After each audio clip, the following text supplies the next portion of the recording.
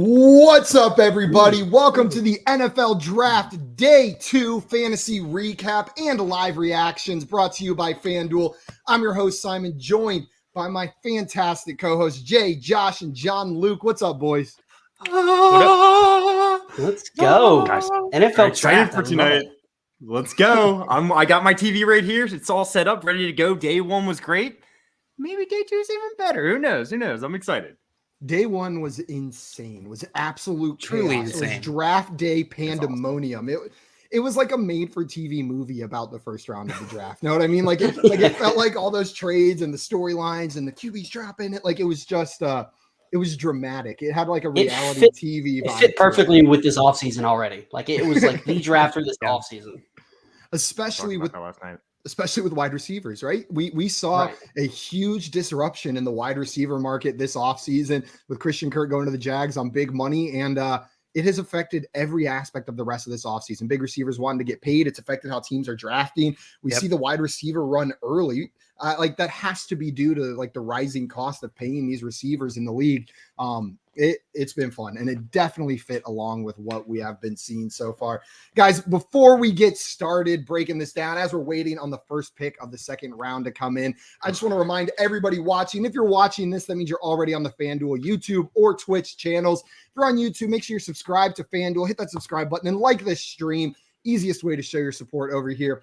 And then head on over to TikTok, Instagram, Facebook. They're at FanDuel on all of those platforms.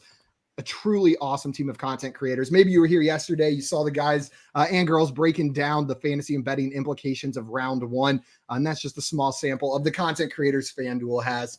Guys, we have 2 whole rounds of the draft that we're going to be live streaming today. I'm getting antsy sitting here waiting for it. But as we're waiting on that first pick, I wanted to ask you guys let's call it a warm-up question. Just something that I know people were waiting for yesterday. And I guess the streaming gods were kind to us and they let it hold off. And so we get to talk about it today. But Malik Willis did not get drafted in the first round yesterday. And he was heavily projected and favored to be the first quarterback off the board. As we know, the Steelers went with Kenny Pickett at pick 20, where many thought Malik Willis was the top quarterback on their board. Even I saw multiple mocks projecting the Steelers trading up to go grab Malik Willis, but instead they went with Pickett. Do any of you guys, let's start with some predictions. Where do you guys think Malik Willis is going to end up? Jay, we'll start with you. Do you have any predictions on where Malik Willis ends up? There's some rumors flying around that Tennessee could be interested, make him the heir apparent to Ryan Tannehill. I think he's going to wind up in Seattle. I think, they've got 2 picks here, whether they, gamble and see if he falls to them or, they use one of those picks to move up ahead of a Tennessee. Or there's been talk the Giants could be interested. I don't think that happens, but, it's with this draft, who knows? But I think he winds up in Seattle. Yeah, they got 2 picks. Pick 40 and pick 41. Too. Yeah. Well, if we just look at the FanDuel Sportsbook, for instance, right now, the New York Giants coming into the draft, they were the favorite to draft Malik Willis, followed by the Tennessee Titans, then Minnesota Vikings, then Seattle Seahawks. When I looked at it about an hour ago, the Seattle Seahawks were plus 600. Right now, they're plus 450. Which, it means the public is also thinking that Seattle makes a lot of sense to me as well, but they're still the 4th favorite team to draft him. So pretty interesting. What other teams are on that list, Josh? What other teams are heavily Giants, favored? Titans, Vikings are the top 3. Then the Seahawks. Then you got the Buccaneers, and then the Falcons. Falcons. Yeah, that's an interesting one, and that's a fun one. I'm going to, just for the fun of Malik Willis on the Falcons, I'm going to make my official prediction that he ends up on the Atlanta Falcons. But that's where I'll go with London Drake. With Drake London, that would be fun, right? London Drake. I've done that like 7 different times throughout this offseason. I've called him London Drake. I think it's like London Bridges, Drake. Something like the song Drake. Just like it rolls off the tongue. Yeah, and Kenyon Drake, that's actually might be what it is too. FanDuel, and you're saying draft season. What's up, Daddy FanDuel? And guys, we got some exciting news. Speaking of Daddy FanDuel is giving out some emptying out their pockets, giving out some allowance today. So make sure you guys get in on this giveaway. We are giving away a jersey and $100 credit on FanDuel right here. All you have to do is follow that link, follow the steps listed. Chris Angel, Mind Freak. That's weird. We talked about him on stream today. We haven't talked about Chris Angel in the entire history of our stream. He got brought up today, and now suddenly he's on the NFL draft. Well, I'm not gonna lie. Fandor asked where is Chris Angel going to be drafted? That's a good question. I think that's what I thought. I'm not gonna lie. I watched this. Like it had 45 seconds of that just playing on my other monitor while Simon was talking, and the whole time I just kept thinking, "Who is that guy flailing around, and what is he supposed to be doing?" It's Roger Goodell. Is this a show? Is this entertainment? Is he meaning to do this? How funny would it be if it was Roger Goodell? Everyone's cheering, then the face gets revealed, and everyone immediately starts booing him. Takes off a mask like Mission Impossible, and it's Chris Angel mask, but it's actually Roger Goodell. We got Maria in here as well saying, let's go. What's up, Maria? Glad to have you here. Mr. Scamper says, I'm here for the noodles. Oh, and boy, there'll be plenty of noodles. And Maria said he's here because Josh scared me into it via that thumbnail. Yeah, Josh, you were looking intense there. You were absolutely looking intense. That's the face. Well, I guess the red light. That's why I got the red light in the background. Josh told me I had to. Greg wants to know any chance Mommy FanDuel shows up tonight. This is where for some reason now I feel uncomfortable, Craig. Yeah. Let's just keep going. Dame said, hi, what's this channel about? It's about noodles, fantasy football, and Chris Angel is generally what we talk about. But that's about it right there. Annie Morgan, what's up? Welcome in. Glad to have you here. And Jail's mom, glad to have you in the chat. Welcome in. Ryan Crawford, welcome. Thank you for joining us for this draft day. And Dame said, what needs to happen for Josh to take a shot? Probably not too much. Good question. I'm gonna look for any reason possible. So we have a question from Albert. Albert says, do you think the Giants trade up for Malik Willis? So we've got one person here wearing a Giant shirt. We talked a little bit about our Malik Willis projections already. Jay, do you think the Giants trade up for Malik Willis, or do you think not? I don't think they trade up. It wouldn't be shocking if they drafted him there, but I don't see them. We've got so many holes. It's not like he's a can't miss prospect. He does have the highest ceiling, I think, of any quarterback in this draft, but he's definitely got some flaws as well. So we have so many holes on the Giants. I don't see them using one of those extra picks that we have to move up or future picks. So I could see him landing there, in I think the fourth pick of this round, but they're not going to trade up. Yeah, I tend to agree with you. I think there's a very real chance they do draft him, especially with him declining that fifth-year option for Daniel Jones. That was maybe a little bit telling about what they think about Daniel Jones as the future of this franchise. Now, that doesn't guarantee Malik Willis, but we'll see. We saw tons of crazy trades yesterday. We could see some more today. Ryan here saying, Jersey is mine. Only thing I got after Green Bay, still didn't draft a wide receiver. You know what, Ryan?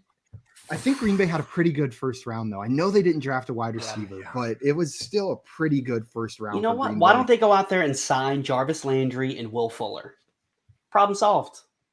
Got some wide receivers for Aaron Rodgers. Is it, though? Is it really solved? No, I think Jarvis Landry makes a lot of sense. Sure, Will Fuller makes sense. Yeah, I could get behind both those signings, both from a fantasy perspective and real life NFL perspective. But I know Jarvis Landry specifically, and probably Will Fuller as well. It's probably why they're both not signed, are looking for a lot of money. Yeah, so I think that's the issue here. But the longer we go without them being signed, they can't hold out forever, right? I mean, they can, but I doubt they want to.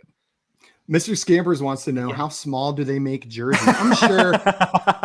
I'm sure if you win, we can get you a cat-sized jersey without a doubt. FanDuel needs to clarify if are cat jerseys available. Like, that's the main thing. It's one size fits all.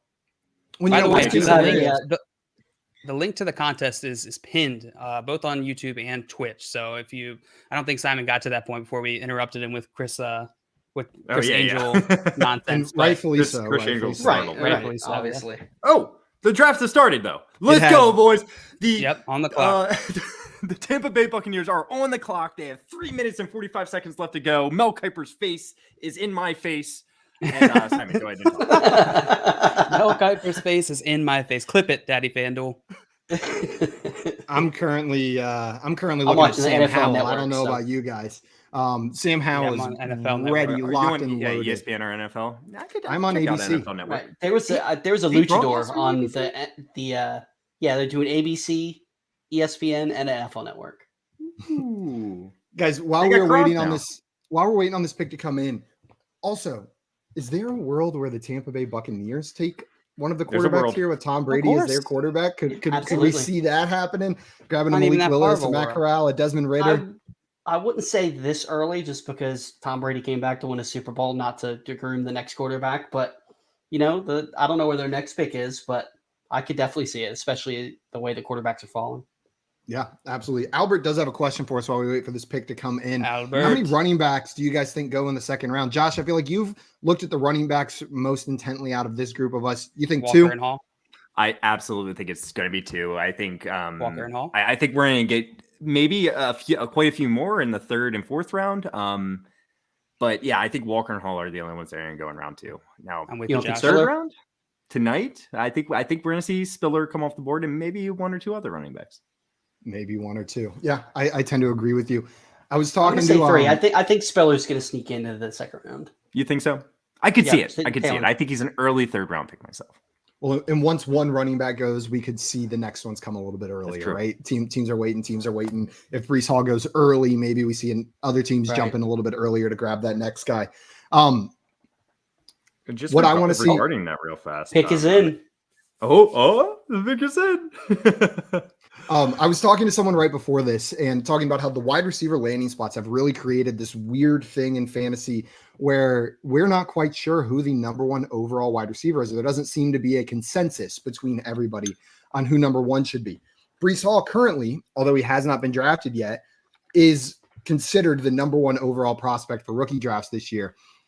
What if we see Breece Hall go to a team with an established older running back, like a Tennessee or something? Like, just from a chaos perspective for fantasy, I like Breece Hall to like the Titans. Who's number 1 overall then? Is it still Breece Hall behind Derrick Henry? Right. Is it one of these wide receivers? Is it Kenny Pickett? I don't think so, but it'll be interesting to see what happens whenever these receivers are, or whenever these running backs get drafted.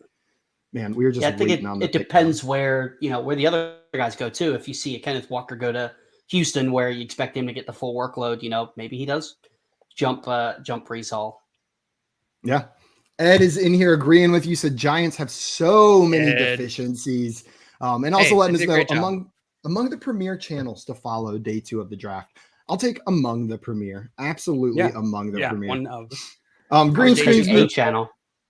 What's up? Welcome in. Glad to have you here. And FanDuel also letting you know, I think you can type this in on Twitch, !contest. If you need to find the link, you can't see the pinned content, and then you can see the contest info right there. A reminder for those of you just joining us, if you enter this contest, you're entering for a chance to win a jersey of your choice or $100 in FanDuel credits. They will be giving both away, and you don't want to miss out on either of those.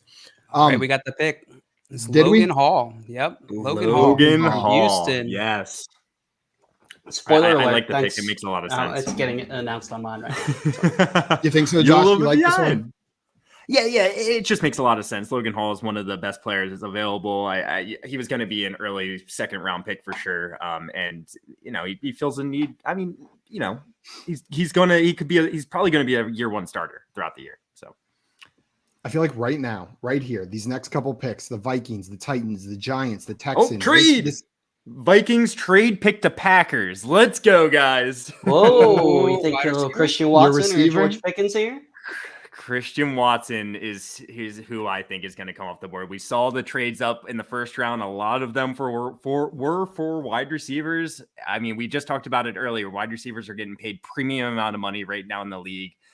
Yeah, having a rookie wide receiver for years to come is very valuable right now. And I can see Christian Watson or Sky Moore, maybe. Simon, you like your Sky Moore? I like Sky Moore, but Christian Watson makes sense here because they also just lost Marquez Valdez-Scantling, which I think is a similar type receiver to Christian Watson, this big-bodied, fast receiver. And I think it's a fair comp. You can probably expect similar production. That would make sense to go and get maybe a younger, slightly faster version of a receiver they just lost in like around FanDuel. I just said Green Bay want Malik. Yeah, FanDuel just said don't like literally please just don't even I want it. Now that's the content we want.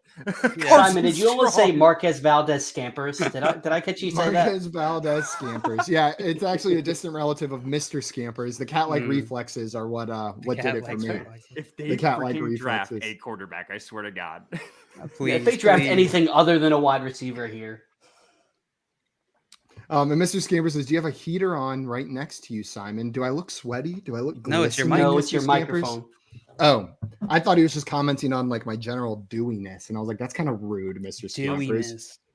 I'll say Mr. Scamper says they're going to draft a linebacker, and that makes a lot of sense to me. I could see. I mean, the number one on Mel Kiper's big board is Nick. You guys want to know what it is? Oh, Yes, it's him. Christian Watson. Christian Watson. It makes sense. Dude, that was Josh, the you're Packers. our biggest Christian Watson fan. What do you think about this pick?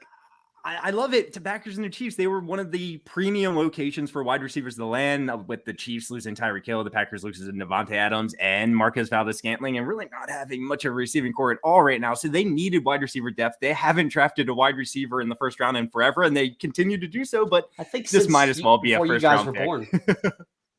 Yes, yeah, actually. No, it's been like 19 I years, love this I think. pick. I'm a little older than 19. Not I'm much, 4. but a little bit. Well, Jail's let 4. me ask you guys this. On the clock on your rookie draft, Drake London or Christian Watson? Drake London. London. London Did Drake. you mean London? London Drake. Yeah. I was going. Yeah, That's Drake hilarious. London for me. I was a little bit disappointed with the landing spot initially whenever he got drafted, but the more I look at it, the more I'm okay with it from a fantasy perspective.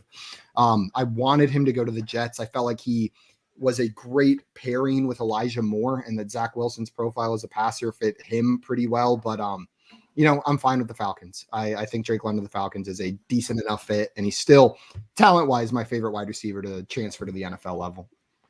Is that Aaron For me, Jones that in a was Garrett sombrero? Wilson, but Yes, I mean, yes, absolutely. that's actually hilarious. I That's love funny, Aaron man. Jones. Christian Aaron, Watson. Aaron let's Jones is go. like definitely one of my favorite players that I would want to hang out with. Absolutely. He's up there. Him, Eckler, Waller just gives me the vibes if I want to hang out with that guy. Like, he just seems like a Waller fun and guy. Eckler were up on stage like at the same time. Yeah, yeah. Yesterday, weren't Yeah. they? God, that's like my dream. That they don't even know that they should be my best friends. They would love it so much.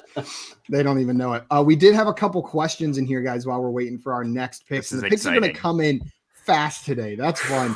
Sheila wants to know, do the Minnesota Vikings go cornerback in round 2? Who'd they get in round 1 again? They got Was it Lewis Sign. I don't know how to say his name.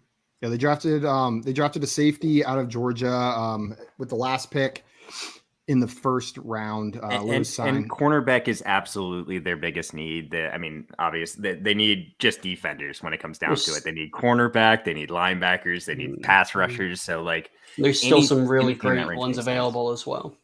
yeah. So, do they go cornerback?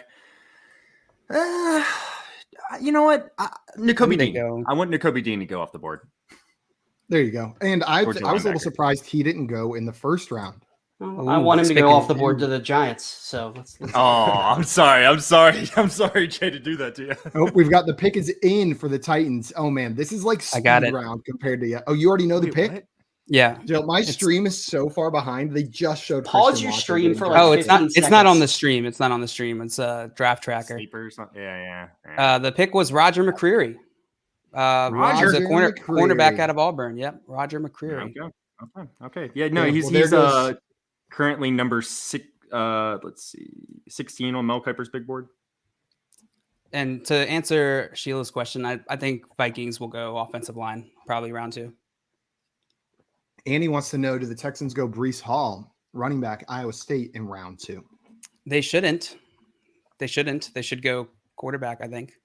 Didn't their on their draft profile, You're not like sold on it Davis Mills? lists their positions? Didn't theirs like positions of need? Didn't it list everything? Like, isn't that what it says? It's Like, I'm pretty sure everything. it said everything was the word I think it said right next to like positions of need, everything. Yeah. That's got to be disheartening as a fan, but also you can't really go wrong then. Just take the best player available. Everything's a whole. Honestly, the best player just floating in the available ocean. might be Brees Hall. That's the thing. Like, he's not the best pick because the running back position is just undervalued in the NFL, and deservingly so, just because of their shelf life and everything. Just And like it's not like the talent-wise. Texans think they're like, oh, if we just get Brees Hall in there, Right. we got a shot now. So Right. I'm with you. Brees Hall is not the best pick, but he might be one of the best. He is one of the best prospects Absolutely. remaining. Wait, did that Just pick in general. just get traded? Yes. The it looks like the Giants just traded that pick to the Jets. Moved it back. Man, they didn't have to go far. New York. They didn't have to go far for that one. I wonder I'll when take it. Walk down the hall. Jets are planning on anything that gets us a little more draft capital. I will take it. Guys, while we're waiting on that pick to come in, I have a trivia question for you guys. See, some draft trivia. See if you guys can identify any of this. Draft knowledge. So only 3 teams have not drafted a quarterback in the first round since the year 2000. Can you guys name any of the 3 teams that have not drafted a first-round quarterback since 2000? So the vast majority of teams try to address the quarterback position through the draft. Washington is not one of them. No, RG3. Haskins. Oh, yeah, true. Wait, what was the question? First round. I would take a look at like the first round NFL. I like how JL, after I get the question wrong, is like, what was the question again? That's why. Any guesses off the dome? I'm just looking at the teams right now. That's what I'm doing too. Bucks? Seattle. Seattle is correct. Seattle is one of the 3 teams. Dallas Cowboys? Dallas Cowboys is one of the other ones. So you guys have identified 2 All right, of the JL, 3. we got one each on you. Since when? 2000. 2000. No. They took New Orleans. quarterback last year. That was a first round. New Orleans. Jay, you got the last one. It is the New Orleans Saints. There we go. New Orleans Saints, the Dallas Cowboys, and the Seattle Seahawks. What do I win? Only 3 teams not to have drafted a quarterback since 2000. You win a double thumbs up from me. And that's it. That's the only Giants thing. traded out of the second round. Like, I don't think they have another pick in the No, they second didn't. round. They just traded traded 6 back 2 currently picks. right now. Yeah, I currently see him at 6. 2 spots. Jay, I see that the Jets pick is in, but I don't see what it is. And you've been on it's Brees Hall to the Jets. Brees Hall to the Jets. This is what we were all worried about from a fantasy perspective for Michael Carter. We always knew that this was a possibility, that the Jets didn't look like they were completely sold on Michael Carter. Maybe they could bring someone else in. I don't think anyone really expected them to take him this early or trade up to get him, which is insane. But oh man, I need time. I know. I did not expect that at all. Joey said no. Does this hurt Brees Hall, guys? That's what I was about to say. Is he still a consensus 101 in drafts? It's not a great landing. Here's what I think. I mean, but is it that much? Like, people were talking about Buffalo and they were super hyped. I wasn't convinced he was just going to completely beat out Devin Singletary in Buffalo for that starting role either. This is obviously a worse offense. You know? Yeah. This is obviously a worse offense, but I think he's more likely to take over like the full starting role here, but he's going to have less opportunity because it's just a worse offense overall. Man, I'm not sure. Offensive line is from a fantasy perspective. I wanted. I mean, Michael Carter simply because of the volume. Yeah, get Michael Carter out of here. I mean, not really, but like his fantasy stock. He's a Tariq Cohen now. I think out of here. He's a Tariq Cohen light almost. Like he's small. Brees Hall's a good pass catcher. That's the thing. I know. So it's like you're not even getting that element of Tariq Cohen that was appealing about Tariq Cohen.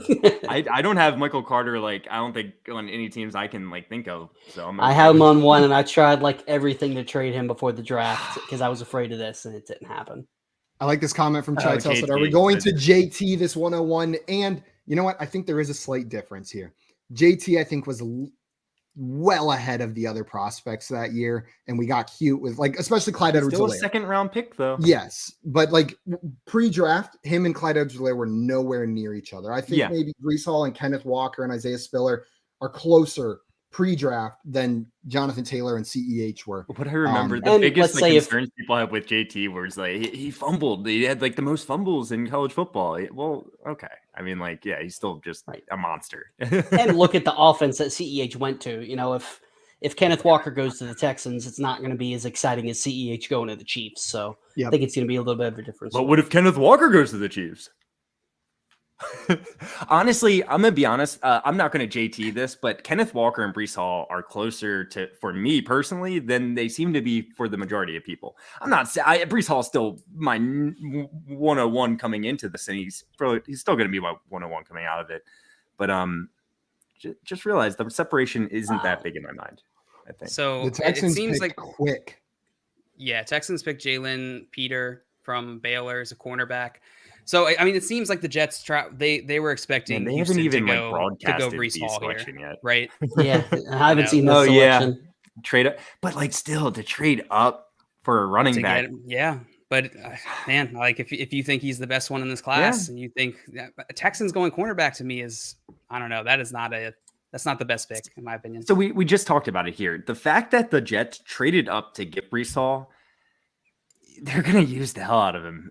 He's their guy. I want to see the details of the trade. We've seen success of teams that trade up for these early second round running backs, and even early second round running backs. Jonathan Taylor was an early second round pick. Nick Chubb was an early second round pick. Know what I'm like?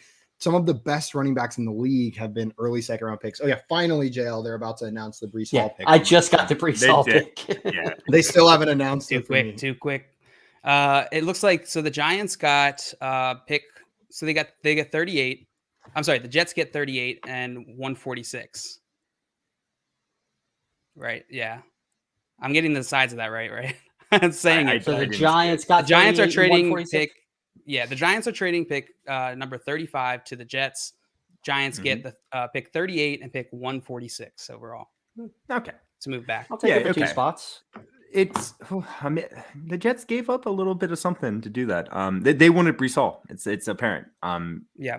That's awesome. It's a good by the Giants. If no one here is speaking. And I'm with Ed because we're going to get one of the 2 guys that I wanted us to take, Nakobe Dean or Booth. So I would be ecstatic if we could either one of those guys.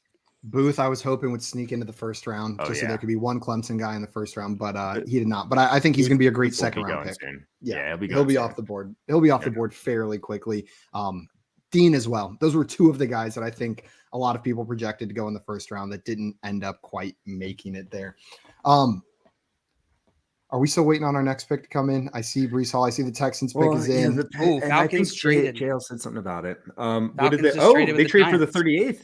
The Giants again to the Giants are trying to be a good franchise all of a sudden. Yeah, I don't know what this is supposed to feel like. It's been so long. It feels good, right? It's when like your little brother finally figures out that their controller is not connected to the console. That's what's happening. Yeah, exactly.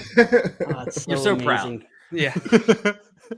And now you just gotta beat their ass. See, I'm used to this as a Ravens fan. I just know, trading back's the way to go. The Ravens are one of the best drafting teams. Period. They have been for years. They are. Since the last bad pick I can remember was the Kyle Bowler. Like that was, I think that was the last bad pick I remember. Giants get another pick. They get the 43rd, so they trade back a little bit and they get the 114. I love it. I love it. I just got a little bigger on my iPad. Not a big deal. Wait, this is I feel like old Giants, they would have taken Malik Willis, or they would have taken a QB here. I think this is smart. No, the old Giants would have taken Breece Hall. Yeah, in the first round. The first round. He wouldn't be there available for them today. Right. Albert say Falcons trading up for Willis. Definitely a possibility. That is possible. See, who do we got next? We got? Oh, I have the pick if you guys want to know. Should we wait for Josh to get back on here? Yeah, let's wait for Josh. I want Josh's reaction too. Yeah, we'll wait for Josh. Kevin here. What's up? Kev said bird up, and Ed said Ravens are among the premier drafting teams in the league. Ed is all about letting us know who's among the premier whats. And I agree. The Ravens are among the premier drafting teams in the league. So I wonder if Bears trade back. Potentially, if someone's trying to leapfrog the Seahawks for a QB for their top, they need another wide receiver though. Maybe they take Pickens or Sky Moore here. Yeah, I mean, yeah. Or does the Falcons, I guess, take Kenneth Walker? They need a running back. I like this comment. Craig said, as a Dallas fan, I hate the Giants being smart again, but I do like seeing the glimmer back in Jay's eye and the pep in his step. Thank you, Craig. I'm glad you noticed. I heard someone say are the Falcons drafting Malik Willis? Is it in yet? JL has the pick. The pick is in. The pick is in. Let us know. You know what it is? Yeah, it's Arnold Ebiketie. Let's go. Arnold Ebiketie. Man, you know what sucks? Who's an edge rusher? You're everywhere. Hi, Simon. I might have done that with my iPad. I'm sorry about that. But what just happened? I don't know. You tell us. I didn't do anything. I was on a different tab. I wasn't even here. I was looking up that guy's name to make fun of you for saying it wrong. For being honest. No, I was just. You said his name was Arnold? Arnold. Hey, Arnold. Honestly, if you guys haven't watched that show recently, it's dark. Like, it's not Like, it's a hard show to watch. Yeah, there's a lot of those older cartoons that are like that. That you realize. Do you guys know what the 3 original Nicktoons were? They aired on the same day. They were the first 3 Nicktoons. There were 3. Hey Arnold's not one of them. I'll throw it out the window. Ren and Stimpy? Ren and Stimpy was one of the 3. Yeah. Rocco's Modern Life? No, it was not one of the 3. Doug? Doug was one of the other 3. Doug was one of them? This is my generation, so no, it wasn't. No, I remember Cat Dog was commercials when I was younger. Courage. Oh, the monsters. Rugrats. Oh wait, no, that's Rugrats was the 3rd one. Oh. Jay got all 3. And my favorite part about that is you can kind of trace every other Nickelodeon show back to like which show was its predecessor, right? I feel like it perfectly fits like the family trees of Nickelodeon. Is this a Doug show, a Rugrats show, or a Ren and Stimpy show? Like, are they just screaming about farts? Is it a little bit depressing, or is it like weird characters with giant heads?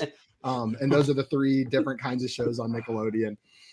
We had some good guesses in the chat. Ed, and Eddie, Cat Dog, Doug, Rug Eats, and Mr. Scampers got it exactly right. Doug, Ren and Stimpy, and Rugrats. Well, you didn't know, but me and Mr. Scampers actually went to high school together, so we're the same age. Did you? I didn't know they let cats into high school. Yeah, just Mr. Scampers. That's really ignorant of cat me. high school. Yeah, were you the only human at a cat high school, or was Mr. Scampers the only cat at a human high school? Or was it just a general? I'll never tell.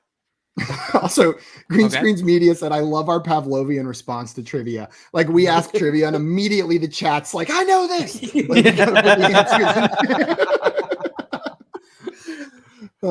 and Joseph in here was saying Pinky and the Brain greater than Rugrats. You know what? I used to love Pinky and the Brain, but that wasn't Nickelodeon, was it? No, that was Fox. Or something. That was from because they started. They were on Animaniacs. Yeah, we got some movement here. The Bears had this pick. No, the Bears traded this pick. They traded back. I don't even remember. I swear, I just saw the trade thing, and now that I'm looking at it, the Bears have the Bears had they've had this pick. Yeah, I'm tripping. Obviously, the Bears aren't going to take a quarterback, or you guys think the Bears one of these playing next 2 picks? cornerback? Malik Bears Willis? went cornerback. Well, that would be funny for the Bears. Yeah, that would be funny.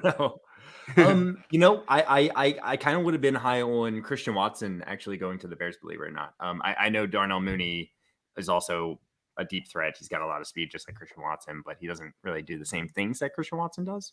I think they could complement each other well. I think they're probably going to be looking for wide receivers, but maybe not now. Sky Moore, maybe.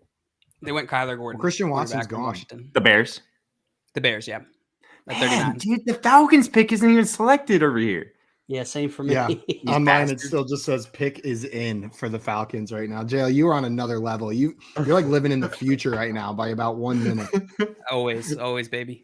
Also, Dame said more Animaniacs talk, please. I used to know every single word to the Countries of the World song from Animaniacs. I can still do like the first verse, but that's about it, Dame. Let's hear it. United States, Canada, Mexico, Panama, Haiti, Jamaica, Peru, Republic Dominican, Cuba, Caribbean, blah, blah, El Salvador, 2, Costa Rica, Colombia, then Argentina, Guatemala, blah, blah, blah, blah, blah. Losing it. There it goes. That's about right. I Well am not that impressed. No. Fair response to me knowing about and Josh 10 is words, very easily impressed. 10 words of that song. Very honestly slightly embarrassed for you. Just my existence or specifically singing that song? Just singing that song. Mm-hmm. Also, Mr. Scampers, is this you on my shirt? Are you the lost cat I've been looking for? No, he doesn't look anything like that. I don't know. That could be a bad picture of him. Actually, too much flash is what it was, and you're right. The face just a little too bright. Like, are you sure that's not the same cat? Yeah. See, totally could be the same cat right there. Let us know, Mr. Scampers, if you're lost. I'd love to help you out. And then Damon here, I'll have you said, what about the state capital song? That's it for my singing on the stream tonight. I'm not going to try another one. Oh, man. But I don't know. It's still early, Simon. It's early. You're right. Get a couple more beers with me, and I might just sing the state capitals to you, Dame. Also, Mr. Scamper said, I grew up in Bloobadoola Doobadooba. Yeah, that was my, that's my favorite country on that list. My dad was from there. JL, do you have the Bears pick? You already said they picked a corner, right? Yeah, Kyler Gordon. Okay, cool. And we're waiting on the Seahawks. The first of two They got picks, 2 picks. right Yeah. here. Guys, do you want to know They gotta go something QB. really interesting? Is like Always. if you check the FanDuel Sportsbook coming into the draft, you would see the favorite for the number 33 pick was Logan Hall. Good job, FanDuel Sportsbook. Favorite for the 34th overall pick was Andrew Booth. Third was Kyler Gordon, then Malik Willis for the 34th overall pick. Favorite for the 35th overall pick. I bet you guys will never guess who it is. You just never will because it. Which pick? The 35th Tim overall Tebow. pick, which already happened, but coming into the draft, the favorite for the 35th Desmond overall Ritter. pick was Desmond Ritter. I saw some hype before this stream that Desmond Ritter would go before Malik Willis, and so that was where that guess came from, because you said you would never guess it. The favorite to be the 35th overall pick coming into the draft was Desmond Ritter. It just it's kind of weird, right? It just throws me off. Considering Malik Willis was the third favorite for the 34th overall pick, and Desmond Ritter's not even listed. He must know something about the Titans, right? Maybe the Titans have. I know, right? They've got some love for Desmond Ritter right there. That's kind of my point there. Yeah. John wants to know, you guys mind doing a quick recap of round 2 so far? John Mayer? The John Mayer. Anybody want to sing him one of his own songs? Big fan. Now that we're on a singing show. I'm John Mayer. That's my the only favorite John Mayer song I know. My favorite song by him. one. So, guys, Everybody's so far favorite. in the draft, the Tampa Bay Buccaneers with the 33rd overall pick picked Logan Paul, defensive lineman out of Houston. With the 34th overall pick, the Green Bay Packers selected Christian Watson, wide receiver. 35th overall pick, Tennessee Titans selected Roger McCreary. 36th overall pick, the New York Jets selected Breece Hall. 37th overall pick, the Houston Texans selected Jalen I'm going to need help with that one. Petier.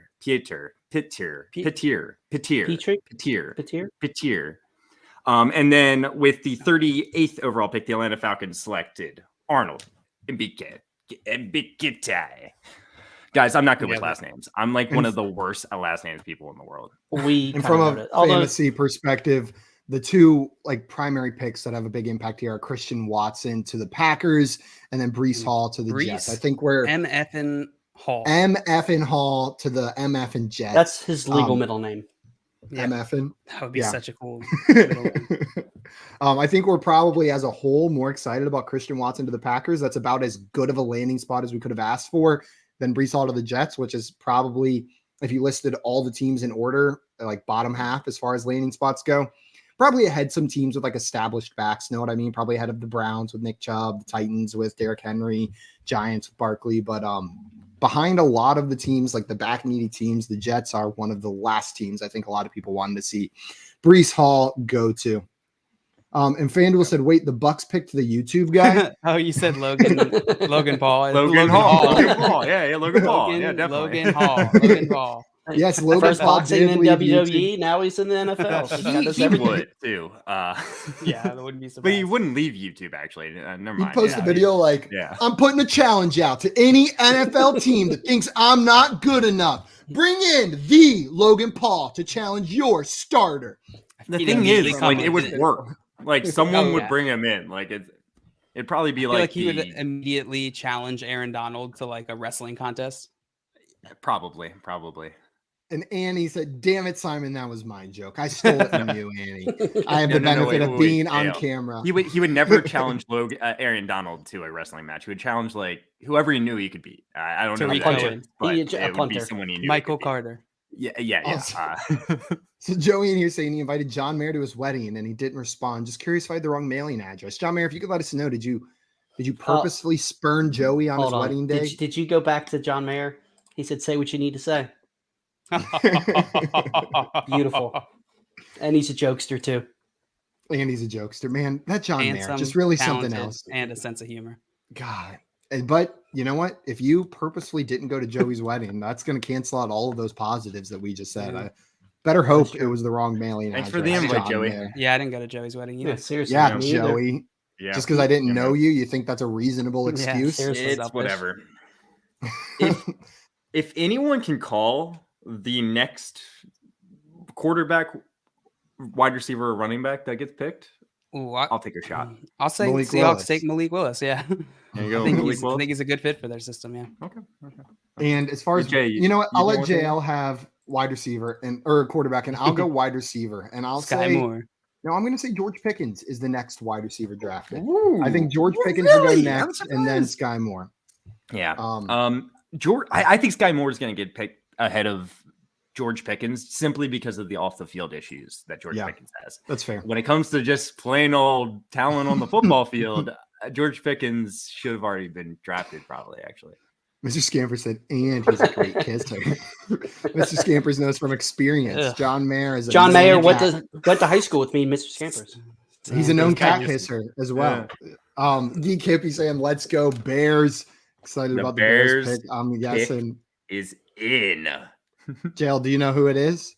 Oh, we already said it. Well, yeah, the Bears, they still took Kyler Gordon. They still took Kyler Gordon. It hasn't changed yet.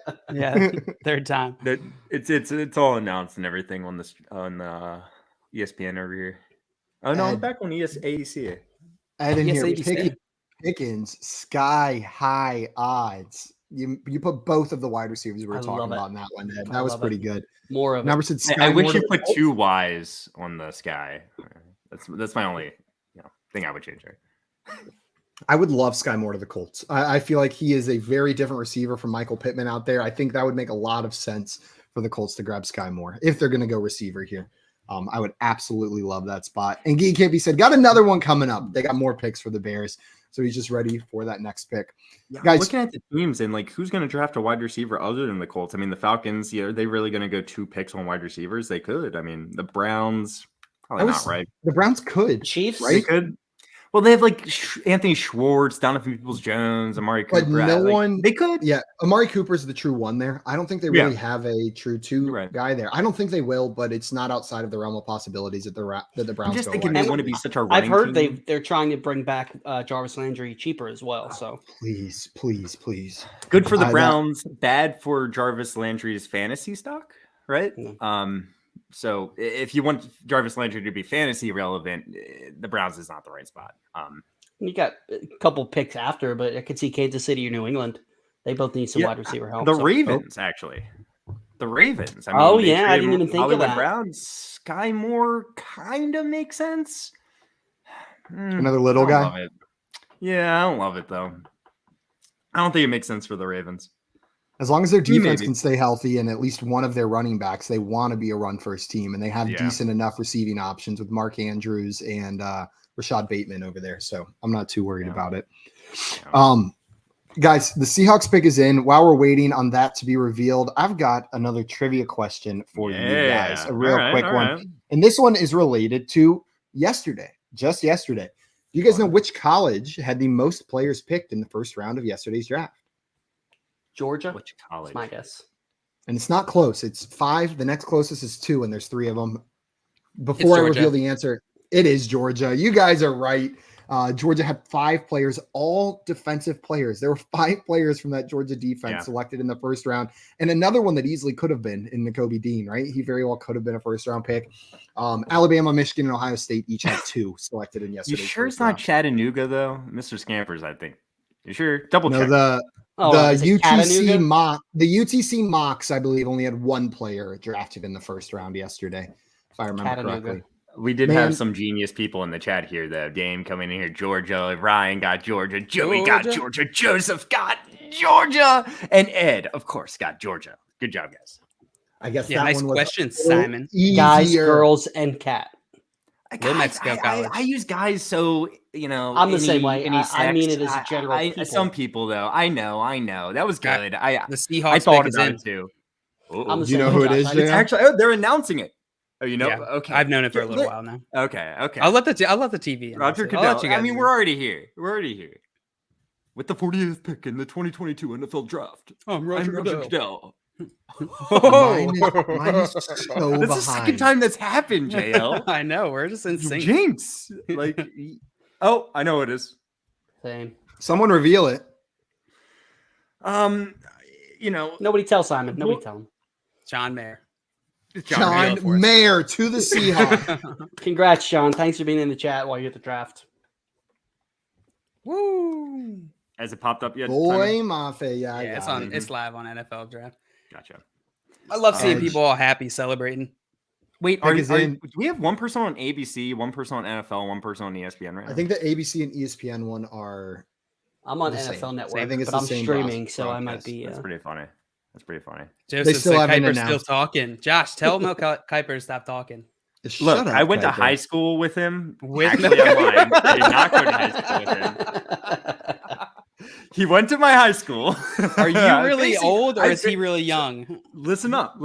Josh actually has Benjamin Button disease. When I went to high school, he went there. He came. He like visited campus. He physically came. was there. He was there. He was not a student, but he came there. Exactly. Yeah. He That's, visited. that's a simple way to put what I'm trying His to it's his alma mater. break down here. There you go. Yep, we went to the same high school. Oh A very boy! easy way to put it. And the I next just saw pick the pick. by the I haven't seen it Seahawks, yet. Kenneth Walker. Kenneth Walker. That's an Oh, Hope so you Josh- traded your Rashad Pennies. Rashad Penny. not If worth anyone pennies truly anymore. believed Rashad Penny had staying value, Rashad Penny. I'm JL, pretty you sure have- he had the I highest think you yards per believe carry that? in the NFL last year. he did. I'm and almost that- positive. that I think it was stretched like for 6.5 yards per carry, or so. It was something ridiculous. Now he He did only very played well. like 5 games or so. He's hurt the majority of the season, but incredibly impressive production. First round pick 5 years or so ago. I know you know this, JL. You bought in I on fantasy a little bit. I know it. I know it. He was the only running back taken in the first round, wasn't he? I think No, Sony Sony. Michel. Sony Him and Michel. Sony. he was the second Yeah. one. That's right. Oh, because And I had then Nick Chubb was the first pick of the Right. or one of the top picks That's of right. the second round. because that I draft. had a prop bet over under 1.5 running backs taken, so that was a gift to me because I think that was Yeah. like the last pick in one of the last picks. But Where does he Kenneth think about Walker, the fit? Kenneth What do you guys Walker's think the about the man, fit? guys. Josh, what do you think about the fit here? It's a pretty poor offensive line in Seattle Yeah. with a new quarterback. Yeah. I know there's been They- some. They drafted And they Charles still have Cross Chris in the first Carson round, so too, that right? helps. Yeah, So like it's a little bit of a crowded backfield right now. They brought back Rashad Penny. They still have Chris Carson. I mean, Is this Alex is Collins good still there? draft capital. It doesn't matter. I was about to say. You had a stretch, but Kenneth Walker's in my mind gonna come in and get the most carries, but year one, I don't know if I'm gonna buy into him being a top 20 running back with this team. Who's the starter quarterback right now? Drew Lock, I believe. Drew Lock. I worry about Kenneth Walker on this team. I feel like one of his biggest knocks by a lot of analysts was his lack of ability in pass protection. And this is a team with a really bad offensive line. They're going to want a running back that can get in there and help in pass protection. He might have a hard time getting on the field on passing downs. Outside of that, though, again, the poor offensive line for specifically Kenneth Walker worries me because I feel like he's the kind of back that likes to get shifty in the backfield, right? He'll very quickly kind of take a cutback and try to find that opening. And I'm not sure it's going to exist behind the Seahawks offensive line. He may have a rude awakening back there that it's not quite like he was playing in college, but man, so Josh, we'll ask you, Breece Hall or Kenneth Walker based on their landing spots. Is it still It's Breece Hall? Breece Hall. Yeah, it's 100% Breece Hall. The landing spots, if anything, are a wash. And we knew Breece Hall was the better prospect coming in regardless, even though I think they're close. If Kenneth Walker landed in a premium spot, I don't even know what that premium spot necessarily is at this point. So yeah, it's Breece Hall for sure. Yep. Breece Hall. I don't even know why they would go running back here. It just seems like out of all the missing pieces on their team, running back is the most urgent. It's Pete Carroll. Yeah, I know, that but says it still. all. I mean, I get Kenneth Walker. Talent wise, he belongs to go here. It's just right the running back position. Yes, yeah, for sure. I Like, agree with you. I just don't. Yeah. I think it's just a poor pick on the Seattle Right, side. poor decision based on Yeah. the makeup of the team. It from an definitely is NFL not perspective. really a team need either. Right. Yeah, it's like they you have could other really holes. use quarterback, and you Quarterback, have yeah, like Malik multiple Willis quarterbacks who have feels like a better fallen. pick here. Yeah, like Yeah. that. I think that would be a much Matt much better. Corral, even I like Matt Corral. I think he's going to be a second round pick, but I mean, like the way quarterbacks are falling, we'll see. I think both Matt Corral and Malik Willis are still second round picks. So I'm just Also, trying to yeah, think of when are we going to see fans a of those quarterback guys. go off the board? Is it going to be Washington? Pick Well, 47 maybe? look at all these trades we've Lions? seen already, right? Yeah. Right. So Maybe someone obviously- trades up. Now that Yeah. they passed Seattle, maybe someone trades up. Lions. I think the Lions are taking a quarterback with that pick. They're sitting there with the 46th overall pick, 14th pick in the second round. We're on 42 right now. If you're tracking at home. Yeah. So I like the Lions taking a quarterback. I think that's where it stops. So Josh or JL, we'll ask you first here. Let's say the Lions draft Malik Willis. Who is your 101 rookie quarterback for next season? Is it Kenny Pickett at 20 to the Pittsburgh Steelers, or is it Malik Willis on the Lions in the second round? Probably go Malik Willis, especially for fantasy, right? The rushing floor just gives him such an advantage, in my opinion, for rushing wise. Obviously, I'd rather be on the Steelers. I think they're going to be a better team than the Lions, but Lions drafted some pieces. Yeah, the Vikings traded up. Jay, what do you think? Malik Willis on the Lions, or this is all hypothetical, or Kenny Pickett on the Steelers? I think it depends on the makeup of your fantasy team. If because you might have to wait, even if Detroit drafts Malik Willis, they still have Jared Goff, and everybody said that Malik Willis is a project. So I agree. I think long term he's got the much higher ceiling, but even with Trubisky, I expect Kenny Pickett to be the starter from week 1. So I think if you need somebody that you have to depend on this year, I would go Pickett. If you're rebuilding, if you need somebody, super flex, you need a quarterback for the long term, then I'd go Willis.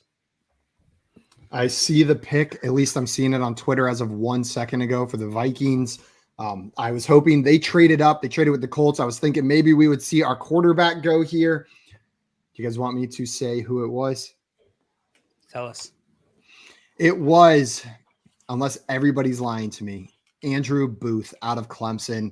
We saw the cornerback Andrew Booth go to the Vikings. It looks like they traded up for him. Unless I'm seeing multiple people tricking me. So there's the answer to your question. Was it Annie in the beginning? Was asking if Vikings go cornerback. Yeah, but it's Andrew. That's a great pick. That is a great pick. That's great value. It really is. It really is. Very, very awesome pick. Like I said, he was the favorite to be the second overall pick in the second round. According to Fantasy Sports. I would have been happy if I wanted the Giants to take him. So at 4, it's a great pick. Yeah. And Craig said, "Is this a safe space to cry if your team makes a bad pick?" Absolutely. You can come in here and cry. This is the optimal place. We thought we were going to get some tears out of Jay today, but it seems like the Giants are being smart. They haven't picked yet. Just on the clock now. They're at least delaying your tears, Jay. Okay. They're not making you cry right at the beginning right here. And the Ravens always draft well, so you're probably not going to get tears out of Josh and Jay. I mean, I'm still riding that high from yesterday. So it's really, I mean, whatever pick they make today, and oh man, we're so close, is just icing on the cake, And I've been in the past, I've been a Ravens fan. I love watching the draft as a Ravens fan, and in the past, I've been disappointed with their first round picks in the past. And, I'm like, the Ravens don't have the draft, and 9 out of 10 times it ends up being a good pick. So, in Ozzie, we trust, we used to say. Now it's DeCosta's the GM in the Ravens. I trust. You think Giants would tackle here? That's what I was going to ask. Bernard Raymond or something? I think he's probably their best pick. Best option here. They really need tackle. I could see him going to Kobe Dean, though. I mean, the value here. Yeah, Kobe Dean. Much like certain positions like running back are devalued in the NFL, inside linebacker, the position that Kobe Dean plays is a little bit devalued. It's not an edge rusher. He's not getting those sacks that's so valuable in the NFL. So yeah, I think the fall's got to stop pretty soon for him. Maybe right here. Maybe right here. Wait, maybe right here. What? Oh my Surprised? God. What? I am very surprised. So I'm going to tell you guys, they drafted a wide receiver. Who? George the Vikings? Pickens? The Vikings? Not Giants. George, the Vikings? No, the Giants. The Vikings drafted Andrew Booth. The Giants. Sky Moore? Not Sky Moore. Not George Pickens. I know it. Oh, jeez. It is Wandale Robinson. Wandale Robinson was drafted by the Giants right here in the second Kadarius Toney 2.0, bro. We literally just talked about that this morning, Jay. But I was like, man, usually the Giants usually they have like a mix of bad. I'm out. And then good See you guys. I mean, like, listen, he's athletic, man. This feels normal. This is home. This is where I feel like I should be as a Giants fan. I guess they plan on getting rid of Tony. I mean, like there were rumors about that, and maybe It's not a good pick. No, it doesn't feel like a good pick, guys. It does not feel like a good pick. No, there goes my good mood. It doesn't. I jinxed it. I'm so sorry. Like you did. You did. Jinx it's not a great spot for a receiver to land already, and I don't love the receiver that they put in there. It feels like almost like Diet Kadarius Toney that they're like filling that spot we got him in the second round. Yeah, I didn't even have to spend a first round pick on him, idiots. Now, Mr. Scammer says Giants are dead real again. Fast, guys. Wandel Robinson was gaining a lot of hype coming into the draft. You know, like there are a lot of people I've seen out there that really like Wandale, but not my style, man. Not my style.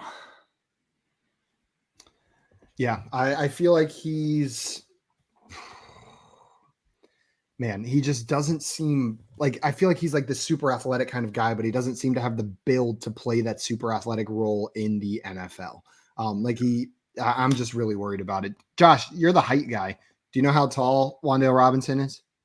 He's not tall at all. He's 5'11", I think. 5'11". He's a small build. Really, it's 5'8". 5'8" is how tall he is. 178 pounds. I've heard a lot of comparisons to Rondale Moore for a variety of reasons. So think of that when you think of Wandale Robinson. And the jury's still out on Rondale. He had a disappointing rookie season.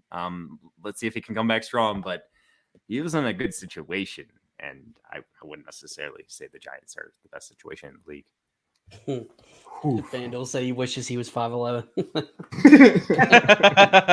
So do I.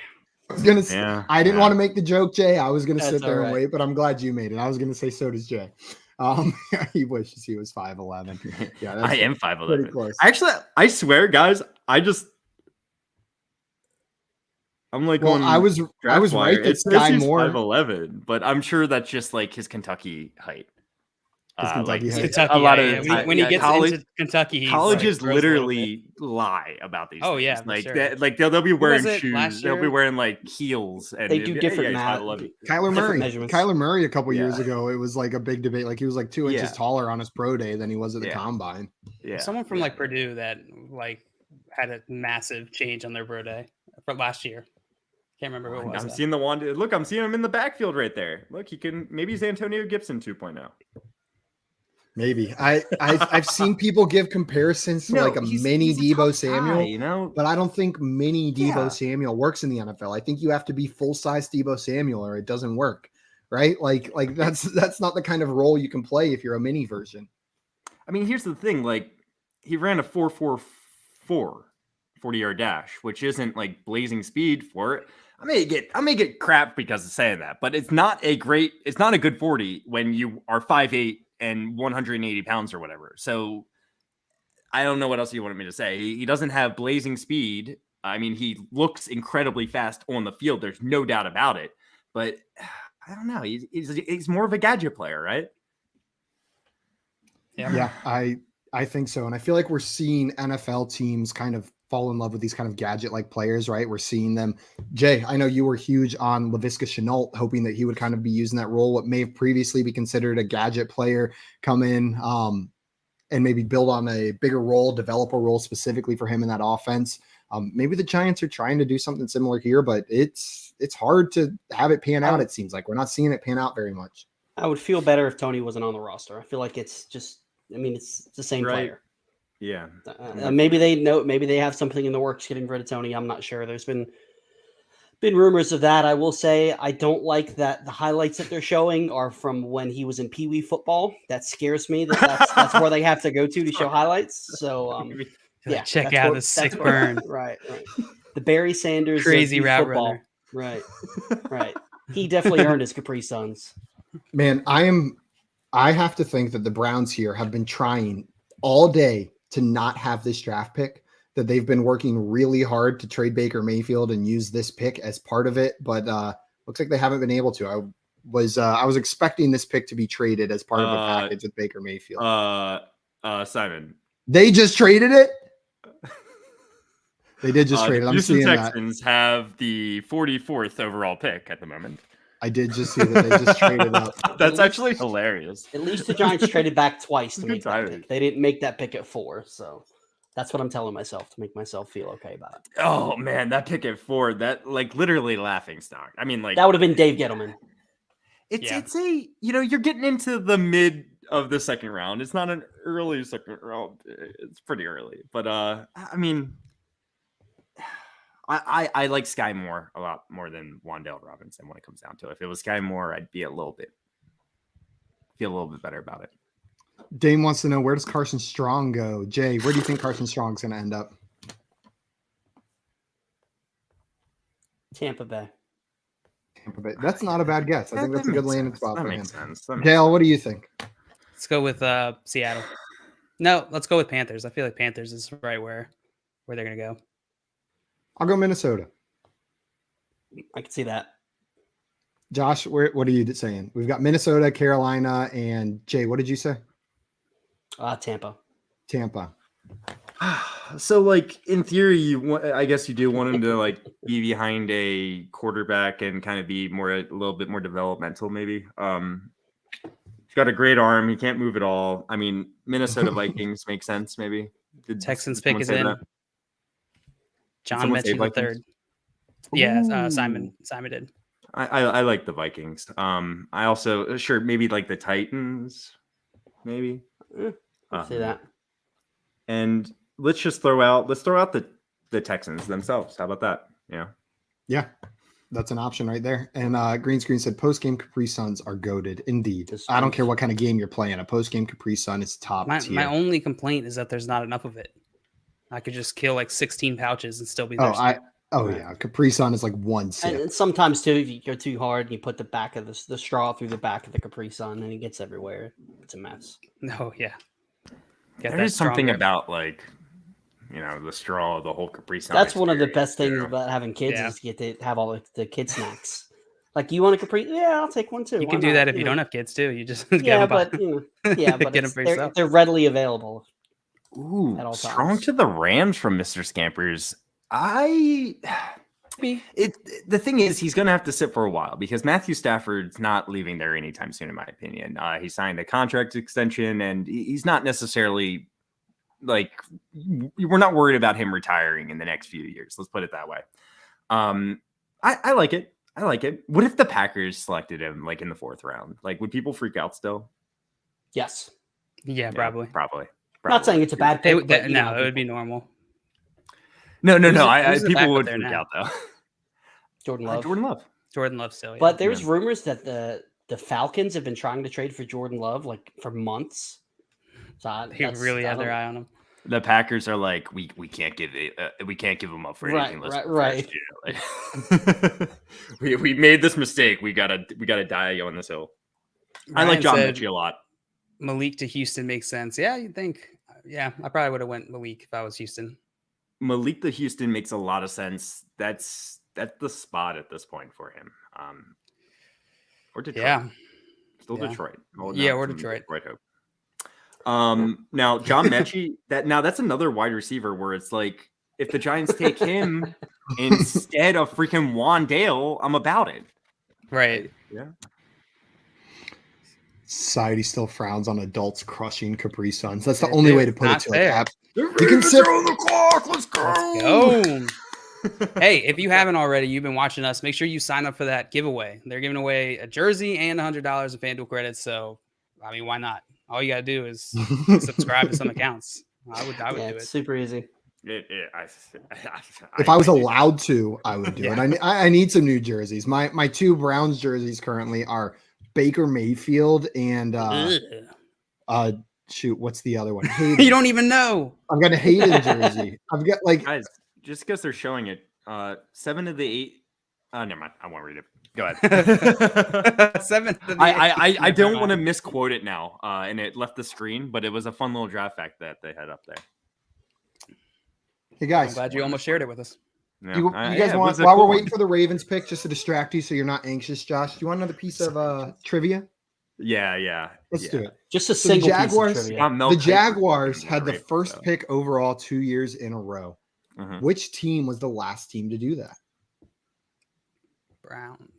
It was the Browns in 2017 and 2018. They went Myles Garrett, Baker Mayfield. Do you happen to know who the team before that to do that? It was in 1999 to 2000. It wasn't the Texans then. 1999. Cincinnati? 2000. Buccaneers. I was gonna say Bucks. Cardinals. Jay, what was your guess? Cincinnati. It was also the Browns. The Browns are the team to do that the last 2 times. Ed got it right. Also And the a Browns. couple people got it right in the chat. Yeah, some people getting that one right. I was looking that up today. I was like, I wonder when the last time that, and I was like, oh yeah, that just happened. I was like, I wonder when it happened before that, and it just hurt my feelings. The time before that, also the Browns. No, the time before that was. I'm having trouble remembering. It was not the Browns before that. I know the Buccaneers have had multiple first overall picks in a row. And Green Screen said, boom, roasted. Boom, Roasted himself. He's a Browns fan. Yeah, that piece of trivia hurt my feelings. The first one didn't hurt my feelings too much. That one made sense. But then whenever I back to back. Yeah, back to back. Do we know who it is yet? I don't. The Ravens keep it tight knit. Even though we're close, you'd think we'd have like a physical distance advantage here. No. Like they're just again, we talked about already. They're one of the good franchises, so they're not telling Sleeper and all these other websites. They're like, hey, this is who we're gonna pick. So the details of this trade with the Texans and Cleveland looks like Texans are going to select John Mechie after trading up to number 44. Cleveland will receive the 68th, the 108th, and the 124th pick. Wait, pretty good. One more time. So Cleveland's going to get the 68th, the 108th, and the 124th pick. Okay. In exchange for trading back. Okay. For their 44th pick. That's a good deal for them. Yeah, I think that was a good move. Yeah. I am seeing the Ravens pick. The Ravens are picking right now. All right, Josh. I see it. Let's go. Josh, who was the pick, Josh? It was David Ajabo. What's last? Ajabo.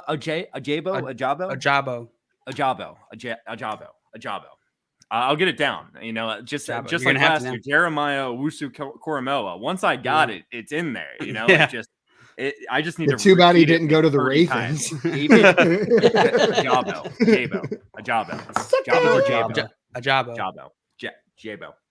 J-Bone. Okay, I'm gonna call him Mr. J-Bone. Skipper said Ajabo. Josh, JL, how are you guys feeling about that pick? We needed inside linebackers. We had Patrick Queen, but outside of Patrick Queen, it's pretty dull there. Like I said, Nick Kobe Dean, I'm pretty high on. But I love this pick. I love it. And then you got the Harbaugh connection because he went to Michigan as well. I'm seeing the Lions pick is already in. I don't have it yet, but I am seeing that their pick is already in. Looks like they had their mind made up. Could we see a quarterback right here? You think the Lions go quarterback here? They take. I said this is where it stops. The fall ends, and I'm gonna stick with that. I'm gonna say the Lions take. Is it Willis or is it Ritter though? I say Willis. Willis. I say Willis. They could be taking Dean here. They could. Or Carson Strong, right? Matt Corral. Matt Corral is my. I like him more than Ritter, even though Ritter's awesome. He's a winner. It's just Ritter's a winner. He just has so is Tim Tebow. His arm is not. We saw how that worked out. Not amazing. Honestly, I think if there's Timmy Willis or Dean right here. It's going to be Willis or Dean right here with this pick. I feel like I think it's either going to be a quarterback or Dean. That fall is going to stop, and maybe I'm going to be entirely wrong.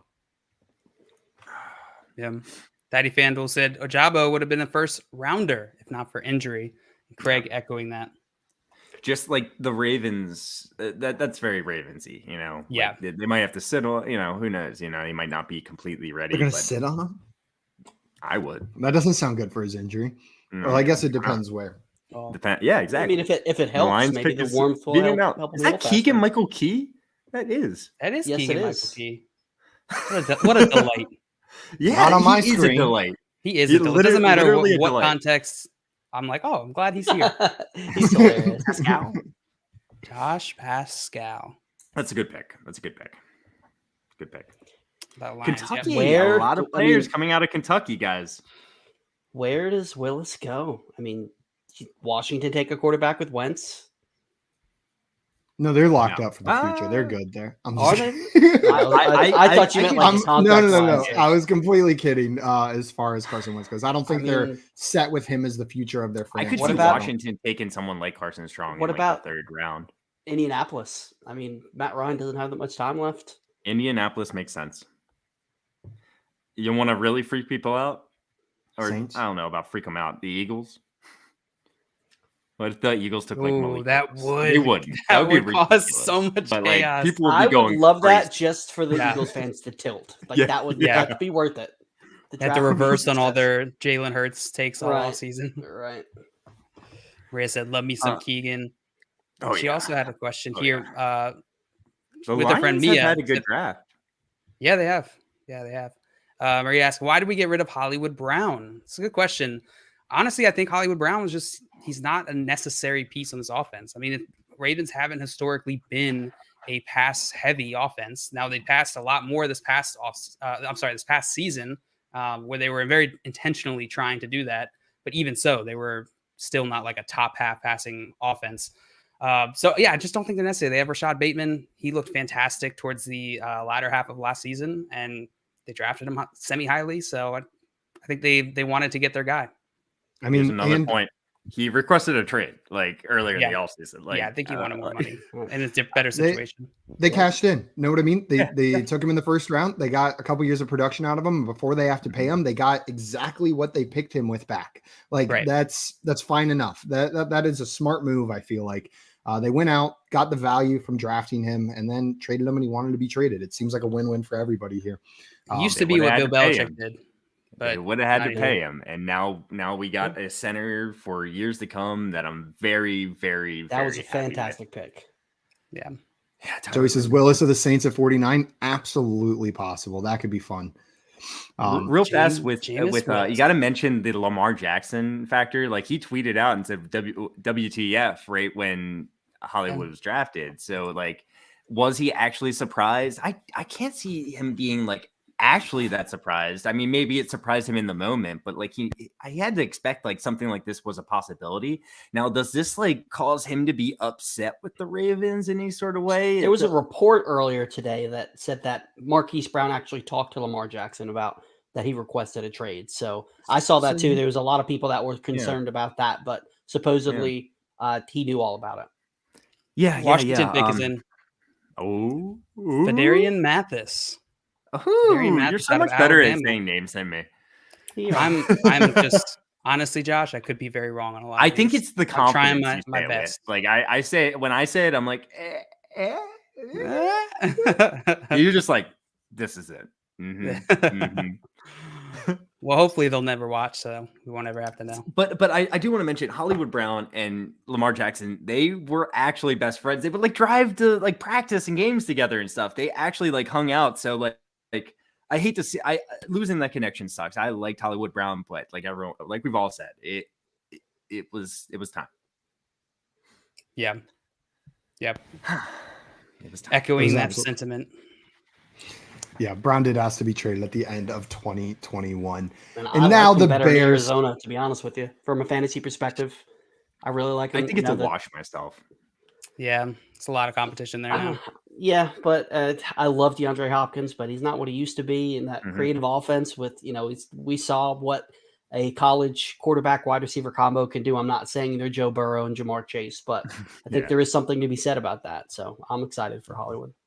And then also, another point to you is that the Cardinals are their game plan is to pass it more. That's their game plan is high pace, lots of quick pass. I mean, so while I say it's a wash, just because I think he's not the one anymore. I'm not saying he's the like for sure two, but maybe a 1B. Yeah, absolutely. I think it's fair. I feel pretty good about Marquise Brown in Arizona. I'm probably with you, Josh. It's about even, but maybe with more upside in Arizona than more upside, less floor. Exactly. Yep. That's how I view it as well. And Dame said, how many Waddle TD celebrations do we see this year? Over or under 35? 35. I'll take the over. I'm just kidding. Well, what if Waddle's just waddling because like they, get a first down? Like maybe every time Tyreek Hill scores a touchdown, or somebody else scores a touchdown. It doesn't have to, the defense, he could come waddling off the side. Under. We need to know Waddle's like rules of engagement here. When does he do the waddle dance? Is it only his own touchdowns? And what is considered a waddle? Like if he just like kind of only does 1.5. When you see a waddle, you know a waddle. Yeah. What qualifies as a waddle? A waddle is a waddle. There's nothing else that needs to be said. When you waddle, you waddle. Waddle baby, waddle baby, waddle baby, waddle baby, waddle. Mm-hmm. That's why I was thinking. I was thinking about that last night, actually, Simon. Waddle. Maria's to take a shot. I hear Simon giggle. Well, you're gonna take a lot. Did someone call? I need someone to call a draft pick, and I'll take a shot. Like, you know what I'm saying? Like, that's what I'm waiting for. I'm waiting for someone to just be like, the whoever are drafting this person for sure, and it happens. George Pickens to the Bears. And I'll say they're on the. I know they're on the. Did that happen? No, I don't see. No. I don't. Yeah, they're still on the clock. That's okay. Sorry, I should have. I thought that's what you did. I thought you already had the pick and we just called it. It makes sense. Joshua, I'm gonna go Isaiah Spiller to the Saints. That is gonna be my guess. Serious. The Saints go running back. It's the most idiotic move I've ever heard of. What's that 3 bumps? I'm going to go Sky Moore to the Kansas City Chiefs. I'll include the chat. If the chat wants to go ahead and guess a pick, like really call a pick. I'm not saying like you saw the tracker and you called it kind of deal. You know what I'm saying? Ed's taking a shot. Ed's saying they're taking tight end McBride. He says that would be a little strange though. Forget about Cole Kmet. They're taking McBride. I'd like the Giants to take McBride. We need a tight end. McBride's kind of now that you got rid of your elite tight end. Evan Ingram. Yeah. Pro Bowl tight end. Pro Bowl tight end Evan Ingram. He's kind of like a guy that doesn't do anything great, I feel like, but does everything very well. So like I don't know how to think about him as a tight end. I feel like he's gonna be a little bit more developmental. I don't think he's gonna be a year one fantasy producer. As most rookie tight ends are not. It's difficult for a rookie. And to that point, I think it's going to be a few years down the road before he's maybe producing. You know what I'm saying? And Ed, I fully agree with you. I think Evan Ingram is misunderstood. I think he's actually a very good football player. He's a very good football player, but he's had some glaring issues. Been on a bad offense. I think we still could see some good years from Evan Ingram. I'm not calling for him to be like a top 3 tight end, but I think we could see some top 8 years out of Evan Ingram still left. He's a great receiving tight end, which is what we want for fantasy. He's a glorified slot. He's a glorified receiver. Yeah, exactly. Big slot receiver. He's not. He's extremely athletic for a tight end. So also I have to say nice things because I went to high school with him and my mom knew him growing up. And so if I say mean things about him, she texts me and says, "Why are you saying mean things about Evan Ingram?" So love you, Evan Ingram. Love you as a talent. Jaguars, maybe they're paying the most money, but come on, man. Come on. That's a true story. The one time on stream, we were talking about Evan Ingram. We were talking about not for fantasy this year. We were all saying all the negatives why Evan Ingram wasn't going to be the guy. And after the stream, I looked at my phone. I had all these texts from my mom, like, "Why are you guys being so mean to Evan?" She was so concerned about how we did not like him for fantasy football. She took it personally. The Bears. Your mom's not the only one. Brisker. Jaquan Brisker from Penn State. Jaquan Brisker. Yeah.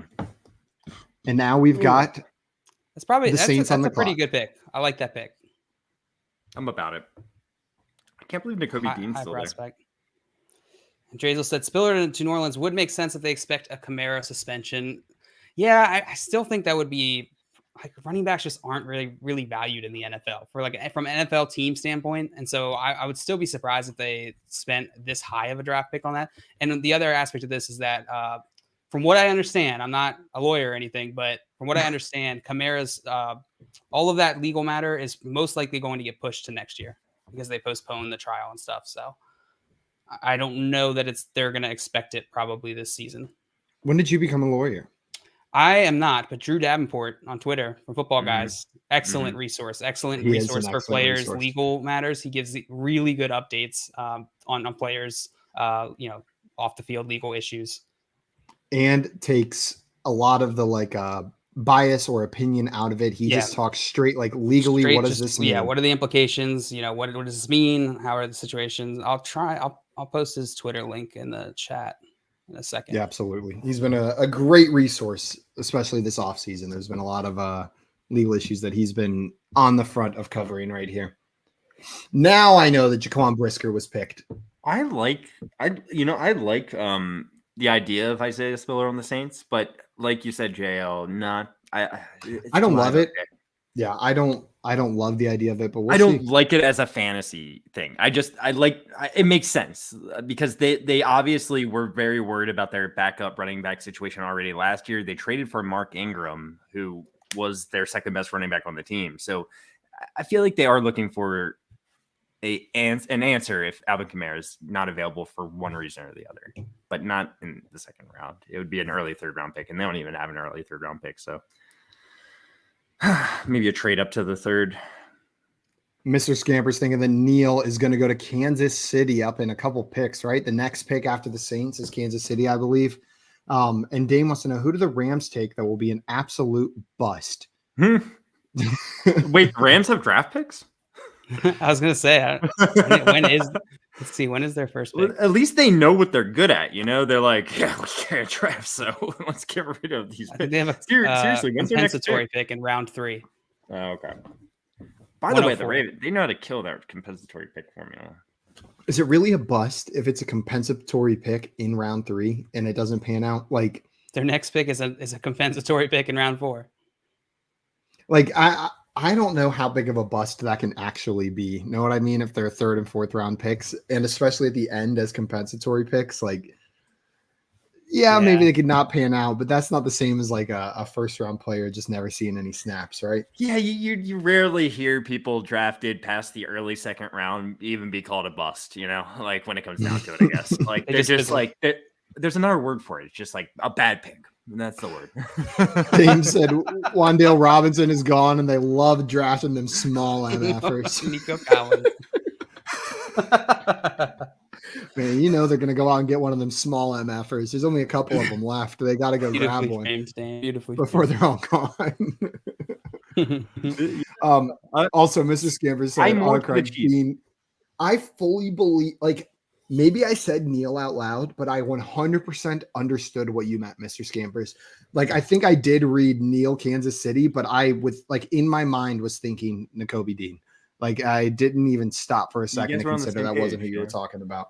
You put that N where the D is, and then you change the D. Josh, this is a family stream.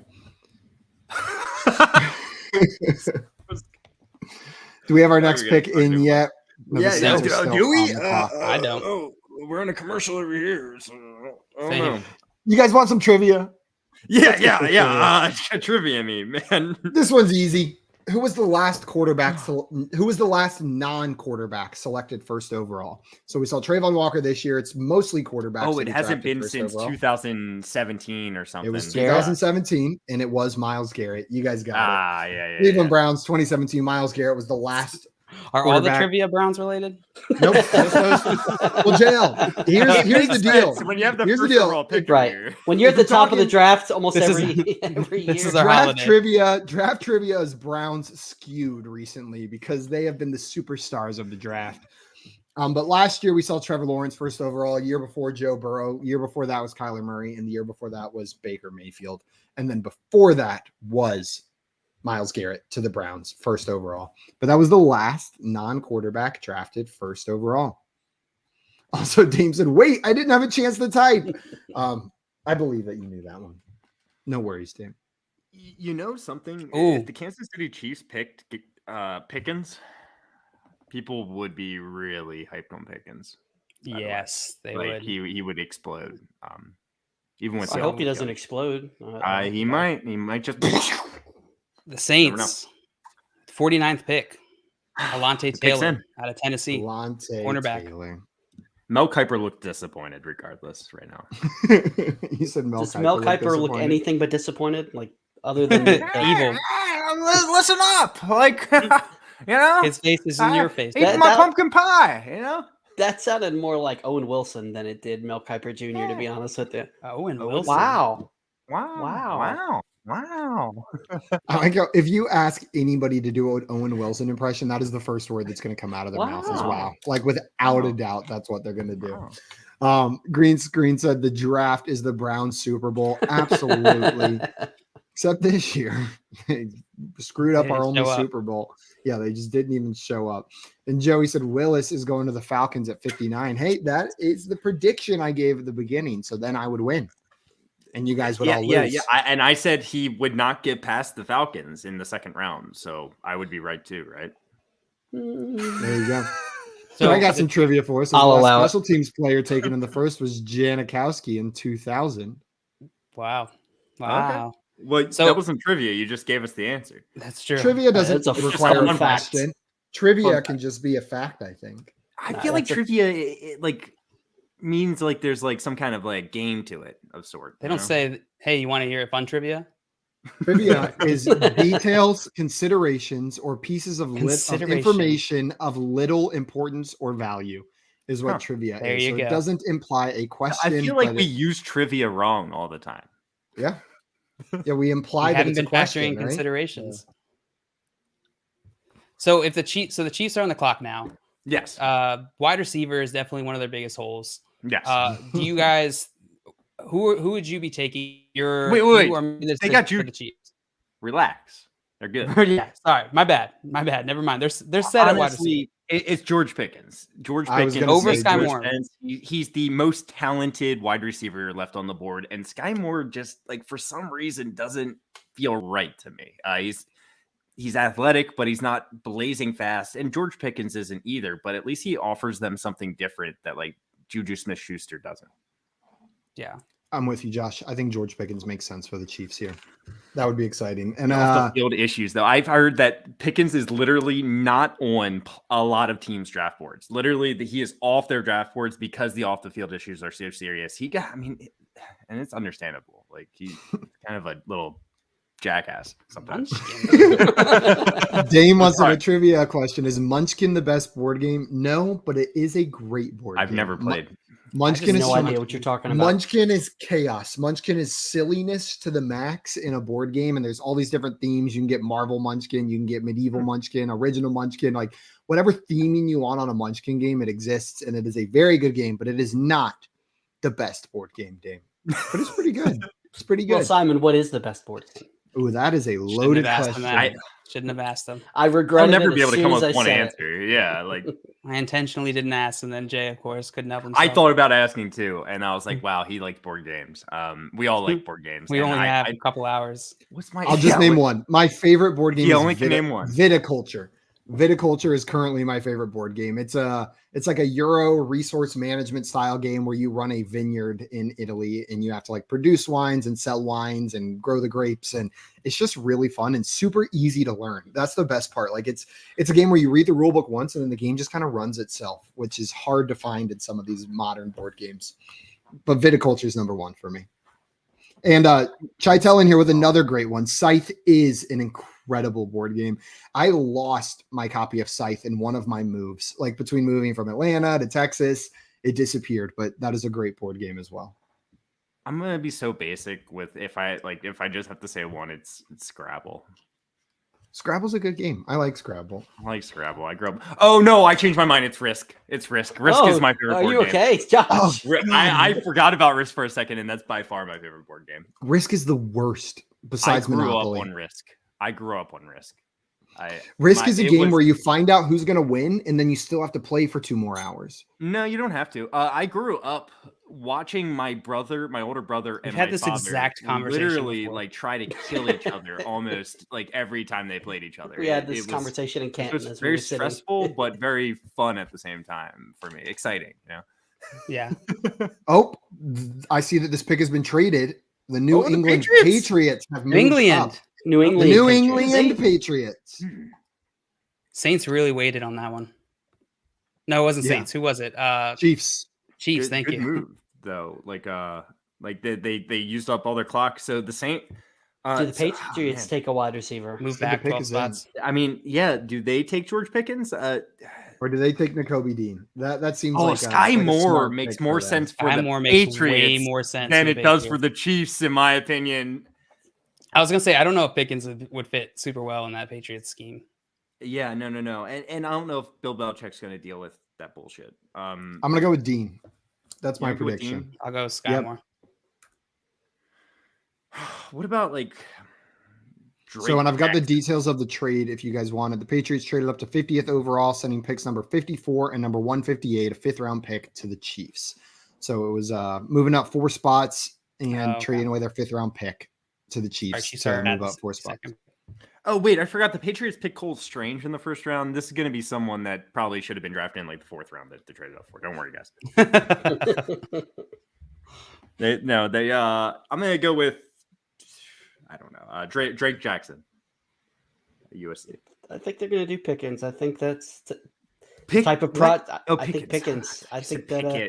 I was like, no. Threw me through. Bill Belichick thrives on the reclamation. What? I've got it. I've got the pick. Same. It was a wide receiver. It was not Sky Moore. It was not George. It wasn't Pickens. George Pickens. It was not George Pickens either. It was Taekwon Thornton was the 50th overall picked. Taekwon Thornton from Baylor.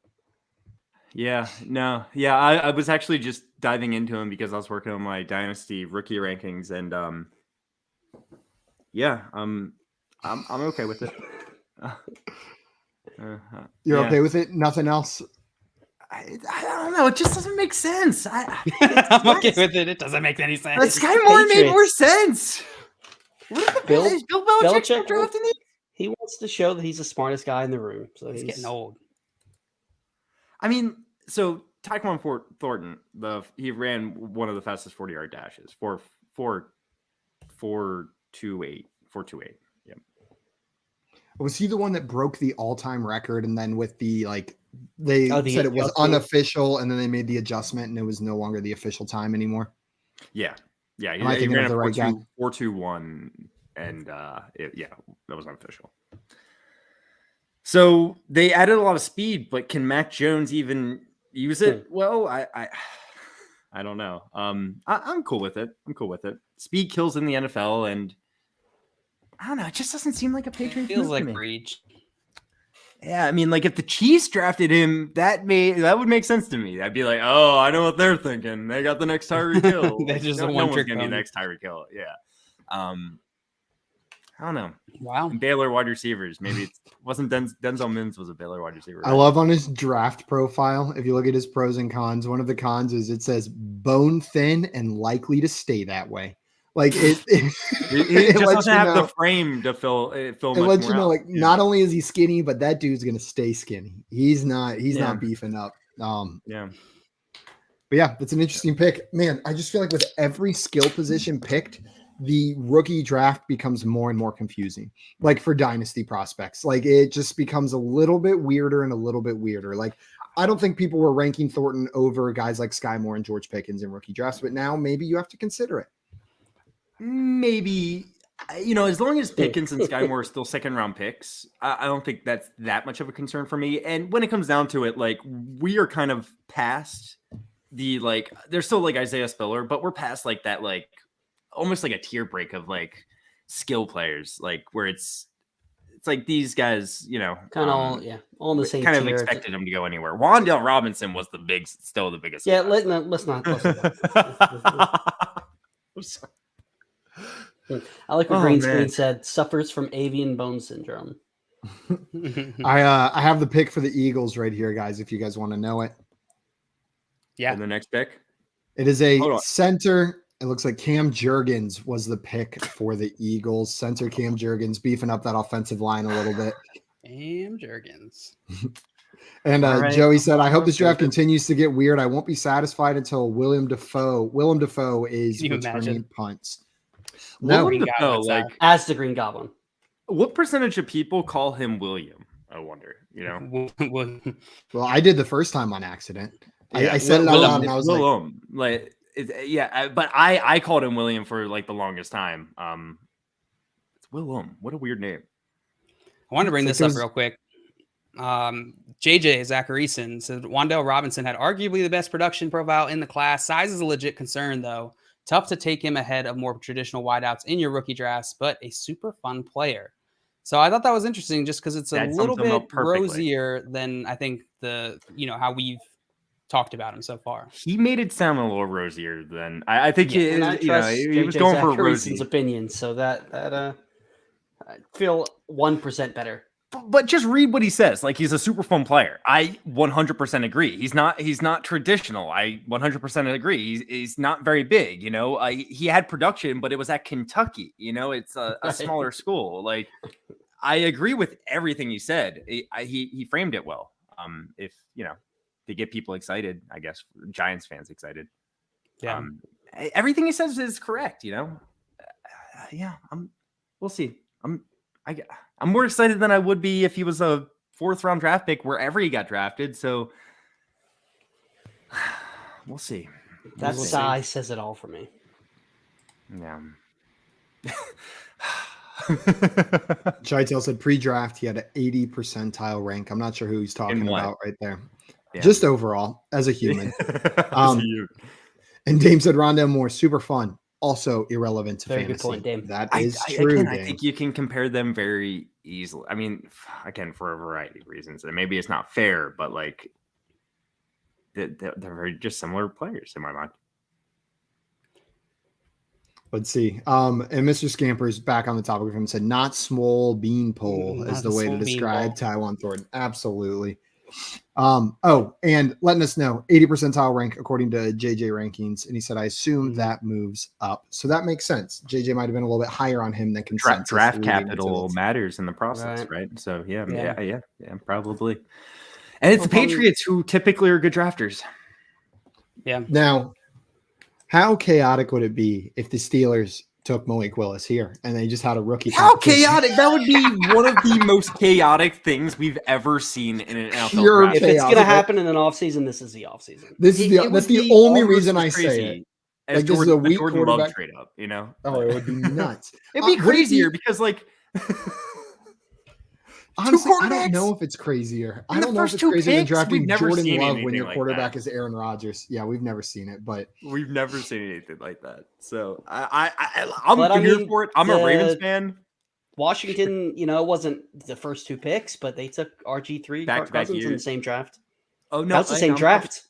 The Cardinals took I'm Josh sorry, Rosen, top 10 pick, and then Kyler Murray the next year, which was a good decision with the number 1 overall pick. I mean, that's different. They had a different coach and everything, so it makes sense. But that's a good point, Jay. And Kirk Cousins ended up being the better quarterback. Simply put.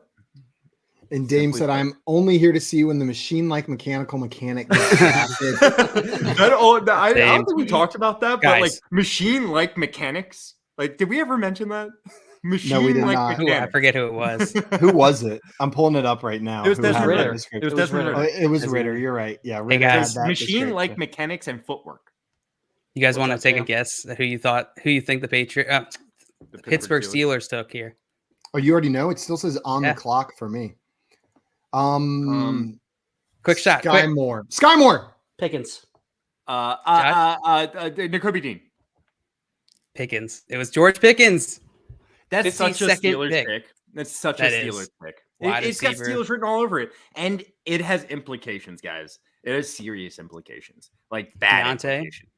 Chase Claypool, I think, is more similar to Pickens. I totally forgot that he existed for Chase Claypool. I'm more concerned about. Pat Freiermuth, you got to be more concerned about now. I mean, like, we're first of all, like, what kind of quality targets are these wide receivers getting? We're already concerned about that. And now it's Pickett likely either Mitch Trubisky, Najee Harris. Yeah, that makes me like. Pickett and Pickens, guys, they got to tight. I think we could figure out the Pittsburgh Steelers draft strategy here. Pickett. I feel like there's a fantasy team name there. I don't know what it is. Pickens, and Pickett. Nope. I'm going to stop talking, guys. You absolutely nailed it. Couldn't have been better than that. George Pickens.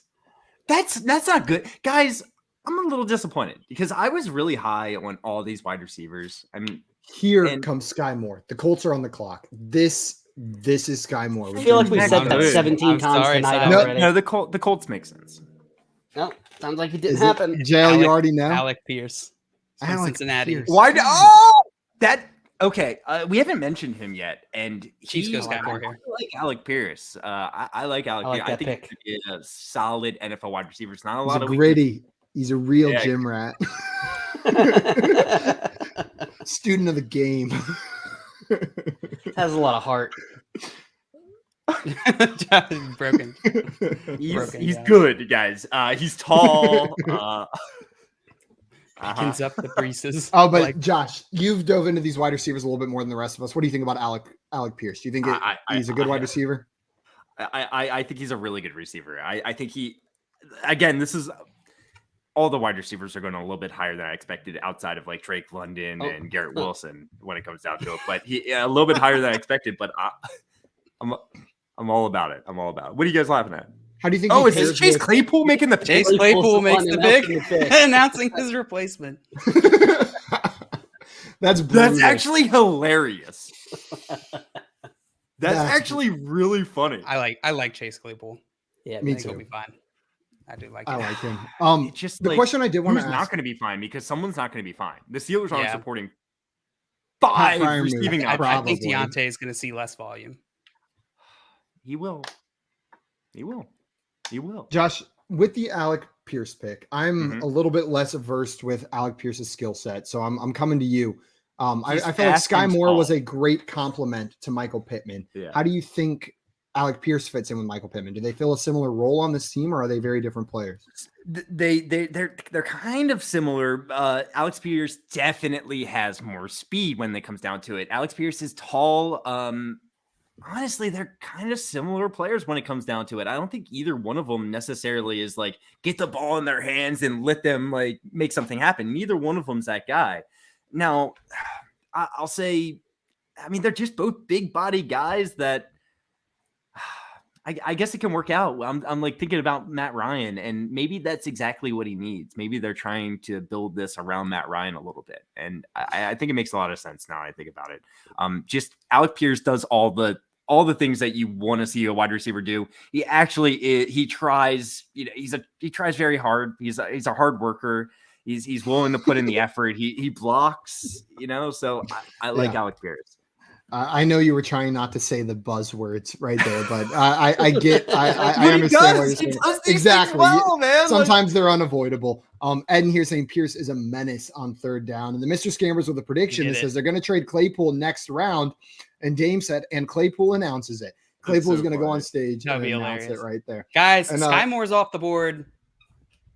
His new home is Kansas City. Woo! That's what I said. That's called what I that. said. Is that a called shot? that. Is that a shot? I I'll called take a that. shot for that one. Rewind. I said give Sky me a Moore to minute, Kansas guys. City. I'll be right We- back. And We can both be Yeah. right. No. yeah, you guys were both right. All right. Oh, there goes Josh. That's an exciting landing spot for Sky Moore there with the Chiefs. That's very exciting. I'm happy about that. Me too. I was going to ask Jail, does this point his arrow up for fantasy or down for Oh. fantasy based on your pre-draft 6 to rankings? midnight on his arrow. Oh, your For sure. arrow just went like this, didn't it? No, it is good. It's Tyreek like, Hill's what, gone. Simon? What was that? Like this. That's what your arrow I like how is. your midnight is still only like that. It's still not quite all the way. And Dame said, Yeah. I'll take a shot with you, Josh. Sorry, Jail. Didn't mean to interrupt you. No, you're good. That was probably the easiest pick to guess because I feel like there was definitely a giant tier break in wide receiver. I thought the tier break occurred before some of these other players that were drafted. Oh, ahead for of him. sure. Like For sure. I thought I had Pickens and Sky Sky. Moore was a tier. Yeah, exactly. I thought Pickens and Sky were a tier, and then some of these other guys, Thornton, Pierce, were that next tier. Yeah. But I agree with you. 100% agree with you right there. This is an exciting landing spot for him, though. We've seen exciting prospects go to the Chiefs before and not be super fantasy relevant. We're talking Nico Hardman, right? Like Yeah. people have still not given up on Second-round him. pick, I think drafted be ahead of even this pick. I think he was even an earlier pick than this pick. That's the point I'm making right here, Josh. Exactly. But now Tyreek Hill isn't there. Josh, what do you think about this Sky Moore pick? I got Patron, guys. Big old bottle. Patron. Oh, you are fancy. Got the with high- this, bro. Yeah, top shelf buddy. stuff. While you're taking that shot, Jay, what does this do for Sky Moore for you? I heard being Mr. Stanford drafted said to he the was, Chiefs? or Dame's taking a Dame shot. did, yeah. Let's go. Yeah, cheers, Dan. I like it, but I don't see him becoming anything more than a wide receiver too. It's replacing Tyreek Hill, but the speed is just okay. It's not, it doesn't have Tyreek Hill speed. Comes off the line good. I don't know. I'm excited, but I think he's going to go higher in rookie drafts, and I'm going to feel comfortable taking him. This offense is going to go through Travis Kelce and Juju. I'm excited for Juju. I think people are going to be down on him more now, and I still think Juju's very talented. My biggest takeaway from this is more. I think you can finally give up on Mecole Hardman. I think you can. If you hadn't yet already, if you hadn't yet given up on Mecole Hardman, the Chiefs taking the second round wide receiver right here. I think you can give up on him. And Jay, I fully agree with you. This is a wide receiver 2 type of draft pick. Sky Moore can be a productive wide receiver 2 on this offense with some serious upside with how high powered this is. Patrick Mahomes throwing on the ball. But it's not going to be a consistent type of producer, especially year one with the other options they have. Travis Kelce, Juju Smith-Schuster. I think if you still have Mecole Hardman, or if you're still holding on to hope, I think now would be the worst time to trade him, because I feel like now is when it's JL. Yeah, now would be he's not out of all the previous years. Yeah, he's not worth anything. And out of all the previous years, now he does have the best chance to actually prove himself. And so I feel like I agree with you, Simon. He might be nothing. He lost value with this pick. Yes. He lost value. There's no doubt about it. The Chiefs drafted a wide receiver. He lost value, but we were kind of already expecting that. We were actually probably expecting him to draft a wide receiver even earlier. Right. So now I'm with you. I'm with you, but like I'm not cutting bait if I held on, if I held on, yeah. But I'm not drafting him in normal fantasy leagues next year or anything like that. There's Jay, I have a question for you. From selling low. Hang on. I have an answer. In a vacuum, team need, forget about it. Who would you rather have on your dynasty roster? Rashad Penny or Mecole Hardman? Mecole Hardman. Mecole Hardman. Okay. Yeah. You said that just to make JL say that. You 100%. It's a tough question to answer. I want us all to answer it, kind of. I don't want to answer it, but go ahead. I'm no longer high on Rashad Penny. I want to make that clear. Don't worry. I'm not. It really wasn't that hard. It's a gross question. It's Mecole for me as well. But like they're close, and just saying that they're close means give me the wide receiver versus the running back with 2 other capable backs on the team. And you know what, guys? I'm with Craig. I'm going to take Penny. I think fine. My reasoning is who's more likely to maybe score me 8 fantasy points if I plug them out my lineup? Probably Mecole Hardman. But who potentially, like, let's talk about injuries or stepping up. Like, I'll take the running back when they're both devalued. Penny has shown us he can be successful in giving the role. What if Juju gets hurt? What are the Chiefs going to do? Like Travis Kelce. Yeah, you're right. I feel like vacated targets don't translate as well as vacated touches translate. But I feel like we're also projecting like where's like what like Sky Moore's just going to come in and take this role. Yeah. But like like Josh said, they drafted Mecole Hardman here as well. So I think it's somewhat equivalent. Not every rookie wide receiver is Odell Beckham or Justin Jefferson. A lot of rookie wide receivers struggle. It takes them a few years to get used to the NFL. So there's no certainty that Sky Moore is going to step right in and be a productive player. Yeah. We also have a question from Dame here. Dame said, right after the Adams trade, Devonta Adams, the majority seemed to be flip him for Debo in Dynasty. If you could flip Devonta Adams for Debo, do it. What are your thoughts now with the San Francisco drama? I'd rather have Debo. I would rather have Devonta Adams. Devonta Adams is still ahead of Debo in my Dynasty rankings. And it's been that way even since the trade. I don't hate the landing spot for Devonta Adams. I think it's fine enough. It's definitely a downgrade moving away from Aaron Rodgers, but I'll take Devonta Adams.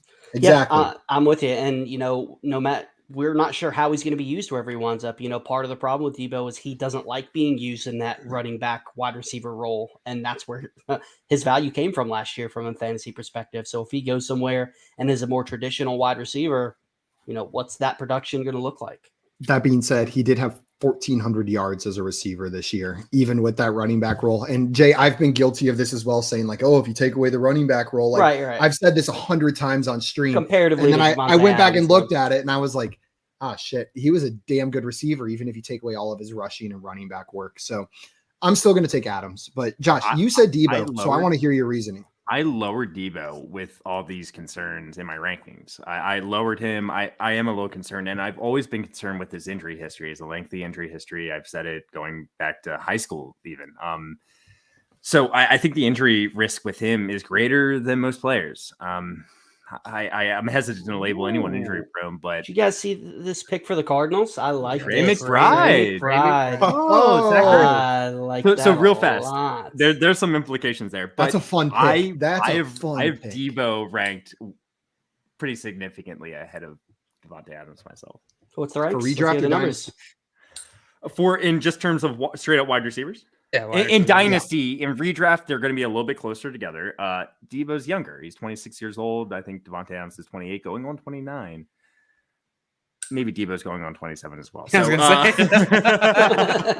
Trying to think of the right way to frame the joke. Yeah. So maybe I should just not have added that. But I have Devonta Adams. Now, I don't even want to say it out loud because it feels like it is too low. But in Dynasty, I have Devonta Adams as my 11th wide receiver. Josh, you know what? I will say where I have Debo because I also am a little bit embarrassed to say where I have him because I think it's too low. I've got Devonta Adams at 5, but I have Debo Samuel at 14 in my Dynasty wide receiver rankings. I have Debo at 7. And it's Devonta just Adams the uncertainty around how he's going to be used, what team he's going to end up on. I don't trust it yet. And that uncertainty is the only reason he's down that low. But I look at the names ahead of him, like DK Metcalf, Jalen Waddle, T. Higgins, Cooper Kupp. Like those are the names. Who am I going to move him ahead of? Like I can't move him ahead of those guys. And so that's where I'm sitting. Debo Samuel, unfortunately, is all the way down there at wide receiver 14 overall. And Devonta Adams still sitting at 5. Before we get to McBride, before we move on to that real quick, if you haven't, check out FanDuel's Twitter. They're putting up, I thought I put this up. Here we go. They're putting up these like quick draft profiles, comparisons on their Twitter page. Definitely check those out. They're fantastic. Yeah. They'll be doing that tonight. That's awesome. Trey McBride. That's pretty interesting. I don't know that I would have expected that. I didn't. I mean, I think he was projected to be a second round pick when it comes down to it.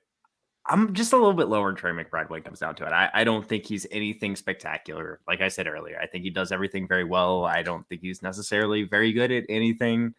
That's just not. See, I'm thinking from a fantasy football perspective, like way too often as well. I'm sure he's going to be good for the Cardinals. For fantasy, I'm not going to get excited. He can catch the ball. He's not a complete tight end, so he's going to come off the field. He's not a great blocker. They have Zach Ertz already. You know, they traded for Marquise Brown. They got DeAndre Hopkins. Like, where the target's going to come from. Where's he fit in? Right. Yeah. Now he's not that fast. He's not like that good in like the red zone. Like he's I mean, like what is he like? What? Tell me something. Someone out there, tell me something that he's awesome at. Say one nice thing about the football. He has a nice smile. He's really good at catching the football, and I love that. But like, he's a very good tight end. Good, not great. That's it.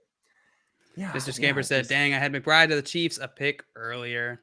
That's like the only situation where he becomes like actually like maybe a really good the heir apparent to Travis Kelce, where he's paired with a awesome quarterback. You know what I'm saying? And yeah. No offense to Kyler that would have been a reach. I was about to say that's a little bit of a hot take. You don't like Kyler, or it's not okay. Never mind. Kyler Murray is an awesome quarterback. It's just not the Cardinals. The Cardinals, like JL said, they're way too. They got too many weapons right now. Competition, and Kyler is different than Mahomes. Tight ends take time to develop too. Yeah. So regardless, I don't know. Just I don't think it's the worst pick for them. They did need tight end. I mean, they have Zach Ertz. I think Max Williams is still on that team. They signed him to a contract too. Max Williams. I think he was doing well. I think he got hurt. And that's when they traded for Zach Ertz. So get in Trey McBride, start developing him now. Yeah, and learn behind Ertz, who's honestly like say what you want about Ertz. He's one of the best to do it. Like in the last decade, he's a top 5 tight end in the last. Been overshadowed by Gronk and by Kelsey, even 2-3 Jimmy years Graham, ago. maybe. Yeah. And Mr. Scamper's in here. Yep. So Cowboys took Sam Williams, edge rusher. Yeah. And yeah, Max Williams is still there. According to scans. He is still there. Yeah. Dame asking, where should McBride go in Superflex Dynasty startups? Second round, probably. Like second, third round pick. Late second. If you're like, late second. Here's where I stand on picks. Like once you get past the middle of the second round, you're taking your shot on guys that you like. If you are a Trey McBride believer, like the odds of those picks hitting are pretty low. So once that like third, fourth, fifth pick hits in the second round, if you believe in Trey McBride, grab him there. Like that's where it's reasonable to start taking him, I think, over these like high draft capital wide receivers and running backs. That's where it's reasonable to start drafting Trey McBride. Now that depends. Did you like him coming in? Because this is a decent enough landing spot for him. But I would probably be taking him end of second, early third, but I can see him going as early as mid second, and I'm fine with it. I'm okay. I was about to argue with you, Simon. Me too. Like, I was about to argue saying he's a second round pick, but then like the way you just explained it, I was just like the whole time just nodding my head down here because it made way too much sense. You're absolutely correct. If you believe in Trey McBride, he is a second round pick. That's where he deserves to go. That's all I'm saying. Yeah, absolutely. I just, on the other hand, I'm not a big believer, so I'm never going to draft him in the second round, especially in a super flex league. I feel like second round is a little bit of a reach for me, just because I think the second round to me is where you can still get some of these really high upside guys. Antonio Gibson. That's the one that is literally stuck in my mind, Simon, because of course I traded ahead of you every single league.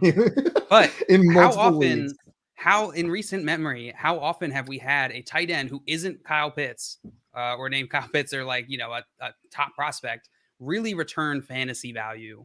Evan Ingram, it rarely happens. I think Evan Ingram was the best rookie season ever. That's what I'm saying. Yeah, like as a tight end, and Muth, you're not even going to be happy. Muth, you're not going to be happy if that was your rookie tight end. Actually, really good.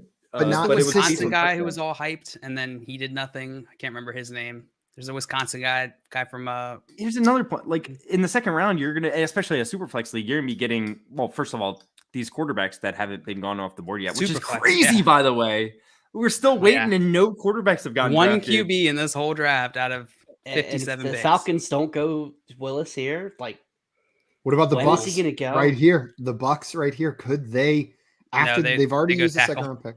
You think they go tackle? I know they go tackle. Luke Godicki. Okay. Or Okay, well, but the next two picks, leagues, you're gonna be getting like Alec Pearson stuff probably in superflex leagues. In superflex. One quarterback there. I didn't even realize it was superflex that she was asking. The next two picks are both teams that could easily draft quarterback though. So I would be shocked if in the next, we've got Atlanta Falcons and Minnesota Vikings as the next two picks. I will be shocked if we don't see a quarterback with one of those two picks. I think Falcons will most likely. If the Falcons don't draft a quarterback, and I literally, I'll take a shot. If it's Friday, I will take a shot. Right. If it's Friday and I'm streaming, no, it just like that's just how confident I am in it. I feel like this is the time. This is it. This is the time. This is it. And there's three quarterbacks I can realistically see go. I'm the only one that's mentioned them so far, but Matt Corral, maybe it's just because I like Matt Corral, but I like Golden Corral. My fine. Funny story about Golden Corral, and I like Golden Corral. Oh no. My dad is from the Netherlands, okay, and like born and raised, moved here when he was in his 20s to marry my mother. But so his family is like Dutch. Know what I mean? They're not like, oh, we have Dutch lineage. Like he's the only member of his family that doesn't currently live in the Netherlands. So my grandparents, my Oma and Opa, are very, very Dutch. My Oma, whenever my dad moved here, started taking English lessons, learned a lot of English, but my Opa did not. He does not speak a lot of English. He primarily speaks Dutch. And we're sitting around the dinner table. One time they came to visit, and he's pretty quiet usually. He doesn't talk much. And people start, like, my mom's telling a story, and my sister goes, about somebody, let's say Mike. And my sister's like, oh, I love Mike. And my dad's like, oh, I love Mike too. And I'm like, yeah, I love Mike. And then my Opa just speaks up. He heard the word love, and he sits straight up, and he goes, I love Golden Corral. And then just sits quiet back down. He was like, I know the word love, and I know what does I he? love. Does he love Golden Corral? Oh, he fucks up a Golden Corral buffet. Sorry, FanDuel. Didn't mean to say that. But man, he goes ham on a Golden Corral buffet. They're just going to be all like, no, you're watching basketball now? The pick is in. The pick is in.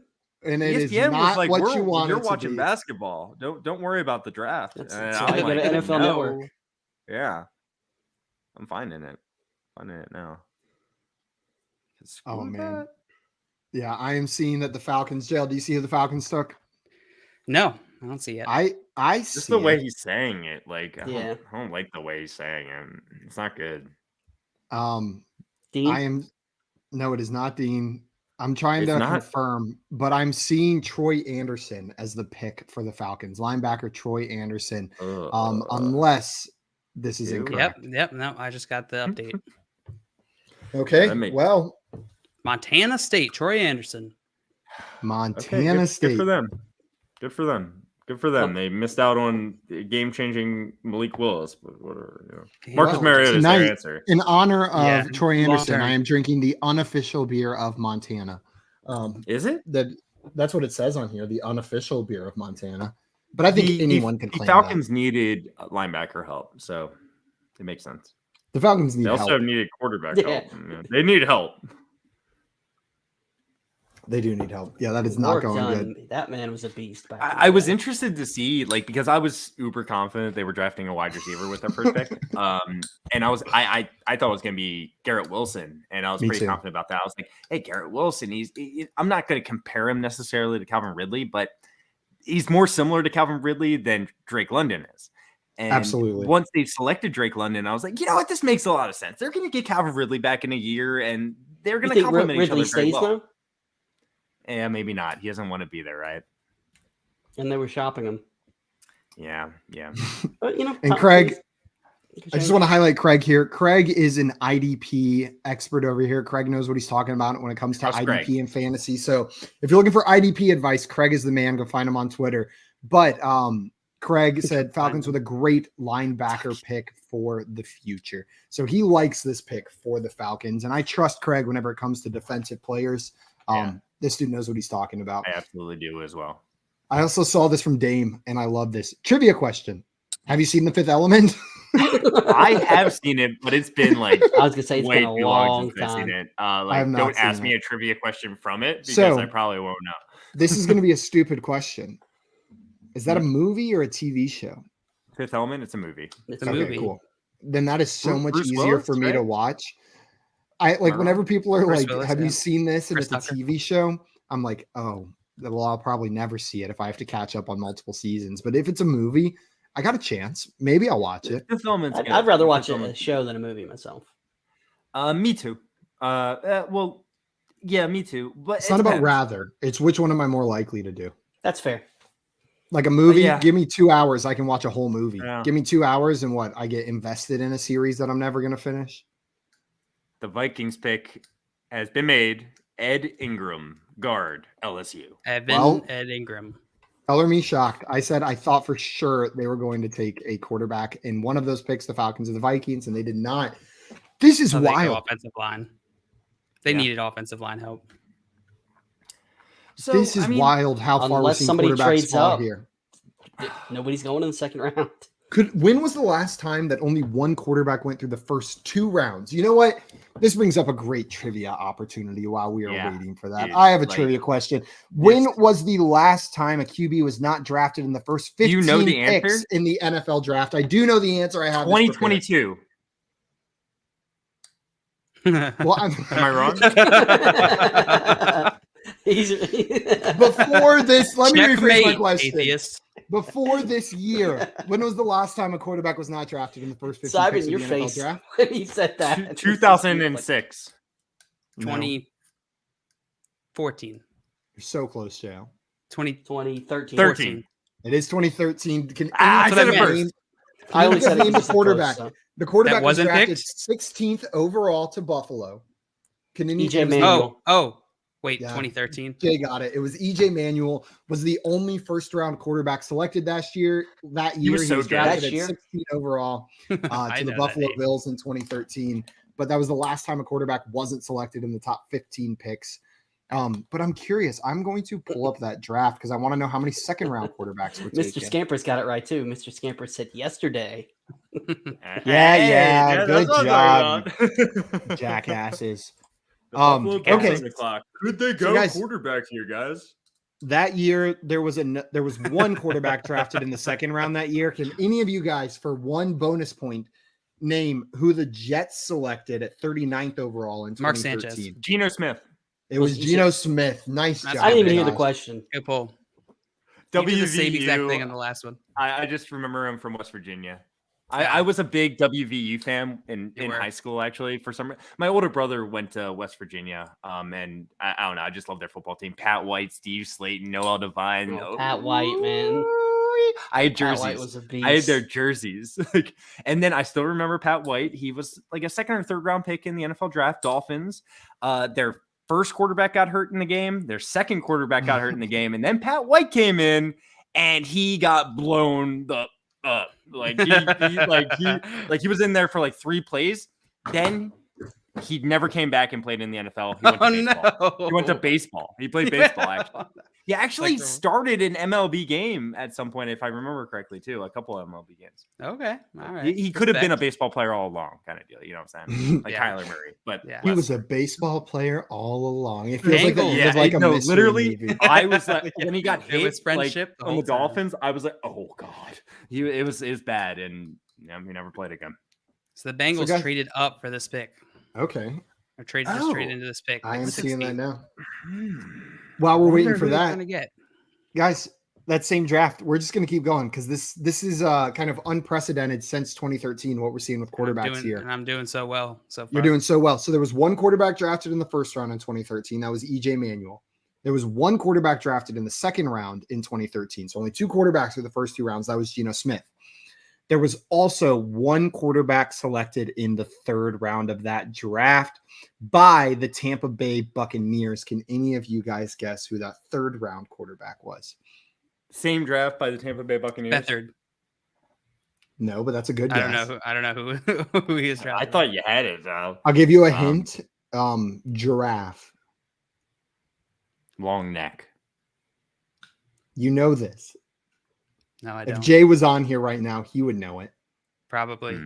He snuck into if you watch every single video we've ever posted on our channel, there is a video with this player in the introduction with an extra elongated neck, just very briefly on our YouTube channel. Mike Glennon was the player. Oh, Mike Glennon. He is a draft. He's like the tallest quarterback in the league. He's so tall. Like 6'7". 6'6". And we got some answers in here. Craig said Mike Glennon to Tampa Bay. Joey said Mike Glennon. Mr. Scamper said Glennon. And Ed said Glennon. Lots of people in the chat knew that one. Call. Yeah, that's awesome. I completely forgot about him, to be honest. Just forgot about Mike Glennon.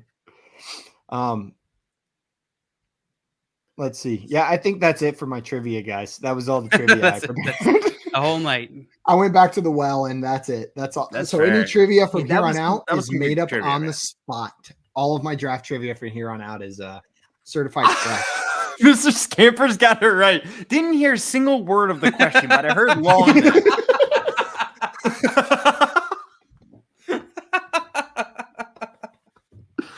This is Mike Glennon. Somebody say Mike Glennon. Mike Glennon. Mr. Scamper's like wakes up from a dead sleep, like Mike Glennon. Mr. Scamper's gets me sometimes, man. It's a funny cat. Sometimes I just get caught. Bengals to cornerback Cam Taylor Britt out of Nebraska. Sure. I mean, they didn't have a ton of needs coming in. So, if that's who they think's the best player available, good for them, man. It's just pretty impressive that they haven't had many needs coming in because they turned that around pretty quick. It's very impressive. They made some good off-season signings. Yes, they did. Yeah. Yeah. I think people are getting a little too hyped on the Bengals. I think they had a fantastic year this past year. They went on a miracle run in the playoffs, but I would not be expecting the same level of success from this team next year. Like another Super Bowl run. Don't get me wrong. They're great, but I'm not even sure they're favored to win their division with the Browns and the Ravens there as well. The Steelers, I don't think are in there, but tough division. It's a tough division. And I think this was AFC. It's a tough conference. Yeah. It's only gotten ridiculously tougher this offseason. Wait, I'm guys. with you, Simon. They're not. I mean, like any team, They are calling them to currently make a good Super Bowl run is tough. They're third. They're favored third In according to the FanDuel the Sportsbook North? in their division. In the AFC North, they are ranked third right now. Josh, this is for I thought you were going to say to win the AFC Championship. Nope, to win the AFC North. Josh, who is currently first to win the AFC North? I got to guess. Ravens. Jay? Browns. JL? Browns.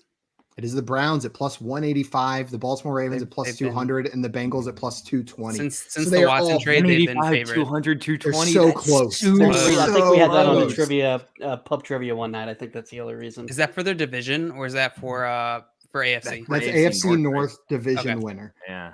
I can tell you for the AFC Championship winner, neither I'll of those tell you- teams are in the top I'll four. tell you think this, guys. I put it. I know a part of the reason why this is.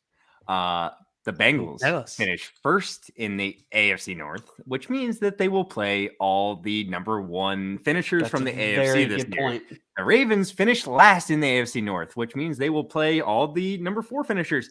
But the AFC has gotten so much better. For instance, the Broncos, number 4 in their division, Right. but they got Slightly Russell Wilson different. now. Right. Slightly So- different team this year versus last year. Exactly. I mean, So, every team, like not every team, but a lot of teams have AFC 's significant change. Uh-huh. Significant change. I The feel like more AFC so is than dangerous. in previous. Browns, Steelers, years, and at least Ravens recently. are going to be entirely different teams from what we saw last year in that division. The All Ravens had three some of of the them. most injuries in the league. Yeah, last Ravens will year. just They're get gonna back to come what back they were strong. going to be. Yeah. And James said, "What the hell do they do with Baker? Don't say Panthers, please. That's Just why I please think he not winds up. Seattle." See, I'm surprised I would he love hasn't the been traded Panthers, yet. though. I to think be he's going to honest wind with up you. in Carolina. With I like this that for him. quarterback, It makes the so fact much that sense. these quarterbacks have Carolina. fallen, I think it only helps Cleveland and Baker's trade value. In a way, but if a team really feels, okay, if they think Baker Mayfield's better, obviously teams aren't considering these quarterbacks Yes. remaining as top tier assets, right? You're So right. I think that's the point you're trying to make. That's the So exact if point they- I'm making. Yep. If they think Baker is better than these guys, then you're absolutely correct. Yeah. Yeah, because I think that these rookies are. I don't know that any of them I would consider more talented than Baker, but Not a At lea- single one of them would I consider more talented than Baker. Yeah, Of course I- you I- wouldn't, Simon. I don't think I No, would. more this is- more this upside with almost more upside with 3 of them in my mind. More upside. And I'm talking football here too. I'm not talking. Me too. Fantasy, I'd rather- right? If I had to go into a year with as my starting quarterback and I just want to win games, if I had to choose Baker or any quarterback remaining right now, it would be Baker. But if I So- was starting a franchise, I'd go Malik Willis. I'd I probably might. go- Probably- I think probably go I'd go Baker. Matt Corral too, honestly. I would.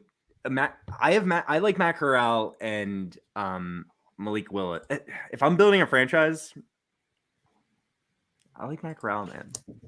When Baker is 49 healthy, he has been an above average NFL quarterback. We don't know that about Yeah. any of these prospects, and it's been a You're weak right. quarterback class.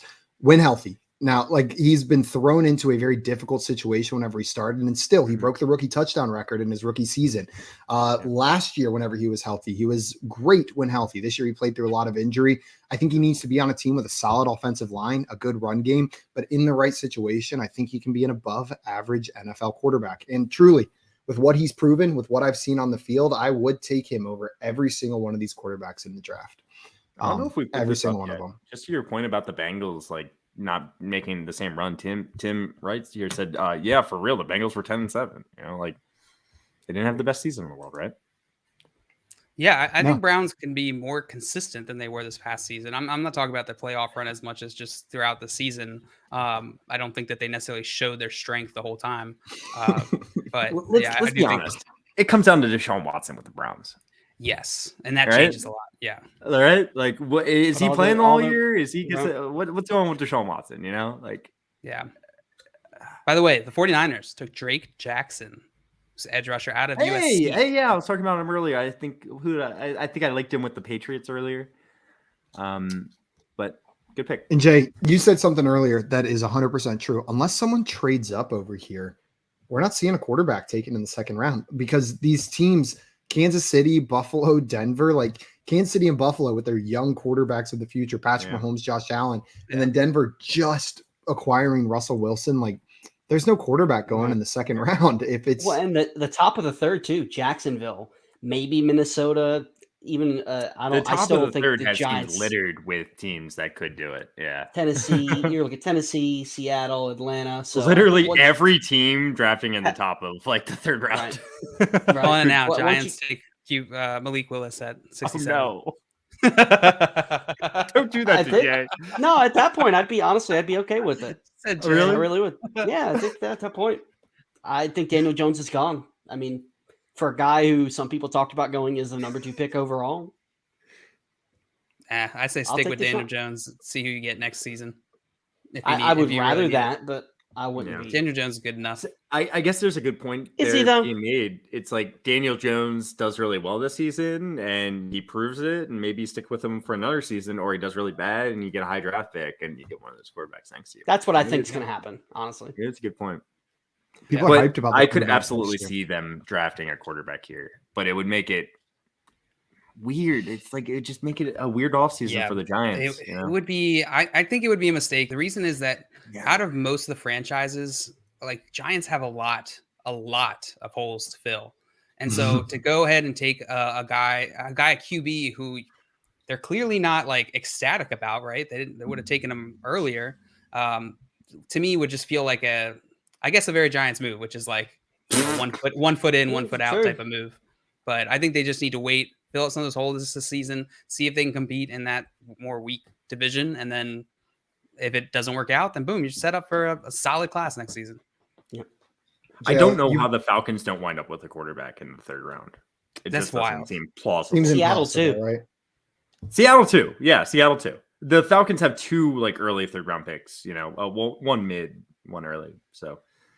At this the Jaguars also have 2 early third round picks, and they could be a prime candidate for a team trying to take a QB to trade up with. Okay. Yeah, is what I'm saying. Like the Jaguars. No.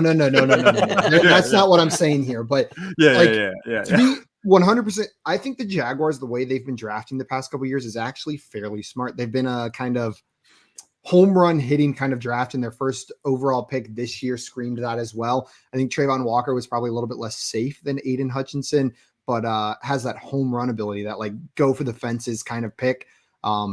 Makes sense. And JL, you talking about the Giants and how they've been drafting made me think it's a little bit opposite from what the Jaguars are doing right now. The Jaguars seem to be going just all in. Let's swing for the fences, see if we can get these superstars on our team and go for it. And I like it. Superstars.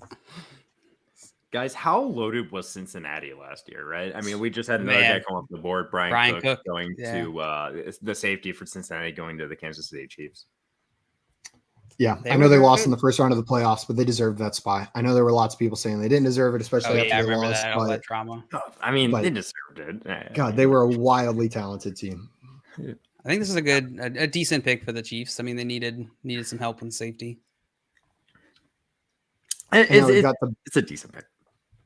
Could we see a running back here? Are we going to get another fantasy relevant pick right here to the Bills? Could we see Isaiah Spiller go to the Bills? Jay, you were I was like, yeah. I mean, I could see this. This is like where I could see Isaiah Spiller go. You know what I'm saying? I've been saying early third round pick in my mind, but why not? And when I said second, this is around the range I meant. Yeah, no, exactly. That's what I'm 5, saying. 6 picks. Somebody who's you said late second, I believe. So right. So it would make a lot of sense.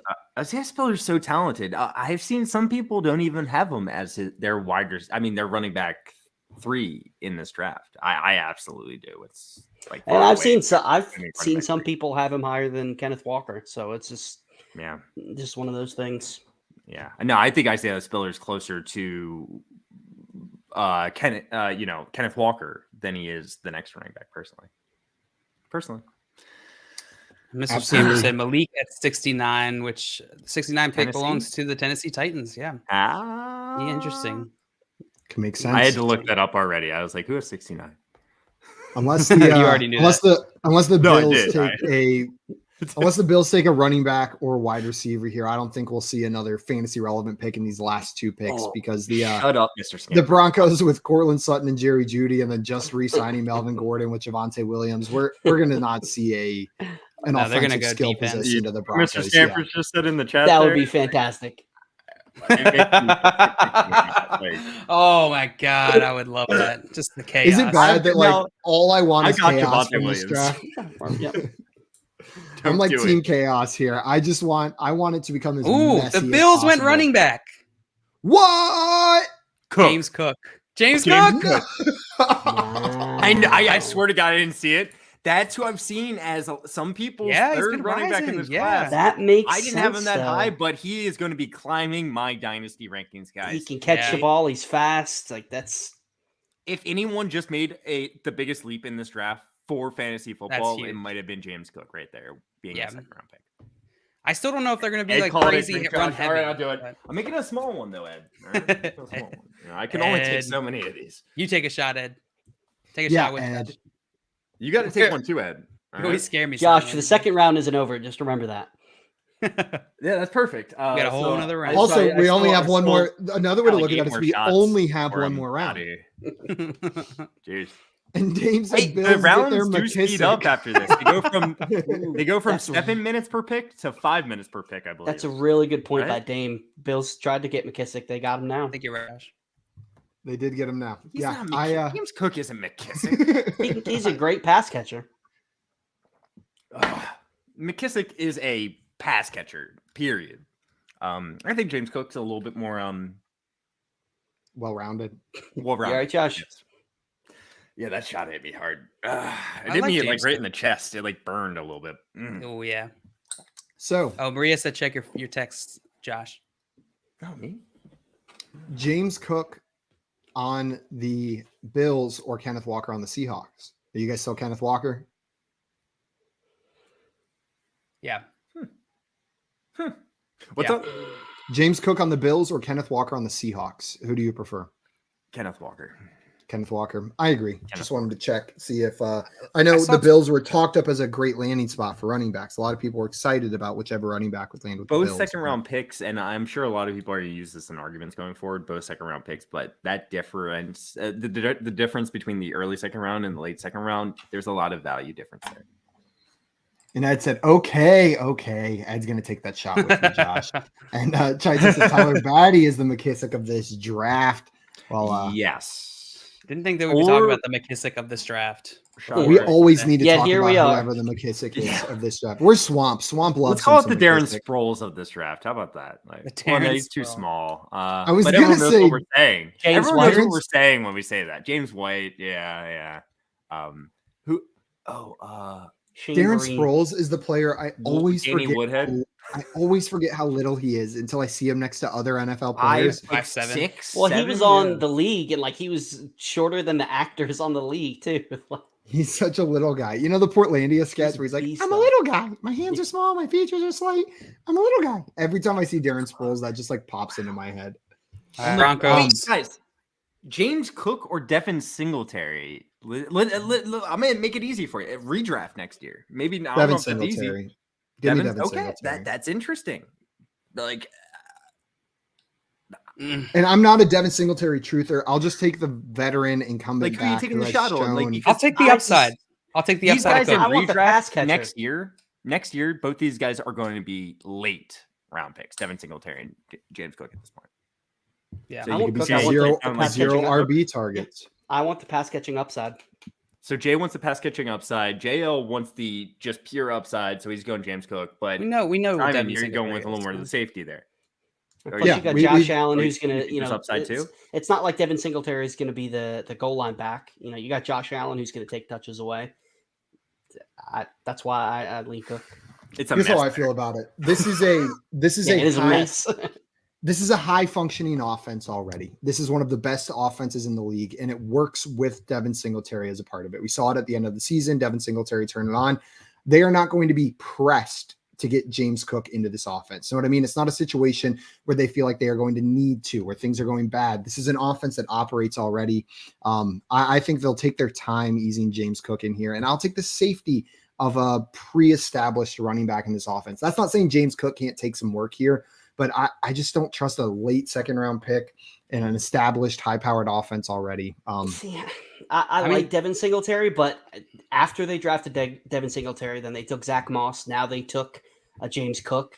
if they were really sold with his role, I know you can never have too many running backs, but to use second round pick on running backs after 2 times already after they drafted him, I don't think they have the faith in him that a lot of people do with that stretch he had towards the end of the season.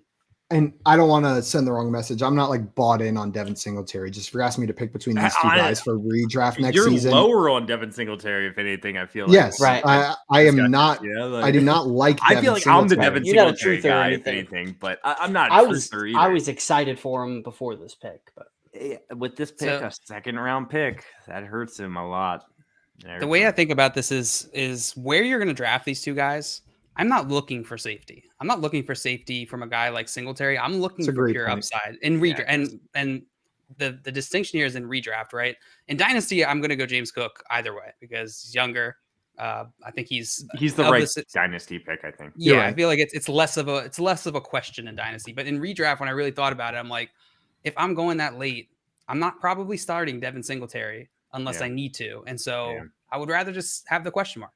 Unless you're going zero RB. Yeah. Simon. And if either one of them don't work out, he could win the job. He still has upside. Yeah, don't get me wrong. Yes, it's just like the likelihood of him doing it now. Yeah, and if it doesn't work out in the first week or two of redraft, you cut bait and you get whoever is the value. I think this makes Devin Singletary a phenomenal zero RB type of pick. This is going to push his value down. You're going to be able to grab him late. As of now, he's still the starting running back in this Bills offense. I'll take a shot on Devin Singletary late in the 10th, 11th round, wherever he's being drafted. If you're going zero RB, he's someone you can plug in week 1. Yeah. Guys, we are officially in the 3rd round, I believe. 3rd round. Woo! The Jacksonville Jaguars are on the clock. Malik Willis. Just a good reminder. Hey, if you haven't yet, make sure you enter that giveaway. It's pinned to the top of both Twitch and YouTube.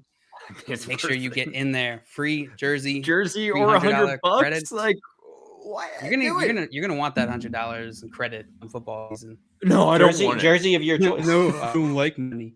I don't like jerseys. I go naked all the time. Yeah, I make my own jerseys with Sharpies and white T-shirts. I only like jerseys with my own last name on them. I mean, they could be. I have a couple of those, but I was in high school when I got Wait, Jail, from what I understand, this jersey can say whatever they want on it. I have no idea what the rules are. I believe what I was told during a call was that this jersey can have whatever name you want on it for whatever team. That is not legally binding. I'm selling promises I can't sell, but it sounds good though. Sounds good when I say it. Good. So that's what I'm going with. Sounds good when I say it. I'm just going to say it. I'm about it, man. I'm with you. I'm like, let's go. 100% true. Daddy FanDuel can confirm whatever you want on this jersey. Possibly 100% true. If you want a Deebo Samuel Jets jersey, you got it. If you want a Malik Willis Patriots jersey, you got it. Whatever you want. Maybe. Possibly. That actually would be There's a chance. Like just like get completely wrong, like jersey, like an Aaron Rodgers Jaguars jersey. Oh, what? That just doesn't even like.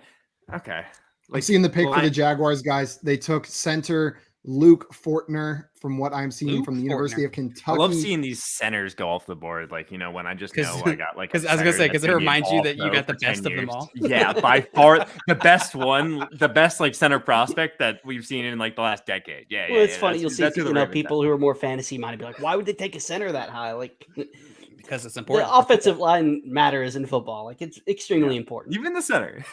Yeah. Guys, we have a great question here from Dame. Said, what wide receivers do you take in rookie drafts ahead of Kenneth Walker? So for me, there's a decent number. I'm probably taking Drake London, Garrett Wilson, Treylon Burks. Are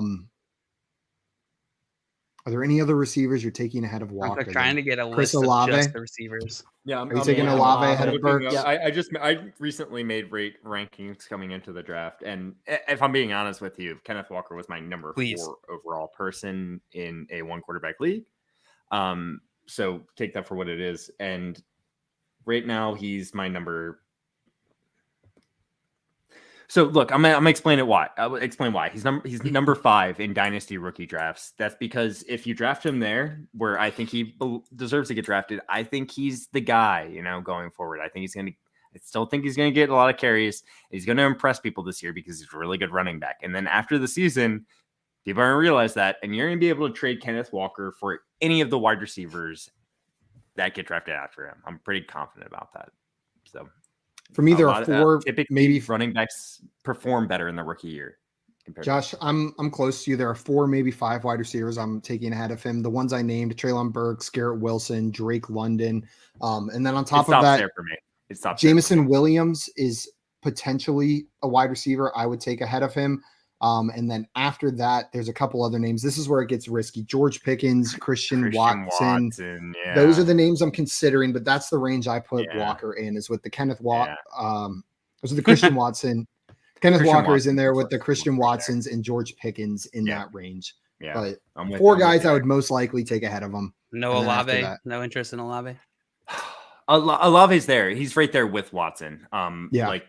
Maybe considering putting him ahead of Walker, but at this moment, the draft capital Walker's there.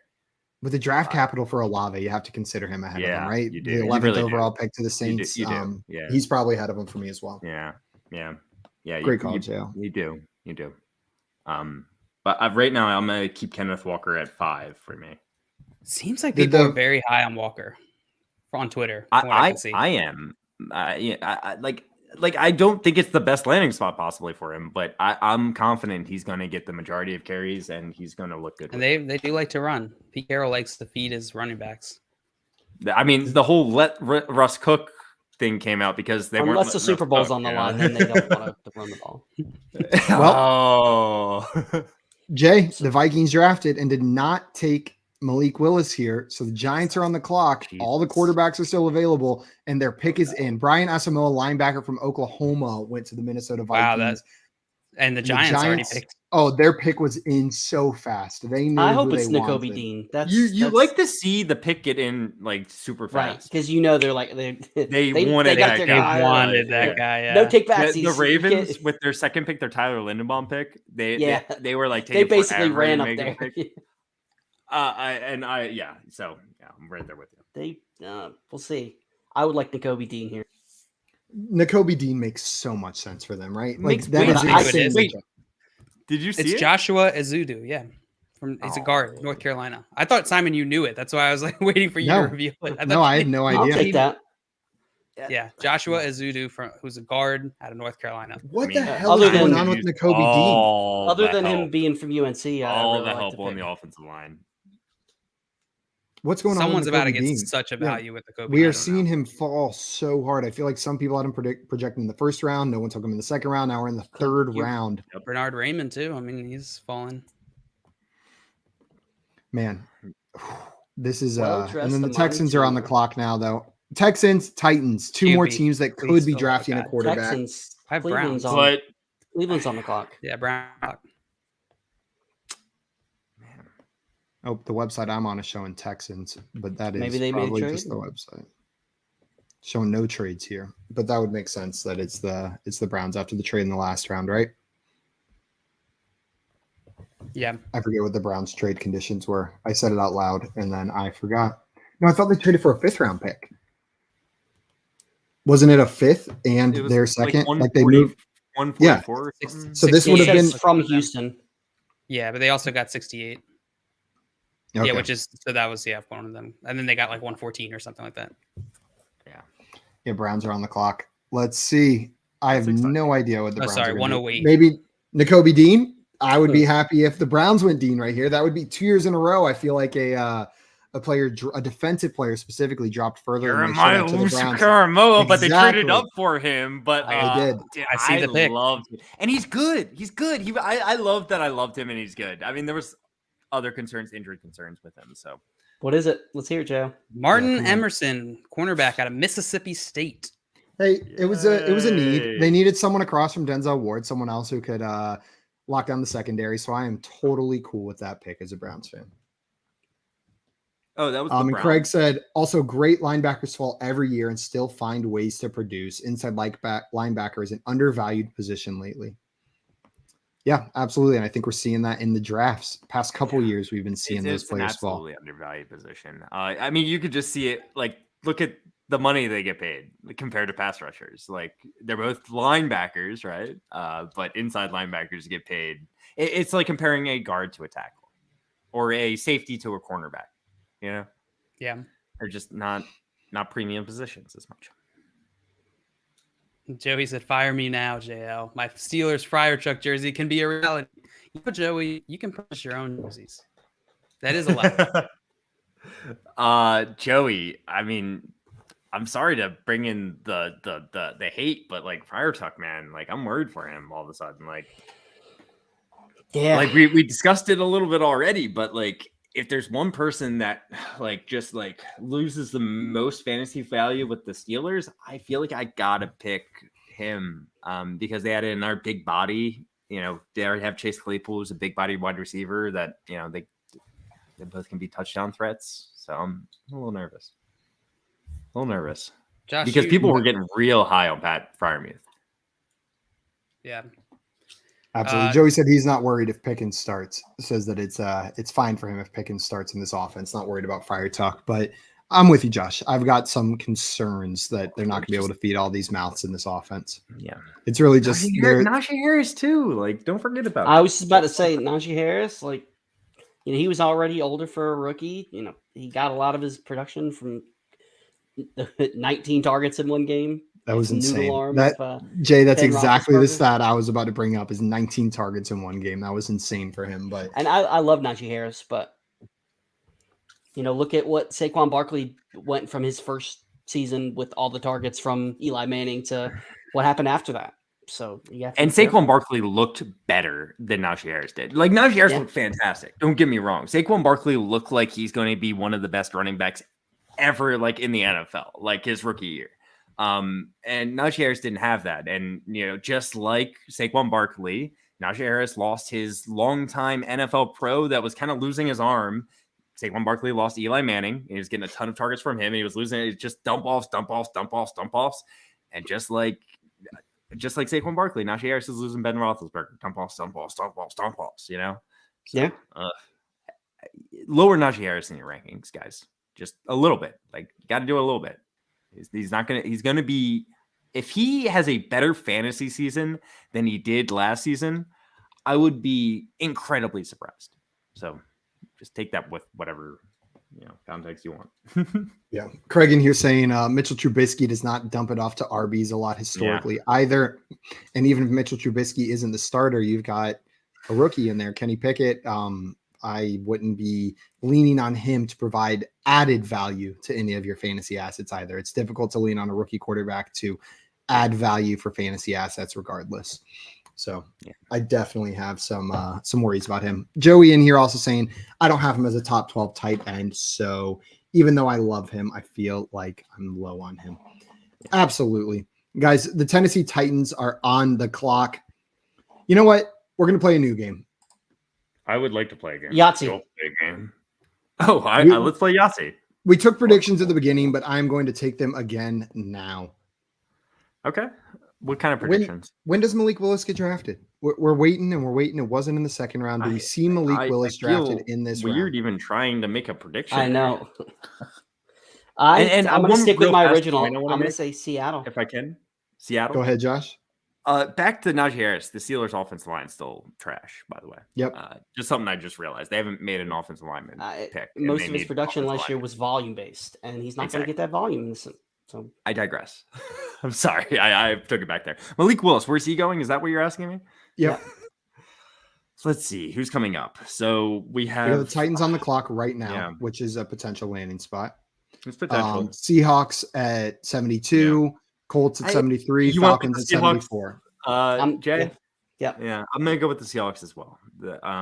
It just makes so much sense. It's divisible by 9, and that just feels like good. We know how much you love your 9s.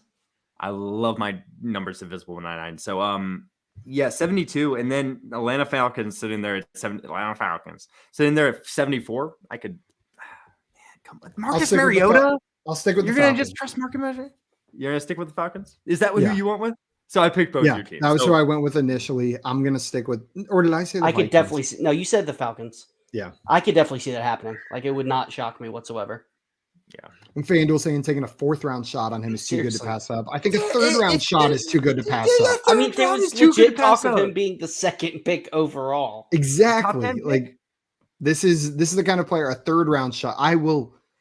Oh God, I don't even know what I'll do if he's not picked in the 3rd round. Not take a shot. No that's way. Josh's No thing. way that happens. Absolutely no way. There's a bottle of Valentina hot sauce in my fridge, Black Label. I'll chug That the would rest be- of it, and it's the big bottle If Malik Willis isn't Don't taken, do or that. I don't in want the to have 3rd to. round. I like Malik the Willis. 3rd I round. don't That's want dangerous. him to cheer That's for just him Malik. not to get drafted in the 3rd round, Simon.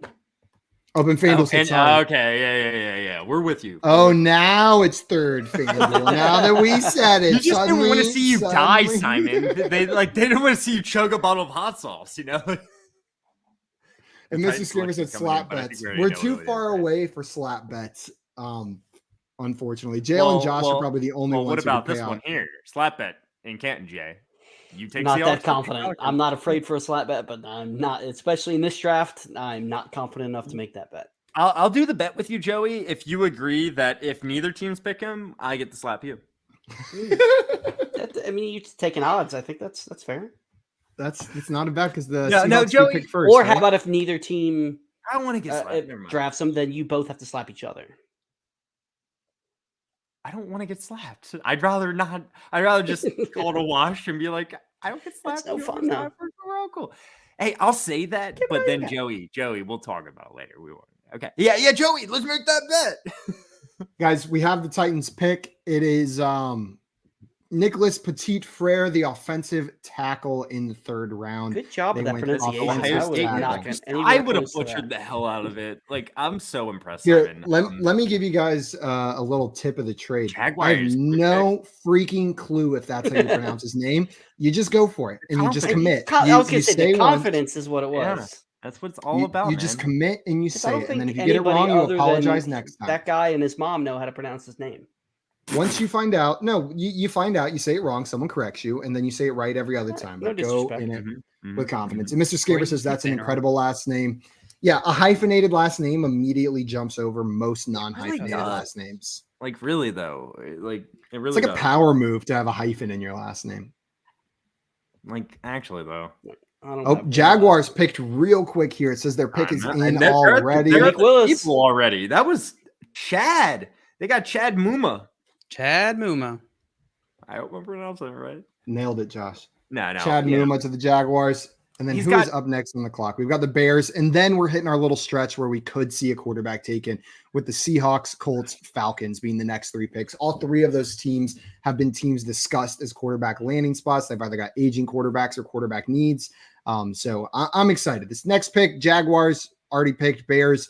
It'll be interesting to see where the Bears go, but the following 3 picks, I'm excited to watch. Guys, can I ask you a question? Please. Absolutely not.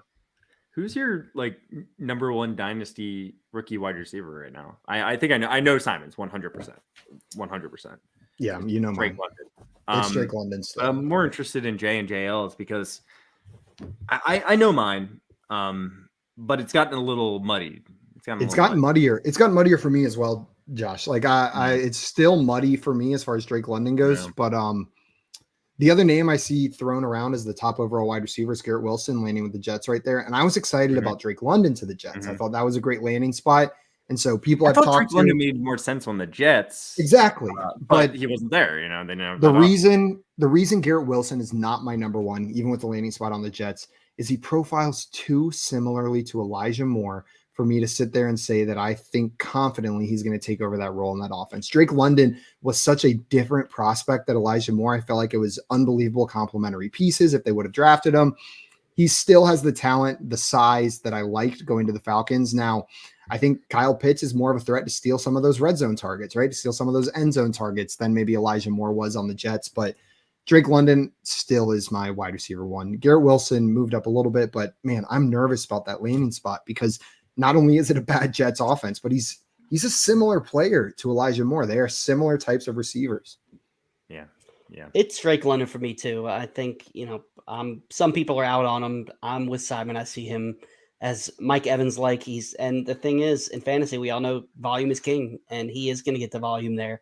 At least this year with no Calvin Ridley. I don't necessarily think Calvin Ridley's going to be on the team next year. I think Mariota is just a stepping stone quarterback until whether they draft somebody here next year. He's young. I think the future's bright for him. They're going to be in a position to improve the quarterback position very soon. So yeah, it's close. I don't like the landing spot of the Jets. I don't believe in Zach Wilson, so I prefer him in Atlanta. Is Garrett Wilson your wide receiver too? I'm sorry to put you on the spot like that because this stuff is all happening so live. Like we still have to adjust our rankings and everything. Yeah, I think you would just because I believe in his talent, even with the doubts of Zach Wilson. Mm-hmm. I mean, Simon said like they're very like Garrett Wilson's too similar to Elijah Moore for him and Drake. While I agree, like Drake London is completely different than Elijah Moore, Garrett Wilson's still different than Elijah Moore. Like he can still like thrive in this offense. I still think he's a wide receiver one more than Elijah Moore is. I think Elijah Moore's more profiles at the slot receiver. Yeah, I'm with you there. So I think I really like I don't like him enough to bump him up to wide receiver 2, but I like Chris Olave a lot. I really do, especially Treylon Burks for me. So he's raw is the only thing that and so raw. That's the only problem. And I feel like everybody thinks, he's just going to step in. Oh, they found their AJ Brown, and so often that happens. That they try to do that and it doesn't work. So I'm just a little concerned there. How about you, JL? Who's your for me? receiver? This isn't said yet. But my I did want to offer. Moment, I know mine are going to move around too. Don't believe me. Yeah. So, but what do you think? I wanted to offer a different name than what was already said, and I think that this guy could be very likely be my rookie wide receiver, and it's Treylon Burks. It's Treylon Burks in Tennessee. Cool. The fact, just everything surrounding this move tells me that Tennessee fully believes in this guy, and they're willing to make him the cornerstone and build this offense around him.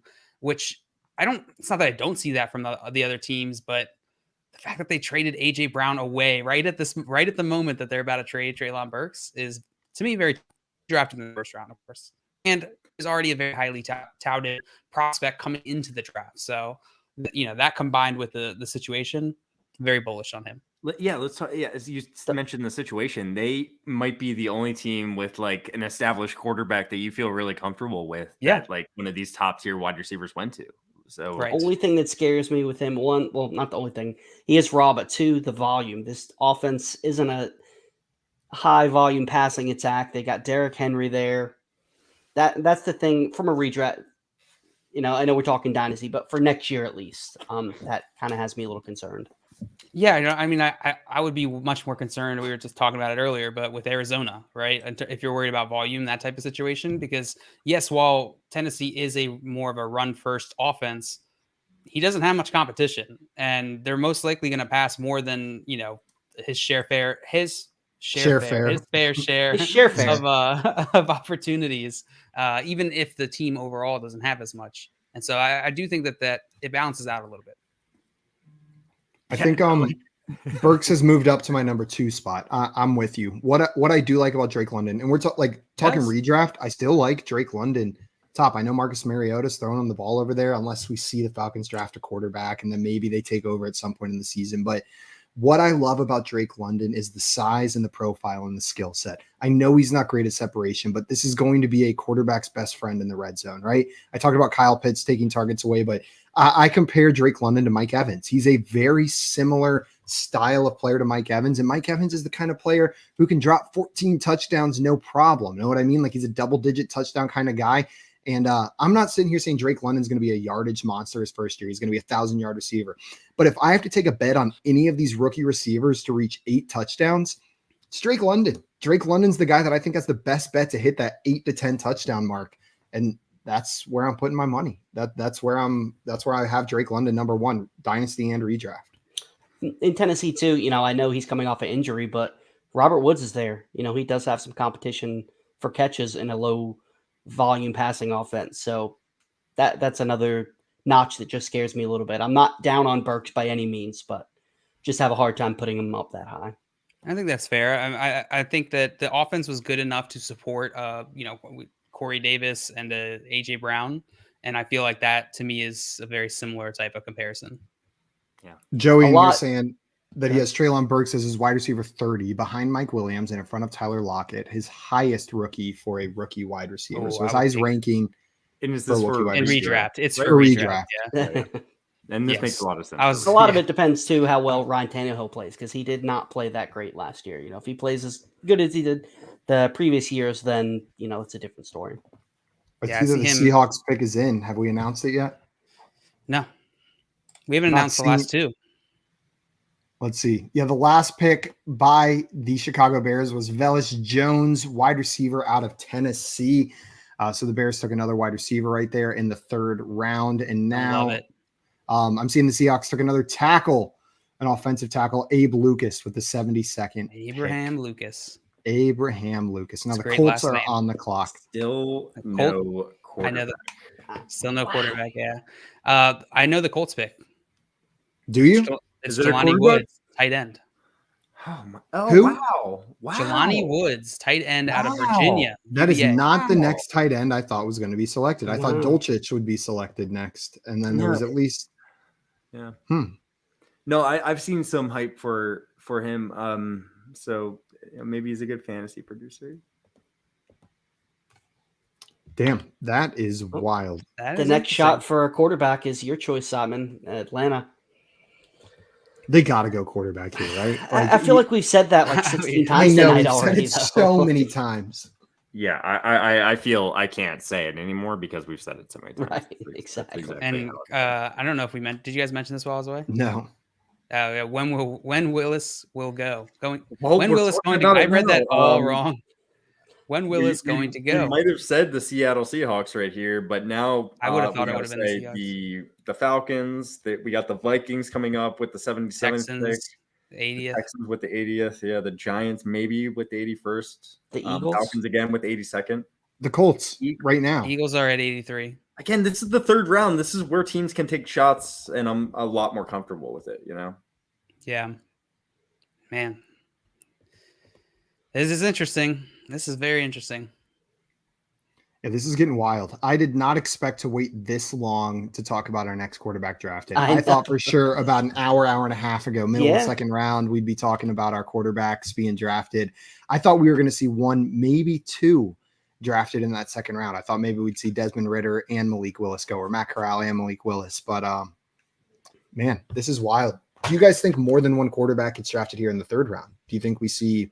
I think when one goes, I think there's going to be a run. Yeah. I think all these quarterback needy teams are playing chicken, and one goes, and then there's going to be some trades, kind of like the wide receivers. I think should be.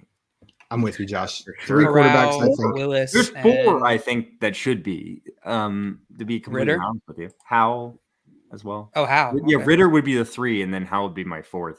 Okay. And Carson Strong, if he's a 3rd round pick, I'm not blaming that team for taking him in the 3rd round. It's a quarterback that has a lot of value that's there now. You know what? You're making a great point. There is a lot of value still in this draft right now. Yeah, specifically at the quarterback. This draft is deep. The draft is just deep. Not quarterback. Yeah. And if they aren't high on these wait, what just happened? Why did someone get knocked out? Desmond Ridder to the Falcons. Is that official? That's official. Yeah. We haven't even said the Colts pick yet, have we? Yeah, we did. Yeah, Jelani Woods. There we go. Desmond Ridder to the Falcons. Desmond Ridder is the next QB off the board to the Falcons at pick 74. I just saw what you were talking about, Josh. What? Yeah. What was going on there? On the NFL Network, there was, was he standing on his shoulders or something?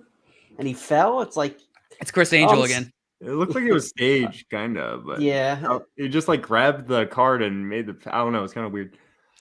I'll say this. Colts, I never had anything against Colts fans until the Baltimore Colts game this past one. Colts fans are weird. Colts fans are weird, bro. That's all I'm saying. Yeah. JL, on the note of Desmond Ridder being drafted to the Falcons, though, do you think there's a chance he steps in as the starter this year? Or do you think the plan is to let Marcus Mariota run that offense and develop Desmond Ridder?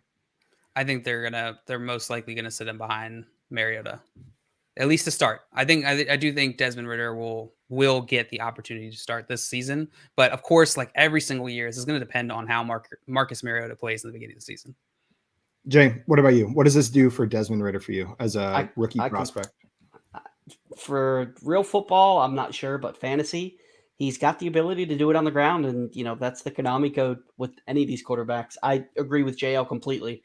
I think that Mariota starts under center to begin the season, and by the end of the season, Ridder is going to be the starter. And who knows? It could be sooner if go into training camp and Mariota just isn't getting the job done. Is it still now we know 2 quarterback landing spots. So we're talking Superflex rookie startup drafts. Who are you taking first? Kenny Pickett on the Steelers or Desmond Ridder on the Falcons? I'm going Pickett with the weapons that he has. It's 100% Pickett for me. Yeah, I agree. It's got to be Pickett. JL, do you agree? Sorry, what was the question? Pickett on the Steelers or Ridder on the Falcons for Dynasty Superflex startup drafts? I don't think it's a crazy question. I think you could go Ridder, but I'm still going Pickett here. Yeah, I'm not like completely inspired, or maybe confident is the right word in Atlanta's front office. So I am much more confident in the Steelers front office. Now we got the Broncos on the clock with the Ravens up next, and then the Colts right after that at pick 77. NFL draft, the player count for Ridder they have is Marcus Mariota. That's pretty funny. My player count would be more of a Jalen Hurts, but I mean he's not exactly Jalen Hurts. Don't get me wrong. I think Jalen Hurts is a little bit more of a runner. But I think the team's going to really buy into Ridder. I think that the players around him are going to love him. He's just a leader of that's what I heard. Leader of third most wins in college football history. And he's a lot of people are going to say he's like a runner. He's not. He didn't do that in college. He's very athletic and can run, but he's a pocket passer. Right, he's capable. Yeah, he's it's just he doesn't have great accuracy or a great arm. So it's like I feel like it's funny that he's compared to Marcus Mariota as the comp, and then we see FanDuel, or was it Craig in here earlier? Or FanDuel, I can't remember. One of those two said, I hear it was FanDuel. Oh, the AJ Brown compares to AJ Brown. We're seeing a lot of these teams kind of replace players with comparable players. So the Houston Texans just traded up into the spot. QB quarterback. Are we gonna see Malik Willis go now because Desmond Ridder? I don't think so. I think they're similar to the Giants. They have a ton of holes. I don't see them. Oh, they have all of the holes. Right. I think Davis Mills was decent enough that they can realistically go into the season with him. Malik, though. I'll take a shot on it this time. Just because of that last pick, I'm gonna say. In the trade up too, with that's what I mean. Yeah, exactly. Who's after that next QB goes? Well, the Broncos weren't the Ravens and Broncos. I'm trying to see where, but there could always be another trade up. And they do have to go past the Vikings. Actually, not that much. I guess Giants. They would have to go past. Do they have to go past the Vikings? My list is all. They traded up above the Vikings. Is what I'm saying. Yeah, I'm trying to see what pick they traded from. They had the 80th. Got you. I feel like the Texans have been on the move a lot in this draft, trading picks away, trading 4 picks. They've just been on the move. They've been trade happy here. Do we have that pick in yet, or no? We're still waiting on it. No, we're still waiting. And then the Ravens next. The Ravens are not going quarterback. That would be absolutely silly right there. And then if the Colts drafted Malik Willis here, like I would hate it. But like you keep saying, like the value's there, right? I would hate it. I would be disgusted. But yeah, at what point does it become like fantasy? Really feel, Josh. At what point does it become like fantasy draft rules where you're like, God, I already have Lamar Jackson. Yeah, I know. God, he's just fallen so far. Like at what point do you make that pick? Probably not. Yeah, I was going to say not in the 3rd round. I don't think the 3rd round is where you make that move. Yeah. So it looks like the Texans are taking Alabama linebacker Christian Harris. And now the Ravens are on the clock. Let's go Ravens. And they could go Nakobe Dean here. Unless there's like let's go. I'm sorry. That would be such a good pick. They need a linebacker, right? The Ravens have linebacker as a position of need, if I'm not mistaken. Nakobe Dean has fallen this far. Maybe Josh, I will go find a shot to take with you. He's more of a hybrid linebacker. He can move around the field, but With how far he's say? fallen, Yeah. I have to assume that there is some sort of It's such a medical Ravens concern pick. that his medicals It's came in, but Travis the Jones. Ravens just take the It's value. medical. Like this does seem like a Ravens type of pick. Like Just he's fallen, draft he's Malik fallen. Willis and play both Lamar Jackson and Malik. You know? There's still I'm some not value too. Like, some Travis Jones. I thought Ravens might be interested in him earlier.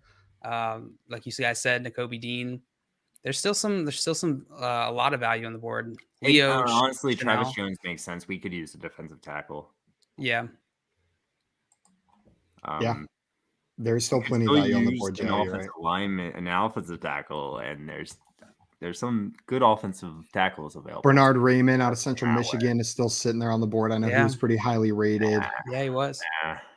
So I could see us going that direction. Absolutely. I'm excited for this pick. The Ravens. Let's go. The Ravens. They need defense. They need defensive help. Man, I'm starting to have some like sympathy for Malik Willis. He was being so positive on Twitter last night after not being drafted in the first round. Like, this is all part of the plan. Let's do it. And like, man, he's got to be getting a little bit sick of that plan. Whoever's writing it for being in the middle of the third round. He hasn't been drafted yet. Yeah. But hopefully he goes soon. Man, this is such a weird year. The more I'm looking at these picks, especially at the skill positions, wide receiver, quarterback, running back, tight end, it is such a weird year for rookie drafts. This is so bizarre. Like, how much more valuable is the first pick than the sixth pick this year? Like, not that much compared to previous years. Know what I mean? I feel like there's some years where that first overall pick is insanely valuable compared to like the sixth overall pick. I feel like 1 to 6 or 7 is pretty level this year. It's not an insane disparity between those picks. Yeah, Brees Hall probably sets himself way. apart. In my opinion. You But know, yeah. you're absolutely correct. 1 to 6 or 7. Like if one of those offensive linemen were the first overall pick, I don't think anyone would have gone crazy. Nope. This is a weird draft for rookie picks. We will see. Also, I'm seeing that the Ravens pick is in. I do not see what it is yet. I told you the Ravens keep it tight. They don't Keep it really, toy. Josh, I see the pick. It is a name that you mentioned. Travis Jones is the pick for the Ravens. Well, JL mentioned it first. But let's go. Oh, sorry, JL. That's I the think that's a classic great move, pick. isn't it? JL's It's used to always. it by now. Always. I did Always. mention it, but But JL mentioned it first. Travis, I think that's a fantastic pick by Baltimore. What do you expect from Baltimore? It is. There's One no of the doubt best values still available on the board. I think Ravens Neil. just are eating up value this draft. Yep. Okay, Colts. Now, do we see Malik Willis go off the board? Malik Willis. Willis. Well, what did you said share fair earlier? Share JL? fair, yeah. And I just want to put this out into the universe. There is Kinda sounds like the same thing. there is a specific mixed drink that forever has a different name because JL mixed up the first letters in some of the worlds right there. We were at a bar in the words. He was trying to order. No, not in the car. We were in the the Loose bar. Change or whatever the name of the bar is that does Tim witches. sitting there waiting for the game. And JL, the waitress comes up. JL's trying to order a pitcher of whiskey ginger ale. JL, it is hard for me to say it right now because I say it wrong so often because of you. Was trying to order a whiskey ginger ale pitcher. And what JL said to the waitress was, I would like a gingy whisker whale, please.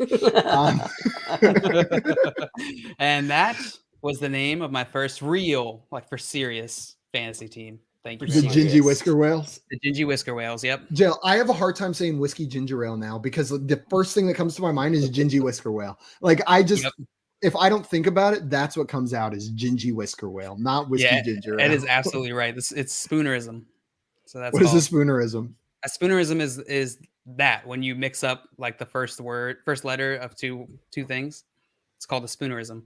Well, gingy whisker whale is the best spoonerism of all time, I think, because it's also you're not going to beat that. Absolutely not. It's fantastic. In fact, I'm going to go change the name of one of my fantasy teams back to gingy whisker whales. It's such a good name and a decent enough drink. And it's all right. It's an all right drink. It's good enough. It's no dirty Shirley. And ginger ale is the best thing ever. So ginger ale is a good soda. Mrs. Scamper said Gingy Whisker Whale is amazing. Gingy Whisker Whale. Tim and Simon just lost it. Oh my God, we were just cracking up. And I lost it too. Yeah, of course, I would. I'm not above it. Oh, and the Colts. Did they do it? Bernard Raymond. Oh, the way you said it, I thought I was excited to see him go off the board. He is like fallen so far. You're right. I know Malik Willis too, but I expected Bernard Raymond to go off before Malik Willis. Well, so and now we got the Browns. The Browns are not draft. I'm just sitting here like I feel bad, but I'm looking at the draft board like, okay, when is Malik Willis gonna go? Like that's all I give a shit about. Like, okay, this pick doesn't fucking matter, even though it's literally my team that I cheer for. I'm like, just move past this one. I just want to see when Malik Willis gets drafted. Yeah. Also, Craig in here, giving us some information on Nakobe Dean. Overvalued, undersized, devalued position, durability concerns due to size, and questions if the production due to him or the great team around him. That's what we know of for now anyway. So obviously there's something we are unaware of or don't know fully for Nakobe Dean. He has fallen quite further than expected. Maybe there's like a gas mask video out there of him or something that we haven't seen yet that is just being circulated between NFL teams. Do you see that he's turning that video into an NFT and selling it? Perfect. That is beautiful. That is my favorite draft. That's like top 5 favorite draft memories ever. Is just the ridiculous. It was like behind the Laramie 15 Tunsil minutes drop before the draft started, right? Stupid how far he dropped because of it. Laramie I think Tunsil, his stepdad or something like that. So dumb. So Damon here thanking the people, giving them a little bit more insight. Not us. Thanking Brian and Craig on that one. Yeah, Brian and Craig with a little more insight on Nakobe Dean's fall. Maria asking, did I win a jersey yet? Patience. And also, we probably won't announce it during the stream. No. Daddy FanDuel will take care of that. And Joey said, Lil Mexico, Gingy Whisker Whales. Gingy Whisker Whales. It's a little long. Not really. Just say the LMJWWs. I mean, it's easy. What up, Brian? What's up, Brian? That was preposterous. That I just want to take a step back. Whenever I go to a bar now, drinks are like $8 for a single drink. Jail, correct me if I'm wrong, but an entire pitcher was like $4, was it not, at that restaurant on Thursdays? Lichers. Yeah, you could get a mixed drink pitcher, and it was a smaller one, but it's still a pitcher for $4. It wasn't like it was bigger pint. It wasn't like just a drink. It was like it's like a quart or something. It was a pitcher. You could have shared that if you wanted to, but they sold them for $4, and so that you didn't share them. College is a ridiculous place, and the deals they have on drinks are absolutely ridiculous. College was, but I'm glad I'm not there anymore. And then Dane said, "I can't wait for my Whalers jersey." I think I could do it. Whalers jersey, your Whalers jersey. Are we gonna get whoever wins this is gonna get Gingy Whisker Whale written on the back of their jersey without a doubt? I mean, if they're cool, they would. If they're cool, they will. That's all I'm gonna say. And Mr. Skimmer says that is insane. A $12 a cocktail is BS. Yeah, unless they're like clapping the mint in front of my face and like wafting aromas in my face and there's smoke rising out of it. $12 a cocktail. I have no interest in paying for all that you just described. But honestly, I'll pay for the. I don't want anyone to throw mint in my face. It's only place I'm willing for that is at like Disney when you go to the Star Wars bar and they have that's what I'm saying. Like, yeah. Oh, that was $25 for a drink. So exactly. $25. Cocktails are getting expensive, man. $12 a cocktail is not like. I mean, like I would say the average cost of a cocktail nowadays is probably like $8 or $9. Yeah, absolutely. Yeah. I went to a restaurant not long ago. A sip in New York. And by not long ago, I mean Tuesday, where they lit my drink on fire. It was just having dinner, and I just ordered it off the menu. No warning. I just wanted a water. No warning that it was going to come to my table on fire. And then all of a sudden they show up, and the waiter brings out a lighter and lights that on fire on top of just on top of the drink. The thing is, he wasn't supposed to happen. He just did it because he wanted to. He just didn't like me. It was like, yeah, screw you. What did it change the flavor, you think, Simon? Did it like make it taste like different? No, not at all. No? Nope. Just because they didn't actually light the drink on fire. There was just something sitting on top of a cucumber on top of the drink that they lit on fire. Why was the cucumber there? It just is like supposed to look cool. Like a raft? I think it was raft all for the fire. Jail. It was exactly that. It was a raft for the fire. Cook is fire. in, dude. The Browns Who do they take? The Browns take Browns Alex have- Wright, edge rusher from UAB. Defensive end. Go Blazers. Am I right or am I right? Yeah, I You're think right. you're right. Man. The UAB Out of the Blazers. two That's out their of the game. mascot. UAB Blazers, yeah. The Ravens got Travis Jones. Let's go. Let's go. Yeah. Weren't you here for that, Josh? I was here. I'm just like remembering. Yeah. Yeah, I I'm was gone very for like, happy if you with don't that. realize, I was gone for like 3 or 4 minutes. First round talent, man. He's a first round talent. We got him in the 76th pick. Amazing. I'm pumped, man. I'm so pumped. I'm so pumped right now. The Ravens are gonna be good next year, guys. Just want to go high five the Ravens when I just walk by Eric the stadium. DeCosta, I We're want gonna be on for a while. Why don't you just drive to each other's house and just give each other a high five? Josh and I. All right. I'll go to your place. I'll be there soon. Yeah, just Right. but just switch places. Like Here's the drive. food, please. Oh, I'm glad there was nothing weird down there. So I'm gonna go back and freeze it first and, time. Yeah. expect. Everyone watching just got a nice treat. No one on the stream has ever seen Josh, Josh. honestly, I'm just glad you're wearing pants because that would that would have been weird. That would have Chargers. been weird if I wasn't. So quick afterwards. JT Isaiah Wood, Spiller? safety out of JT out of Woods. Baylor. I almost said There we Baylor. go. Oh, Biller, Spiller. Mr. Because Scamper's in here. Other people do not want to see Spiller go to the Chargers. That's what I was fearful for. Mr. Scamper's in here saying clapping the mint is extra. Chitel saying Extras you are have fun. to clap the mint in a mojito, otherwise it doesn't do. count. You do. I agree. I mean, and Dame said, how much are the drinks at the FF Expo? What the hell was the name of that bartender's name that was a little Dude, grumpy? The hotel bar, the And hotel Keith. bar. Heath. That's a- Well, we Keith. wouldn't know It because was we're Keith. still waiting on our beers. Yeah. Because he hasn't brought them over yet. The most judgmental bartender.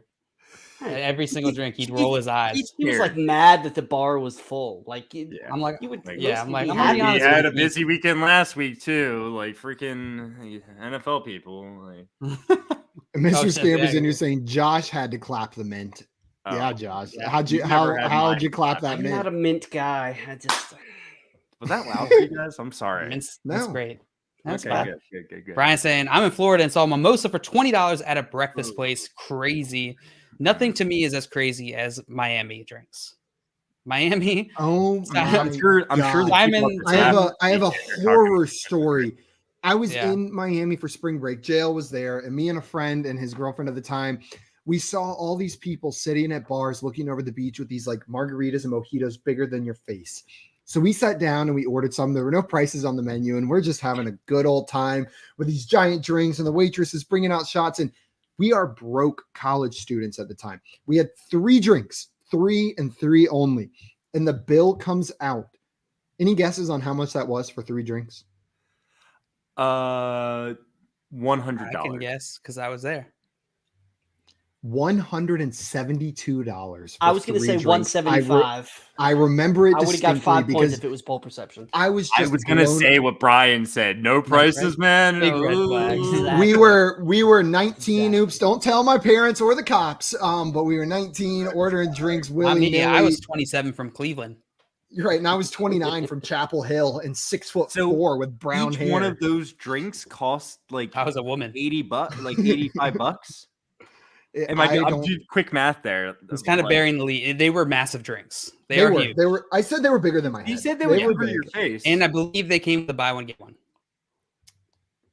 They were buy one get one. So really, that Yeah. was only. and the they cost were of still 2 drinks. $85. That was the cost of 2 drinks. Yeah, $190. $72.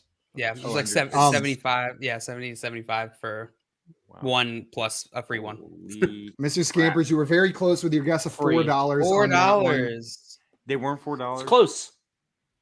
Oh, okay. So Broncos. So first we had JT Woods, safety out of Baylor, go to the Chargers. Greg Dulcich, who Josh mentioned earlier, UCLA tight end to the Broncos at pick 80 This here. is my favorite tight end in the class over Trey McBride. And it's solely from an upside perspective. I think he has way more upside as an athletic profile than Trey McBride does. Trey McBride is more likely to contribute his first year, but if I'm drafting a rookie tight end, and I like this landing spot, they just got rid of Noah Fant. They've got Russell Wilson there. I know people Albert are O. hyped about Albert O, but man, I'm cool with this, and this is rising him up my rankings a little bit. This is enough maybe to bump him in that category ahead of Trey McBride, but I like this spot for Greg Dulcich. Where would you take him in a rookie draft? exactly what I said earlier. If you like him, end of the second, beginning of the third is the range where I'm cool taking your shot on players that you like. But he's likely not a immediate contributor in this offense. Probably late second, early third is where I'm going. Craig said, but I heard Alberto was a top 5 tight end lock, and Chitel said over Alberto.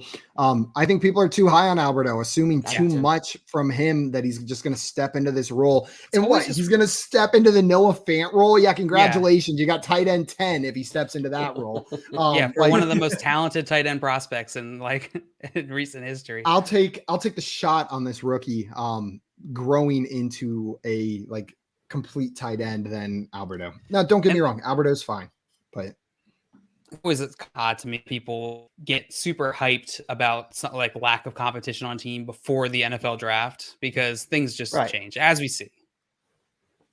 And Craig saying agreed. Thank you, Craig. Right after Dame said Simon, mind blown. So it looks like you guys are on different pages right there.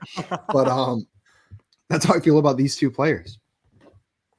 Yeah. I think it was who was it? I think it was Mike Wright from the Fantasy Footballers who compared. He didn't say Dulcich was Travis Kelce, but said if there was a tight end in this class that profiles most similarly to Travis Kelce, that it is Dulcich. And whenever you're looking at rookie tight ends, you're just looking for the guy that could be the next Travis Kelce. That should be your criteria. Now, that's not the only reasoning here. Trey McBride is probably overall a better prospect, but with tight end, I tend to agree. Shoot for upside because there's mediocrity on the waiver wire. You can find an average tight end.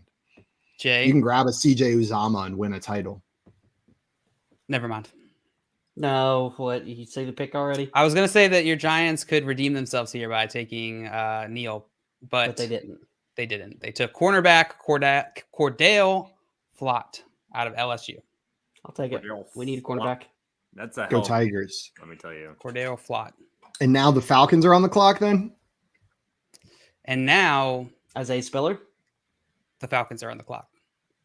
Man, I got excited for a second that we might see Malik Willis go. I forgot that take Malik Willis to your Falcons. Please do it. And then we got the Eagles. That would be really funny if the Eagles took Malik Willis. That would be very funny. Ed saying Giants draft Jeremy Ruckert, tight end at 81, or Josh Jobe, cornerback, or Cordale Flott. Also, Ryan said he's heading to bed. Still saying Malik to Bucks, pick 91. Well, we will let you know if you are correct. 91. Good night, Ryan. Makes sense. Sweet night, dreams. Ryan. Sleep tight, buddy. Ed, how do you feel about that Giants pick, Cordale Flott? Let us know, because I know you're a big Giants guy. JL said, let us know. Let us know in the comments. Let us know. Comment, subscribe. And guys, everybody watching, JL's done this a couple times. I'm going to do it now. If you haven't already, I did. I reminded myself, you haven't already. And if you like jerseys or money, those are two things that almost everyone watching the stream probably likes. Me too. You most definitely like at least one of those things. Yeah. FanDuel, Daddy FanDuel is giving away one free jersey and $100 in FanDuel credits. All you have to do is follow the link in the pinned comment on YouTube and Twitch. Follow those instructions. It's just subscribing to a couple different things, and then you will be entered to win one of those two things. And Daddy FanDuel will let you know if you won. It's super easy. It's mutually beneficial. Worst case scenario, you get subscribed to see us more. In best case scenario, you get to see us more and a jersey. I just don't know what else. $100 in credits for FanDuel. I mean, seriously, what more do you want? You greedy, right? MFers to reference something earlier. Thank you, Dame. Skinny MFers. What else do you want, you skinny MFers? This is all we can offer you. Scamper said you guys should partner with Kohl's for real. I was thinking about that the other day. How funny would it be? How funny would it be if we actually got a sponsorship from Kohl's to give out Kohl's Cash to the winners of our game show? Jay, I'll get on that. No other YouTube channel is mentioning Kohl's Cash as much as we are, right? They're missing out. At all. Not as much as we are at all. I feel like we could safely say that. I feel like we can definitely safely say that at this point. FanDuel in here saying hashtag Kohl's Cash. Yeah. Absolutely. Let's start it right there. What if the Falcons just picked Malik Willis? That's what I said.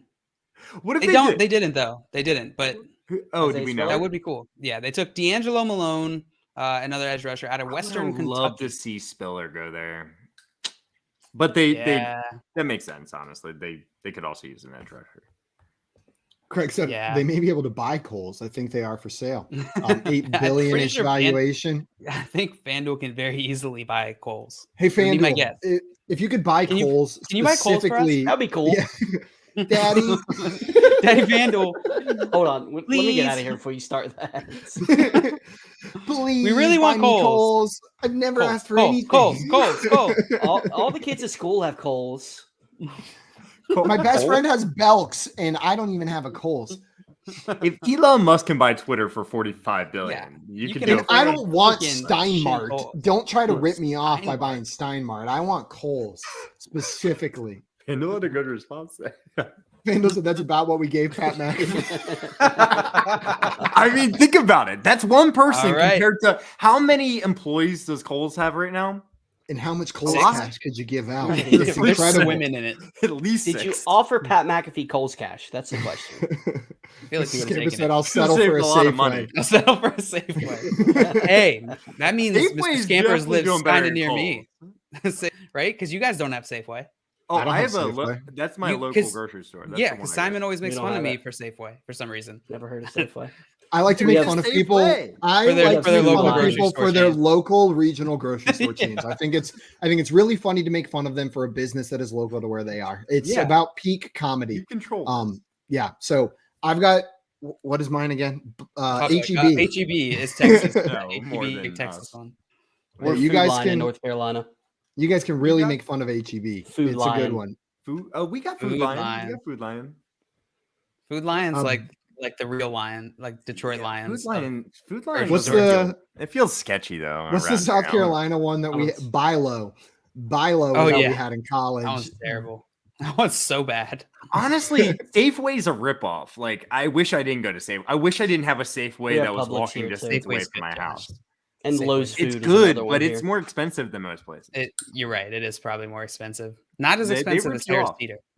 Why are we talking about grocery stores? Harris Teeter. What? Like, Harris Teeter has. Oh yeah. Well, JL, you wouldn't care about this, but guys, fantastic cuts of meat. I'm gonna end this argument. I don't care. There are two local grocery stores that are better than all others.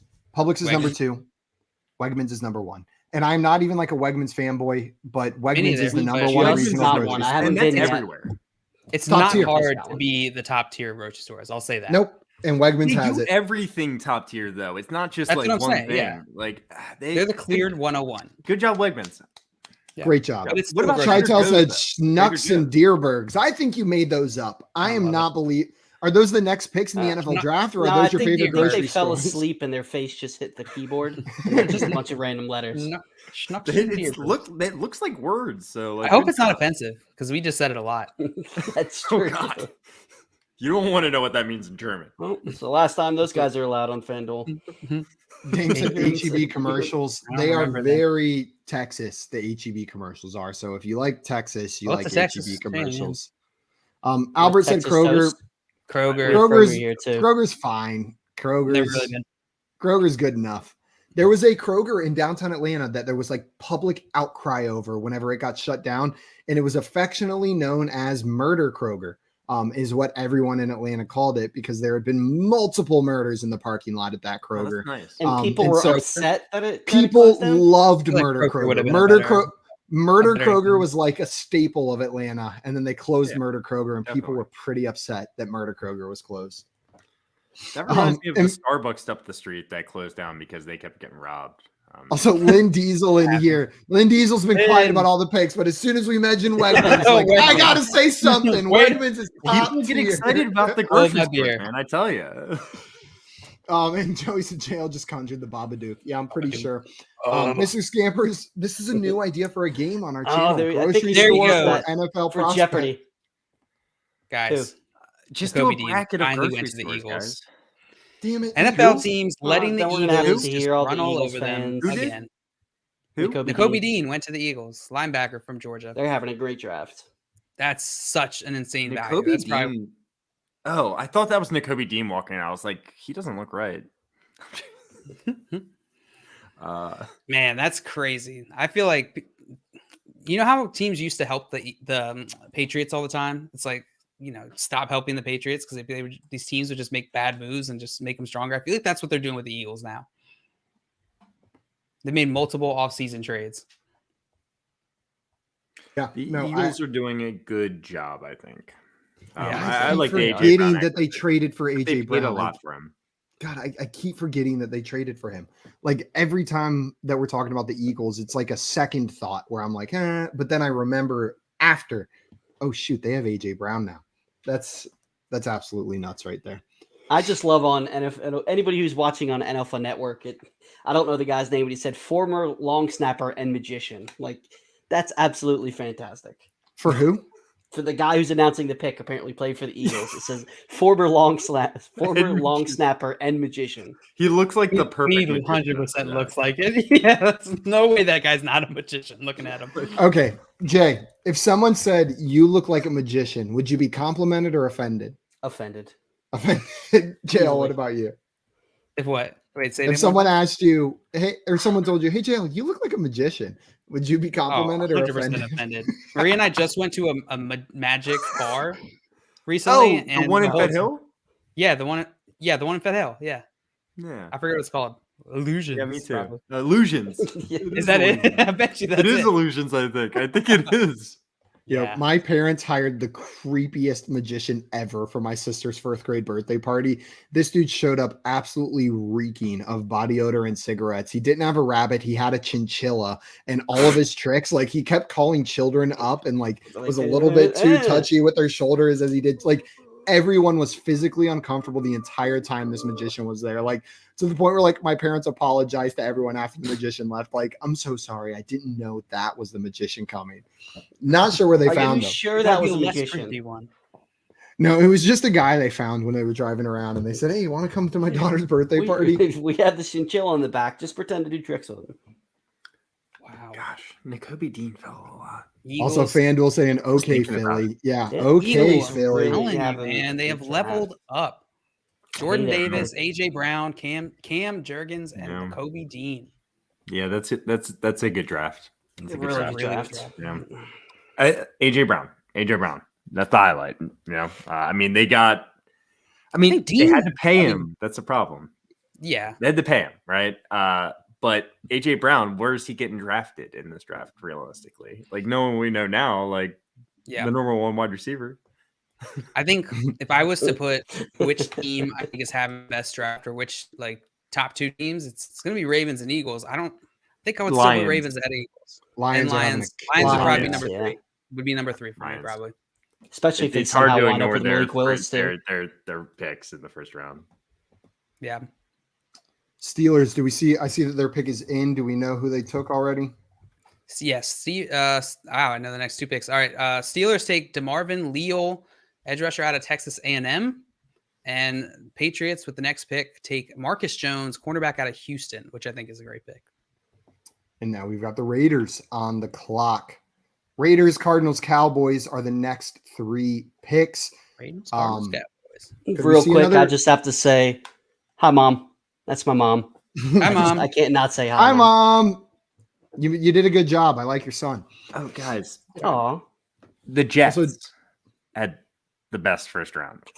Like the Jets annihilated the first round with Sauce Gardner, Garrett Wilson.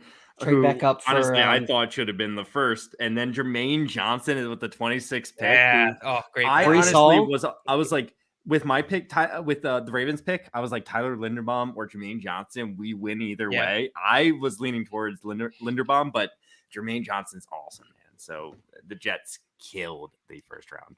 Guys, this is a great question from Dame in here. Not a question, but a statement. They're saying Amon-Ra St. Brown over Jameson Williams, the most recently drafted player. I see 2 people shaking their heads, and you were the 2 people I was going to ask first. So, Jay, we'll come to you first. How do you feel about this? Is it Amon-Ra St. Brown or Jameson Williams? Redraft or dynasty? You tell me what you're talking about. It's Jameson Williams, and it's not close. Amon-Ra St. Brown had a fantastic end of the season. He helped win me a championship, win that belt right there. I'm forever grateful. But, I mean, you can't deny he had all the production, just like Evan Ingram in his rookie year. All the production happened when all the other targets on the team were gone. If they were sold on Amon-Ra St. Brown, they wouldn't have made that aggressive move to trade up for Jameson Williams. And if not for that injury, he could have easily been the first wide receiver off the board. He's definitely up there for most talented. It's Jameson Williams, and it's not close. Now for redraft, just because Jameson Williams has the injuries coming into the year with, we don't really know when exactly he's going to be back. At the redraft, the easy answer could be Amon-Ra St. Brown if Jameson Williams isn't ready to go, right? And sometimes it takes rookies a little bit of time to develop, to actually get acclimated to the offense. And even if he's back like in the preseason, he's like kind of playing, he might not be fully acclimated. And Amon-Ra St. Brown could easily have the most fantasy points next year. Dynasty, though, it's Jameson Williams, hands down. The only thing I meant to say, too, is it all depends on, for redraft, Amon-Ra St. Brown's, where he goes in drafts. I'm not willing to pay where he's going right now. Now, if he drops because of the Jameson Williams pick, then that's a different story. He should. And I'm not. Right? Yeah, you would hope even if he's like not coming back till week 3, let's say. Let's just say, and he could easily come back earlier.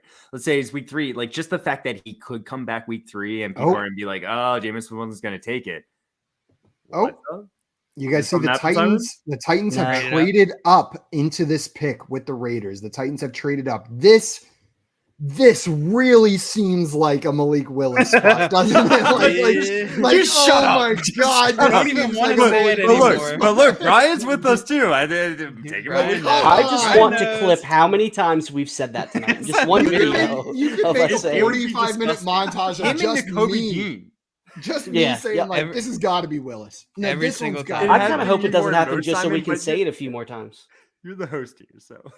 Oh my God, this is definitely Malik Willis, guys. No doubt about it. Craig said Caleb Ellaby is who he thinks it is. Mr. Scamper said Spiller, and Green Screen says if we say it enough, eventually we'll be right. Spiller to Tennessee, ew. And Brian said, "Got to be right sooner or later." Yeah, gotta be right sooner. Or later.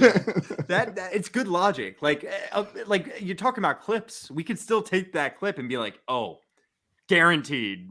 Right. With this, these guys called it. Yeah, just don't go back and watch the entire 4-hour stream. Yeah. Right. You know what? It's pretty safe. Pretty safe, I think, if we cut that out of there. Yeah, we're at the end of the 3rd round. We're nearing the end of the 3rd round. Like, these quarterbacks are worth the upside. Got the pick is in, and the Titans have selected quarterback Malik Willis to the Tennessee Titans. He is finally off the board. Nailed it first try. We nailed it. We were so right. Take those clips. You could also take clips saying, "I'm 100% sure it's Malik Willis now." We're just all saying it. Well, you know what? But this isn't timestamp, so hold on. And pretend like we don't know yet. Like, guys, the Titans are on the clock.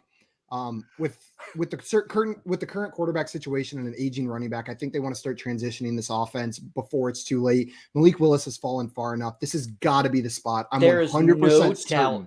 No doubt. Malik Willis gets drafted here. Simon, I've never been more confident in what you just said. I am 100% sure they are the Titans, the Tennessee Titans, with the 86 overall pick in this draft. They have to take Malik Willis. Yeah. I'm going to offer a little bit of a different opinion here. I think the Titans are going to take Malik Willis. Oh, interesting. Guys, the pick is in. And with the 86th overall pick in the NFL draft, the Tennessee Titans have selected quarterback out of Liberty, Malik Willis. We knew it. All right. That was well put together, guys. Like, you want us to again, Daddy, and just let Brian said, I kind of want to. Is that good? Do we need to do the chat? You know what? I don't know if that was. I think we need to do another take. I think that was okay. It's fine. It's fine. I don't know. I think one more take.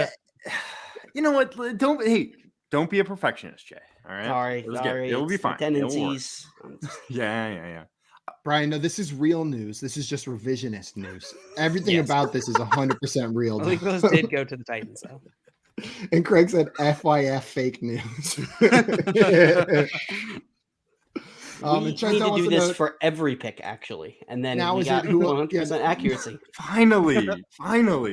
Seriously, we'll put all the YouTube timestamps at only when we're correct. James said, "I stepped away for a second, but saw you guys crush that pick." Yeah. We did. Definitely did. And Craig said, "Fair and balanced fantasy content." Yeah. Stay tuned for our top sleeper fix for 2021. That video will be releasing on our YouTube channel in the next couple days. I'm telling you guys, draft Cordero Patterson. Do it. I know it sounds crazy. Cooper Kupp, I'm telling you. Everybody's Guys, out on him. Don't even worry Woods, about man. Robert Woods. This is out of left field, but I think James Conner's going to have 15 touchdowns this year on the ground. Get out He's absolutely going to be killing it. Guys, I Don't have a worry weird- about him. Stash him on the end of your bench, but Amon-Ra St. Brown is going to have a fantastic end of the season. I don't know. No, maybe at the end of the season he might turn it on. I could see him having like a great stretch run at the end of the season, but It's going to sound crazy, but after like week 4 or 5, man. trade Derrick Henry. I'm telling you. no. Yeah, I'm telling you. He's gonna be Was that great. James O'Day?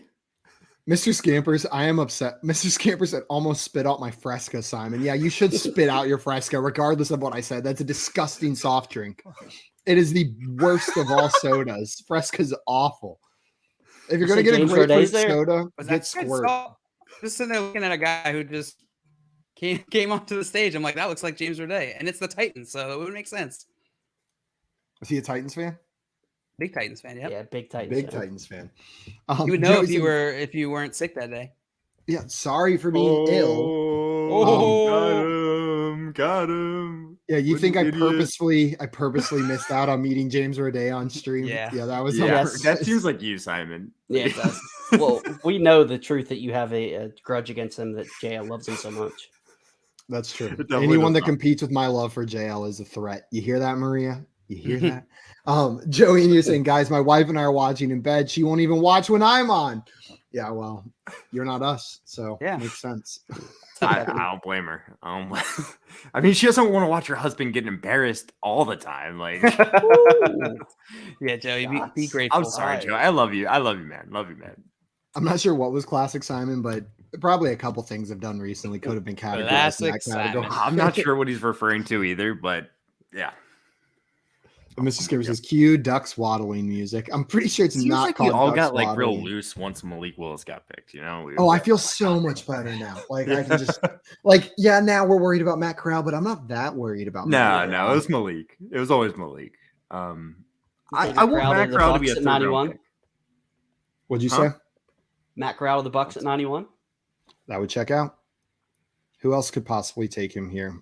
The Lions, at Lions, 97. The Commanders. Commanders maybe. at 98. The Titans at 90.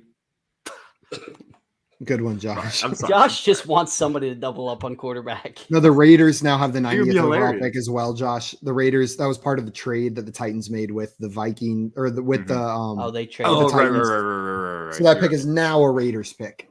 Oh, he's so happy. So happy. Mr. Scamp. Yeah, He I is saw that happy. too. I'm happy for him too.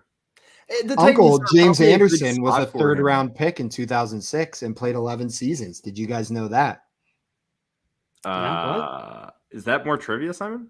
No, it was listed on ABC. So I'm just reading out loud from the TV screen. Yeah. Fair. So all in all, Malik Willis might have landed in just like a really good situation for him. Like, Right. he's not going to be expected to start for at least a year, right? At least a year. And I trust the Titans more than most teams. Like Mike Vrabel, I think he's a really good head coach. I just trust I him think as he's an good too. organization. So I think it'll be. Sorry, go ahead. no, that's really all I had to Yeah, say. I think I you feel good will about be. the landing spot. I think they'll cut. I saw earlier. I think it's like 14 million the Titans can save off the cap if they cut Ryan Tannehill after this year. So I definitely think that's the plan to have Willis starting next year, if not by the end of this year.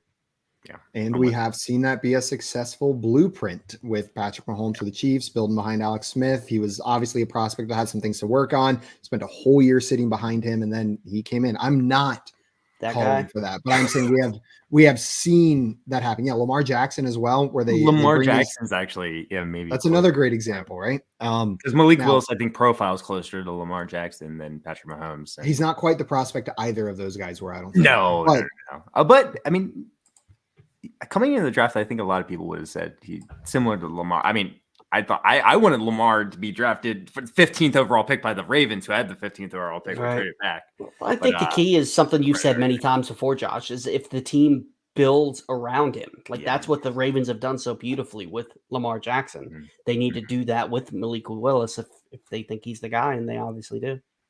That's part of it. Where like if Tannehill's not the solution anymore. They make that decision. I do believe the Titans are one of those franchises that I trust to build around him, more or less. So I think it was the Cowboys pick is in. Have you guys seen it? Yeah. The Cowboys have selected with their third pick. They have taken Jalen Tolbert out of South Alabama, the wide receiver, 6'1", 194 pounds. So the Cowboys address maybe the missing wide receiver position with Amari Cooper leaving and grab Jalen Tolbert in this draft. Nice. Just to add on to that the last conversation real quick is Ari Mirov tweeted out Ryan Tannehill will turn 34 years old in July. He has no guaranteed salary left after the season. So Malik Willis will get to sit and learn. I do think it's good. It is a good situation for him, but yeah, I think it's going to take a little time. Craig says he likes. I would have guessed he was already 34. Honestly, I would have guessed Tannehill was already 34. So yeah, guys, I've just been pulling up the player profiles as they get drafted, reading little blurbs on them just to stay up to speed, see if there's anything that I'm learning. And sometimes they're so funny. For Jalen Tolbert, one of the cons that they have listed for him is could use more fire in his belly on every snap. Okay. That got me too. Like that's what they actually doesn't wrote. try hard enough. Doesn't have that fire in his belly. He's just got to get that fire in his belly and he'll be good to go. It's easy to find, just get. Yeah, I'm sure there's plenty of fire in Dallas. He should be fine right there. Yeah. Also, J-Wall, welcome in. J-Wall excited that Malik got drafted and that the Eagles got Dean, baby. Yeah, that was a great pick by the Eagles. They drafted a baby. We were just talking about it, J-Wall. We think they had a very good draft, especially JL. And Mr. Scabers said more Chipotle talk with the fire in the belly. No, I'm not sure that's fire. That's something in your belly, though. Not necessarily on fire. I'm not sure how spicy Chipotle can get. Chipotle's not making fire in your belly. No, some bland spice. Yeah, it's just an upset stomach with no spice right there. Cold Taco Bell. Miami with their first pick incoming. When? Oh, not until a while. And they still got him in it. The Bills pick is in. Have we seen that yet, JL? Do you know who they picked? Seeing it right yes, now. The Bills. People get hyped up about it. The Bills are taking Terrell Bernard, linebacker out of Baylor. Linebacker out of Baylor, meaning that the Raiders are on the clock with the pick that they got from the Tennessee Titans. Curious to see who the Raiders go here. Me too. Alex Leatherhead. Leatherwood. I'm pretty sure it was Leatherwood. Leatherhead. Isn't that like a football thing? I'm pretty sure I have like a Leatherheads. distinct memory, and I'm forgetting who it was. I was on stream with a Raiders fan last season when Leatherwood got drafted, and that Raiders fan was very, very. Was it Matt Donnelly? It was not Matt Donnelly. It was. I would have remembered the mustache being that upset, but I cannot remember who it was that was this upset about the Raiders drafting Alex Leatherwood. And Andy said, "I'm more interested in Rosie's belly. What round will she be drafted?" JL, do you have any insight on when Rosie?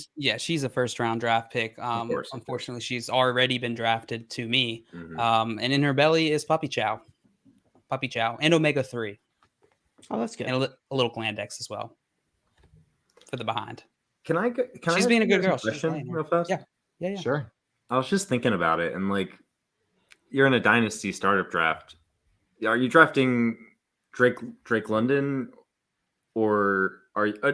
Here's a better question. Let's rephrase this. What rookies are you taking ahead of Elijah Moore? Are you taking all of them, pretty much? Oh, not all of them for sure. Every single one. Who were you drafting coming into this draft? Devonta Smith or Elijah Moore? Smith. Before I was the slightly on the Brown Smith move? side, but yeah, before everything. Yeah. I was lower on Moore though. Yeah. Then now are you drafting Devonta Smith or Elijah Moore? I'm still drafting Devonta Smith. Yeah. I honestly hadn't really thought much about Devonta Smith. I'm a little worried about Devonta Smith. I was pretty high on him coming into this draft, and honestly, like when I was just thinking about it myself, and he might have gotten hurt the most. Like not hurt. I mean, he's going to be more open now, but here's what Hurts isn't going to pass enough to support those two guys. Here's my like way too early prediction for the Eagles. This may be totally off, but here's my like scenario that might play out here. I feel like when you have a guy like Jalen Hurts, who's good enough, he's talented enough, but he's lacking in the passing game. I feel like we see this type of situation where the team might initially go run heavy to compensate for that, and then what I think might happen is that they're now surrounding him with a bunch of pass catching options, top tier talent in the league. Yeah. If Jalen Hurts can't pass enough and well, and that they're not winning, the Eagles, I could see the Eagles moving on from Jalen Hurts very quickly after this next season. But what if they are winning, just using that rushing attack and kind of giving each one of these wide receivers 5-6 targets a game? I mean, if Joe Flacco can win a Super Bowl, Jalen Hurts can. Oh, for sure. And it's no disrespect to Jalen Hurts. I think Jalen Hurts we could see, players' talent also isn't static, right? It's changing. They put time into training. They can get better at things that they're not good at. And so I don't think that we should. Josh Allen's a perfect example. I forget, it was NFL Network sometimes last season. They were showing like how he threw. It was like a still of like how he threw before he, like that whole offseason where he transitioned, then after, and like how much more like technical he was is incredible. Anyway, I do think that we could see Jalen Hurts have trouble. So I think AJ Brown, I'm not nearly as worried about AJ Brown. I think he can thrive on lesser targets and just be a big play guy. It's really the Devonta Smith factor I'm a little bit more worried about, though. Definitely hurts him this year for sure. So like AJ Brown going to the Eagles helps Jalen Hurts like a lot. Like right? Like it could yards after the catch. Doesn't have to be a great pass. He's a playmaker, like you said. Yeah, I'm just like from a fantasy perspective, I'm just a little worried about Devonta Smith. I don't think Devonta Smith would have done well in that system if he's the only guy, right? Yeah. Like it wasn't like he set the world on fire this past season. So maybe you think he's a better like number 2 wide receiver. And I think that's more of his role. I think AJ Brown maybe complements him well. I still think he's capped a little bit because you have a guy like AJ Brown. It's going to be hard to get your own share, but I don't think that he's necessarily tanked either. Yeah, no, I'm with I you. agree with you, Jay. And Craig in here saying Trent Dilfer and Nick Foles won Super Bowls when starting. Team around you matters a lot. Absolutely. A good quarterback can be the difference, but it's not a requirement to be a Super Bowl winning team. The Raiders have just made their pick. The first pick they've made in this NFL draft. Wow. I did not realize they haven't had a pick yet. But the Raiders have selected Dylan Parham, guard out of Memphis. And from what I'm seeing, this is quite the value for them down here. This is a player that fell. Looks like some teams after them are fairly upset that he didn't continue to fall a couple more picks. Good for them. Well, let's see. And next we've got the Buccaneers. Is this where we could now what? Malik Willis is gone. Desmond Ridder's gone. Are we going to see a quarterback here, Josh? Do you think that other quarterback we were talking, Matt Corral, maybe? Or is this going to be? I like Matt Corral. I think he's deserving of a second round pick. So like. No, well, you know what? But if they don't take him, the Packers definitely will with the next pick, right? Right. No, I don't think so. But if there's anyone that profiles the most like Tom Brady in this draft class, it's Carson Strong. I don't know if that really leads the Tampa Bay Buccaneers to taking him. Like it was kind of mentioned earlier, Tom Brady's back. They want to win a Super Bowl. They want to get back there. Carson Strong, no quarterback is going to help them do that really. Because if Tom Brady gets hurt, it's shot. Right? It doesn't matter who the backup quarterback is. So draft someone that maybe can help you this year. Right. Yeah. That's a really good point, Josh. I hadn't really thought much about that. Is there a chance the Packers grab another wide receiver after they skipped in the first round? Did they load up a little bit? Yeah, I can see it. Yeah, I could definitely see that as well. I could 100% see it. Increase their probability that one of them hits. It wouldn't be the first time they've done that either. You know what I mean? Where they passed on wide receiver in the first round and grabbed a couple of them. I believe the the St. Brown year, the Equinemius St. Brown. Yeah, They grabbed yeah. a couple. Who were the other guys they grabbed that year? MVS, I think was MVS. Yeah, there was a couple. They grabbed a couple wide maybe receivers. Lazard. Was Lazard in that class? Yeah, man. Equinemius. What round was Equinemius? Weird. They were all like third round. After the third round, I think. Okay. Like Mr. Scamper said, Kyle Brandt looks awesome. He did. I was thinking the same thing when he was on the screen. It's like, oh, I don't mean to brag, but I just spelled Equinemius exactly right when I googled it. That's just I don't mean to brag, but seriously though, man, just that's impressive. Nailed it. Google didn't even have to correct me. Dane said, no one else excited about Areza? Bummed out. Oh, I am hyped about Areza. I've talked about this player on stream multiple times. The San punter? Diego punt. Yeah, the punter that's hitting like 80-yard punts in the air with consistency. You did talk about him. I'm glad you mentioned it. Insane. I'm glad you mentioned it. Like you guys can attest. I've talked about Areza on stream. Yeah, so yeah. like, if you haven't watched his tape, go watch it. Right now was around where you'd see someone like that go, I think. So I'm glad you brought it up. The Buccaneers, they were the team that drafted Rodrigo Blankenship you're right. in the second round, right? Traded up to draft Rodrigo Blankenship. And then what? They so cut him ugly. before the season, or he sucked. He got the yips and never grew out of them. It was just it was a problem. And it seems like a Raiders pick. I know you're going to say it because I'm going to say it. Janikowski was a first round pick, as a kicker, but like it just seems they like speed and power. You know what I'm saying? Oh, okay. So I have the answer to the Packers question. In that year, in round 4, they drafted Jamon Moore out of Missouri. The Raiders have a good punch. In round 5, they drafted Marquez Valdez-Scantling. And in round 6, they drafted Equinemius St. Brown. So that was the year they drafted 3 receivers. All right. So we got from so after Parham, we had the Buccaneers select Rashad White. White, running back from Arizona. Interesting. Or Isaiah Very Spiller. Interesting. I like Rashad White. Very good pass catcher. Maybe too good. Maybe too good. Maybe you heard it here first. Rashad White, too good of a pass catcher for fantasy. Maybe. I want to start Leonard Fournette though. I know Fournette, is definitely part of that like win now plan. I'm not worried about Fournette at all. He'll get a little bit less catches, maybe. Yeah, exactly. Fournette was one. I was looking at stats earlier this week, and Fournette was one of only, I believe, 6 running backs to average over 5 targets a game. So, I think you have to worry about a little bit of his ceiling this year. Yeah, I think he's still got a super safe floor, but if he's loses half of his targets, wouldn't be surprised to see Rashad White get 3 targets a game. Yeah, maybe filling in that Ronald Jones type role. Maybe that's what they're doing here with Rashad White. Yeah, like how many targets a game did Ronald Jones get? Like Rashad White could get that probably. Maybe 1 or 2 more. No, I think Leonard Fournette's still the back there. Like this is. I don't think anyone. Oh yeah, no, yeah.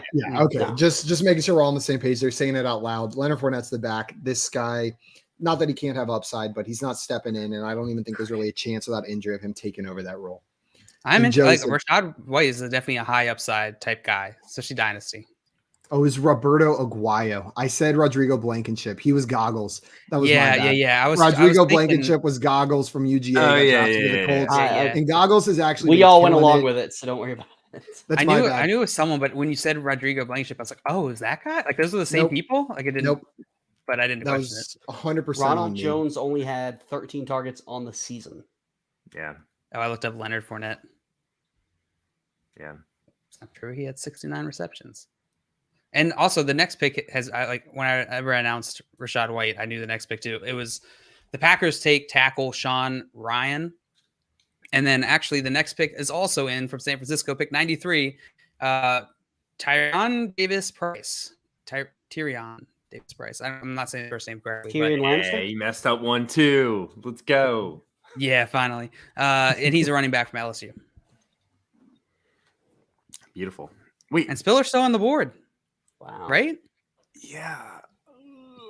I mean, I'm looking at the concerns are real, guys. The concerns are real about Spiller. Like we all know there were concerns that were lowering him down our, dynasty and fantasy rankings and such. And we're seeing it now spill over to we're seeing it actually come to fruition with the NFL draft, really. Yeah. This is Dr. Disrespect. Let's go, Doctor FanDuel. Hey, he's announcing his pick. There we go. FanDuel. Yeah.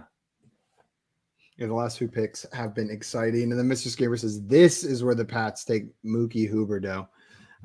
Video game streamer. Fully agree with you, Mr. Scampers. And FanDuel said, Doc at the draft. Be right back. BRB. We'll see you in a minute. And Craig said, spill over. Thank you, Josh. With Isaiah Spiller. So bad. So good and so bad at the same time. And I love also it for it. Tim is in here getting excited for the Dolphins pick coming up, expecting nothing but utter elation for this pick. Tim, elation. What would utter elation look like for you in this pick? Who is being drafted? I feel like it's going to be a big sigh. It's going to be a big sigh, Tim.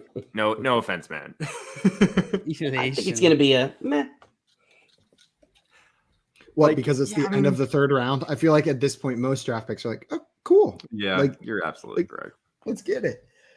No, but you know what? I say that we see fantasy relevant running backs and wide receivers come out of the 3rd, 4th, 5th rounds. Yeah. Every Kamara was 3rd round, right? Yeah, it's 3rd or 4th. Kamara was. I think it was the 3rd. Yeah, we see fantasy relevant players. They come said out. Did they say the Panthers just moved up? Yeah, I'm seeing the Panthers on the Matt clock. Corral. They took Matt Corral. Did they? Let's go! Yeah.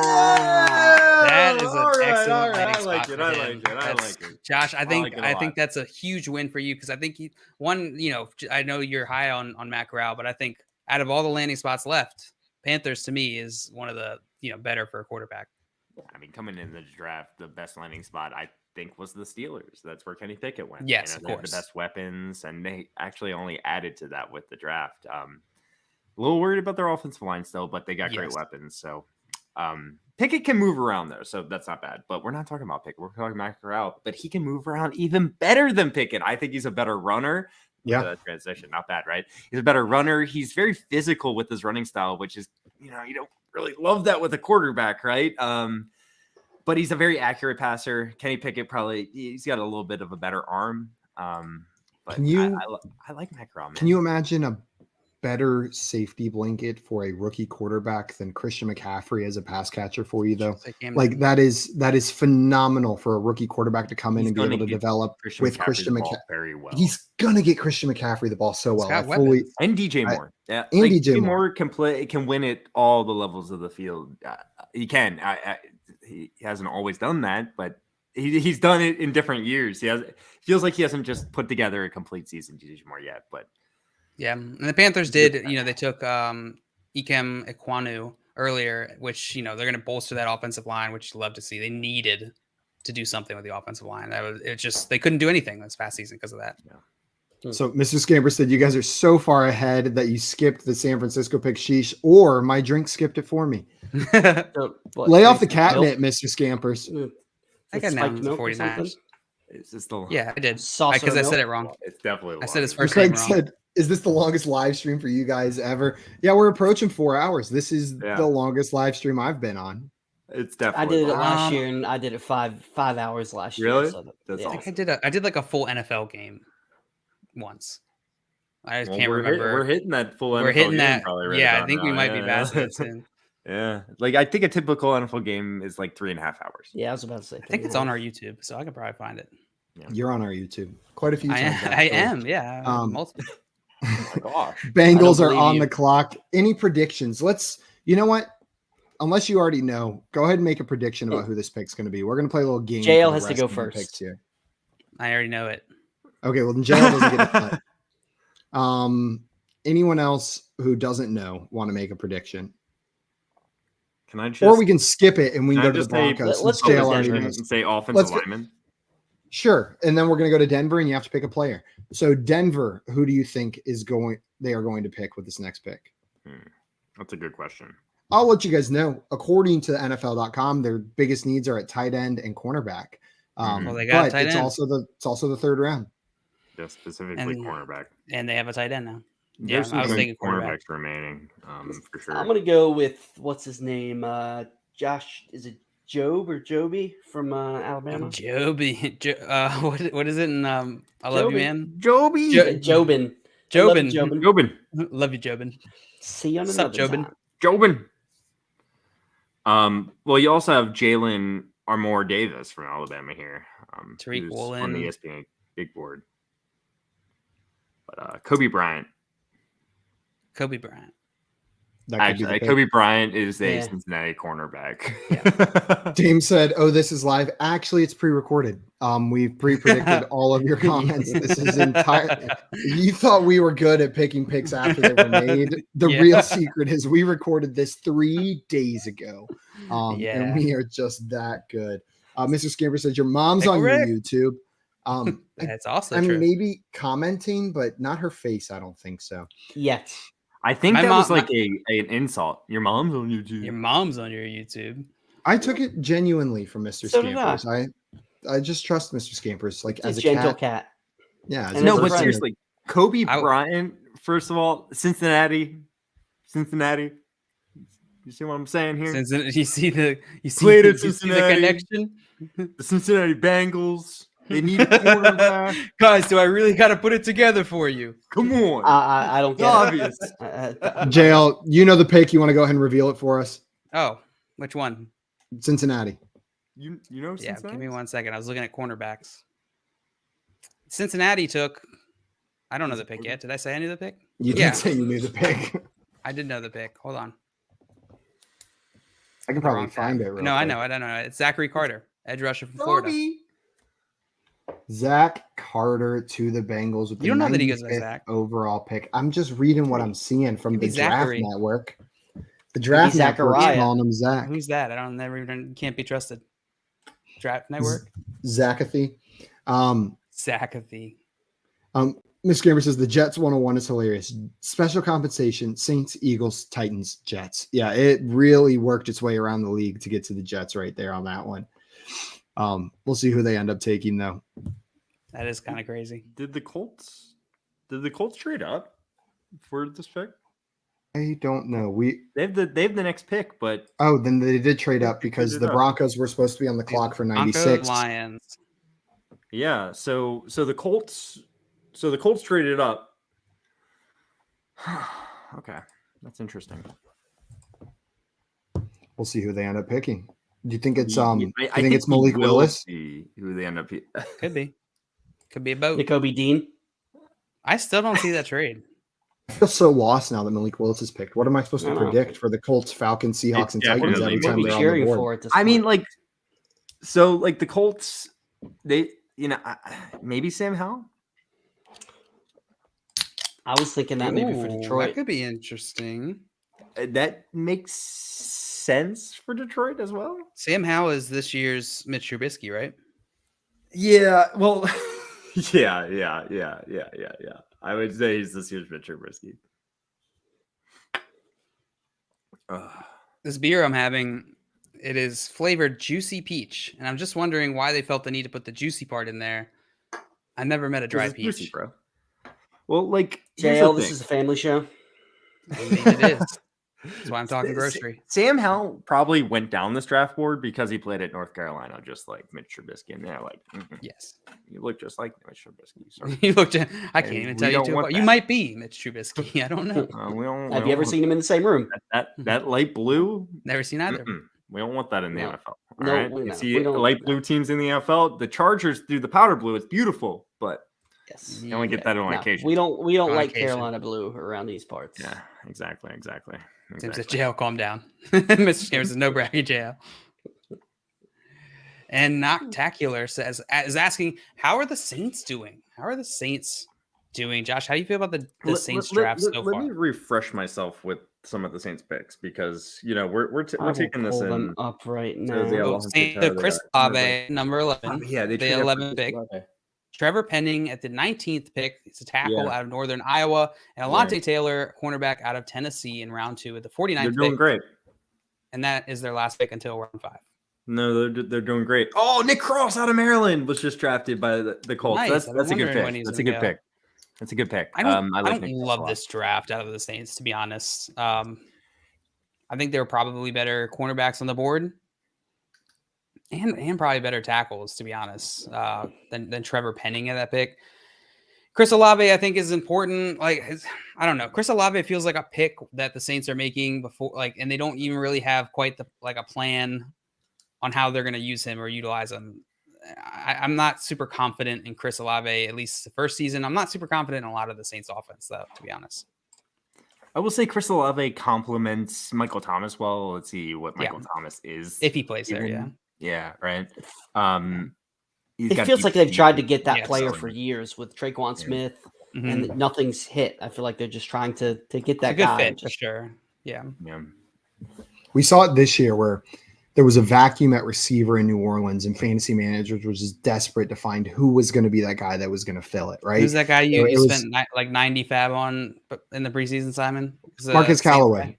And it was a dynasty league. You know what I mean? Everyone did though. Like, he had like wasn't a 2 or 3 good preseason games, and everyone was like, "Oh, yeah." You take your shots. 90 fab in dynasty leagues. In dynasty leagues in season, sure. You got to take your shots on potential players. So that's what I did there. But anybody who might have a sliver of value. According to your point.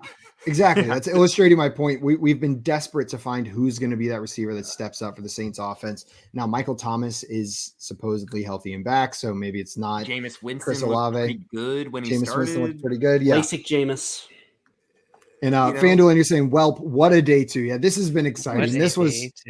This was absolutely fun to watch. It hasn't felt like 4 hours, to be honest. No, it has not. But also, this is something we would just normally do. So that's true. I mean, my neck hurts a little bit more. Yeah, for sure. I'm good. Rosie is probably so pissed at me.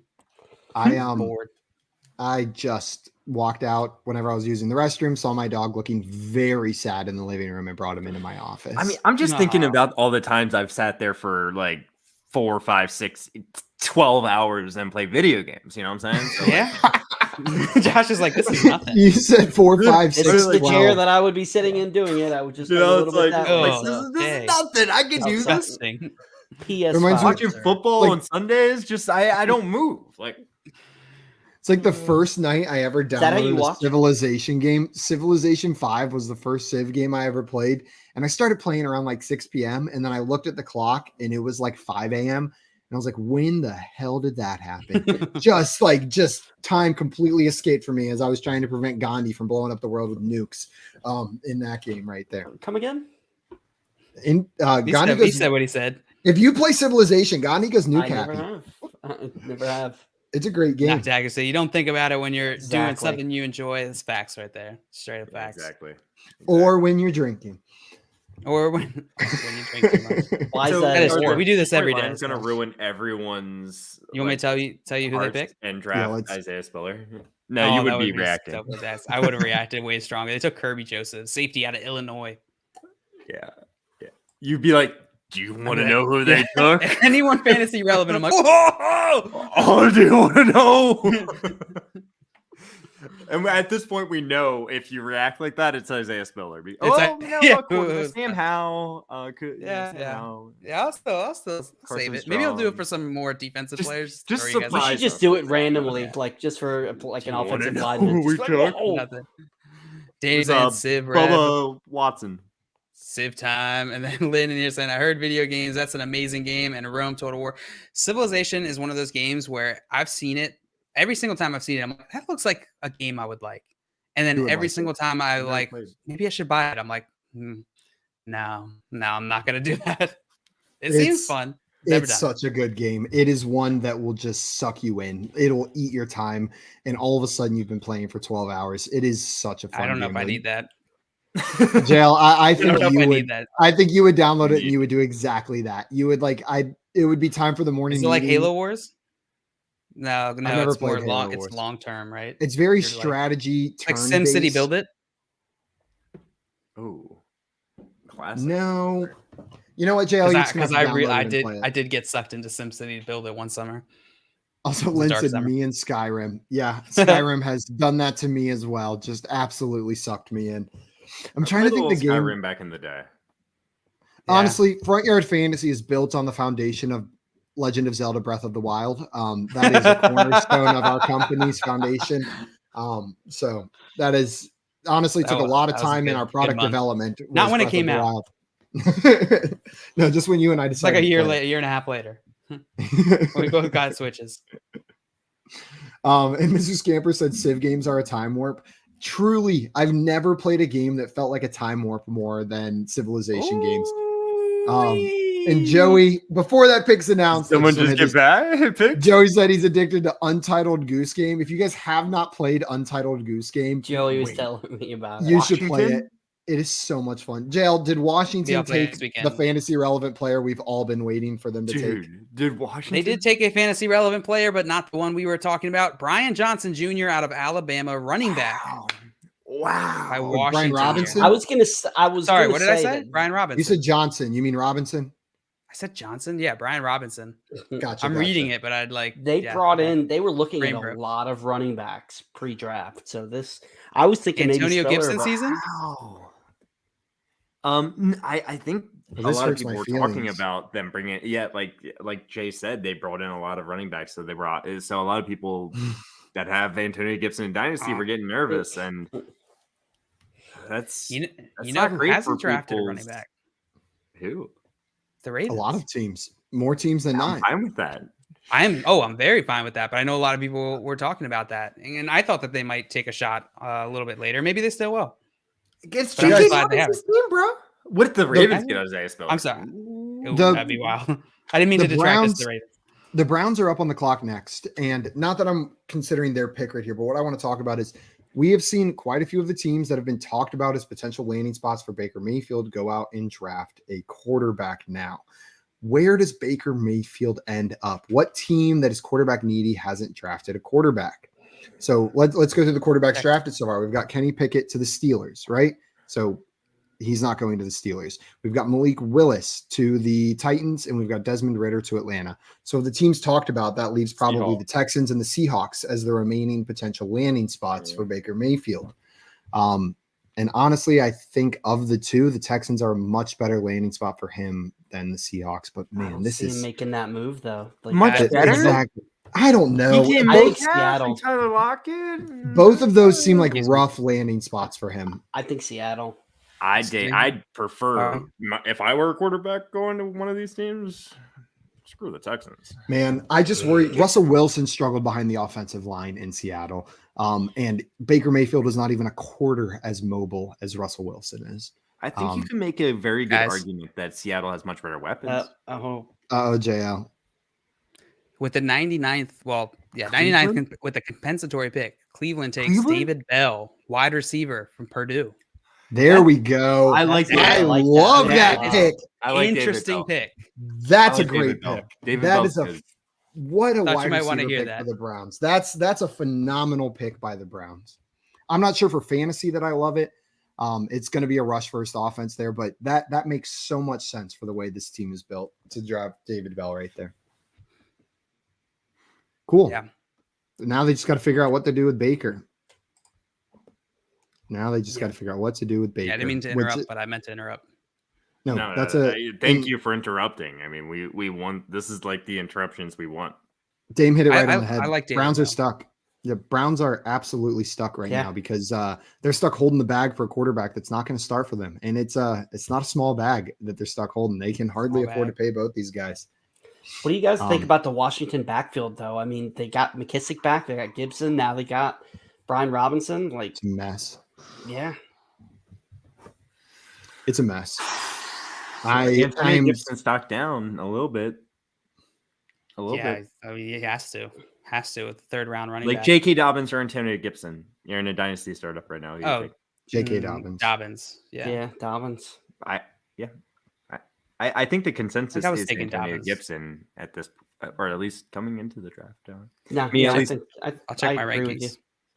I think Mr. Scampers wants to know who the McGriddles are the Rams going to take.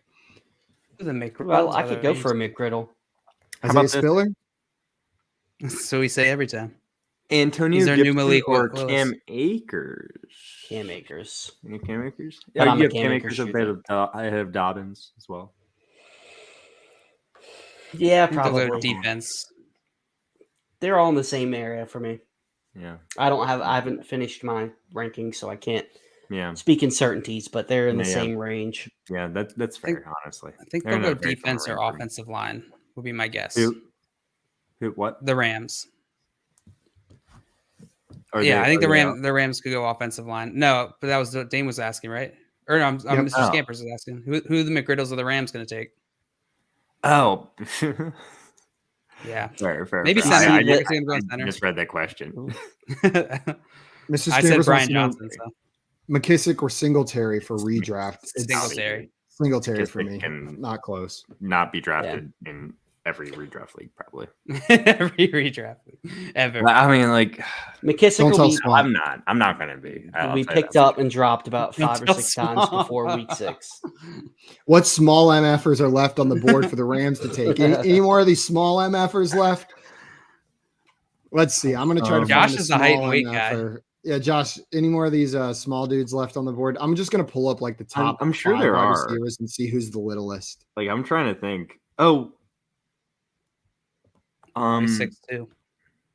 Let's see. Khalil Shakur is 6 foot. 5'9". Montrell Washington is 5 foot. Oh, here we go. Montrell. Little guy. Washington out of Sanford. We found him. We found him. You know what? It really hurts my feelings. You guys saying 5'9" is a little guy. In the NFL, Calvin Austin. Calvin Austin out of Memphis. Calvin Austin out of Memphis. 5'8", 170. 5'8". Oh, that's a small MFer right there. And he could easily be drafted here.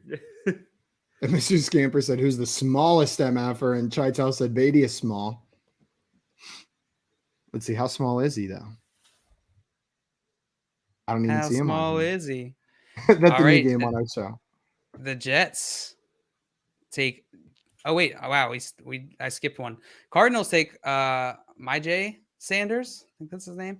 Myjai Sanders, who's an edge rusher out of Cincinnati. You're Myjai. And then the Jets with the very next pick take Jeremy Ruckert, tight end out of Ohio State University. Ohio State University. He's from the city I was born in New York.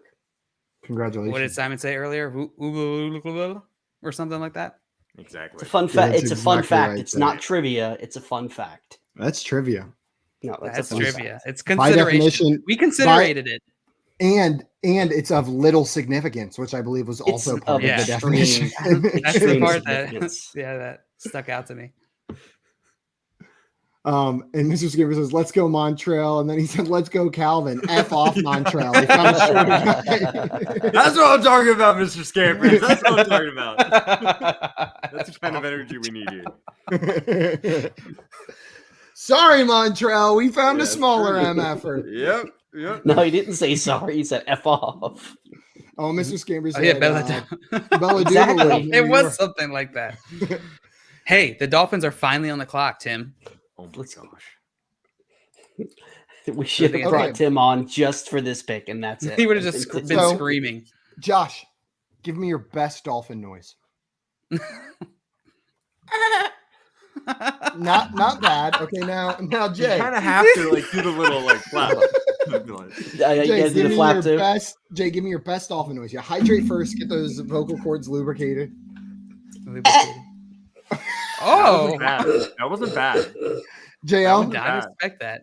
I want you to go. It was subtle, but yours is also good. FanDuel. I love as we make the dolphin noises. Comes in and says, "We've hit."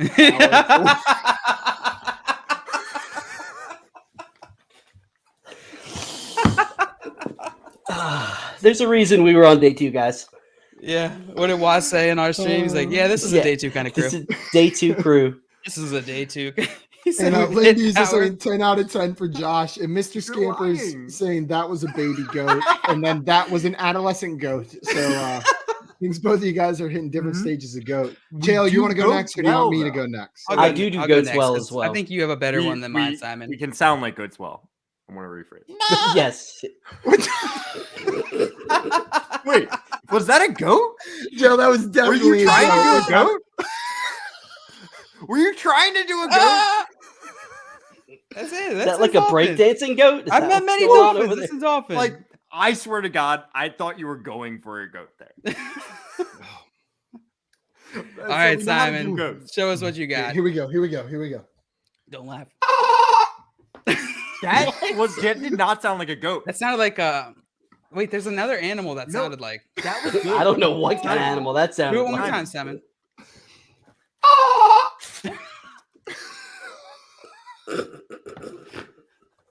Also, Chitel That said was an sheep. ostrich. A sheep. Maybe a sheep is it.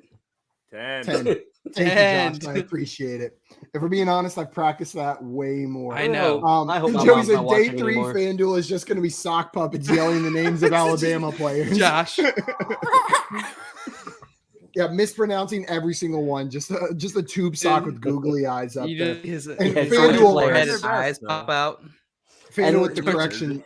It's Right. Georgia players. Are you sure they haven't Yeah. all been drafted yet? I'm pretty sure every And the Georgia sock player puppets has are been just drafted. randomly going to say, I wonder if this is where Malik Willis goes. Okay, guys. Dolphins on the clock. Do we have their pick in yet? Oh, Yeah, there's just drafts? I refreshed. thought we were just doing animal noises. Channing Tyndall, linebacker out of Georgia. Another Georgia. That again? There we Another go. Georgia guy. If only there was a sock Scamper puppet said announcing that's it. an African Pigeon. swallow. Dave said Simon nailed the pigeon. I think that was it. I think that was a pigeon. Yeah, that No, you're right. pigeon's I more think like that was a pigeon. I've been reading That recently was a that good apparently pigeon, JL. pigeons. That's a really good pigeon. Very good pigeon. Thank you. I've practiced. I've I'm been gonna reading be that honest. pigeons actually make great pets as far as birds go, and that They they're carry also very messages. social animals. And so you can just like grab Mike a pigeon off Tyson the street, is, and like, within a obsessed couple with 'em. weeks, it will apparently become a pet. Like you can like domesticate a pigeon over the course of a couple weeks. Also, if you I'm feed pretty it. sure you can reach anybody who's currently on like a New York rooftop via pigeon, if you ever need to. Yeah, anybody who's on a New York rooftop. Every single That- New York rooftop has pigeons. It's a whole network. Trust me. I I was was, scared I to was watch born in that New York. documentary. I can confirm that is Mhm. actually true. Jail. I feel like we said it, but that was a really good pigeon noise. Thanks. I didn't know you had that in your arsenal of noises. I can't do it. Oh, you got there. You just like roll your R and Yeah, like, but keep see, your the mouth problem closed. is I can't roll an R, and if I try to, it's I couldn't even to wildly save my life. embarrassing. Yeah. It is. Why? so- This is weird. I don't think Maria can either. Is this like a? Do I have a type? I have a. Here's my theory. I can't roll an R. Here's my theory. I have Dutch blood in me, and the Dutch has a noise that's like instead of like rolling you your tongue, coughing it's a up a different thing. hairball? No, but that's what Dutch sounds like. There's like a hockaloogie noise, and I think it's overtaken my ability to roll an R. Is the Dutch hockaloogie noise is like Dutch hockaloogie. genetically That's a team genetically name if I ever coded. heard one. Dutch Definitely haven't hockaloogie. like heard like Dutch as like the romantic language. That's for sure. Yeah. And Mr. I haven't Scamper said, really I'm heard much about legit Dutch at all." impressed with your animal mimicry, although they may Thank you, be the thank you. incorrect animal. Yeah, I feel like most of Well, ours they're like worked hard good, on but our just horse wrong. noise. We used to play horse all the Oh time. yes. We Yeah, can do Mr. horses. Mr. Scampers and Danny Bry don't. They probably. Oh, yeah. That's probably before We their used to- time. Yeah, horse used to was have like a- our like second OG game. I feel like. Yes, you know? yeah. It's basically like trivia, or it was trivia. It was similar to the basketball Oh. game, and just in terms of the scoring system. So, like, if you got a question right, you got to give one of your opponents a letter, and you, of course, did not want to get Should bring horse. it back. And then if you lost, you had to make an animal noise. And there are definitely a lot of good animal noises on our YouTube channel from that.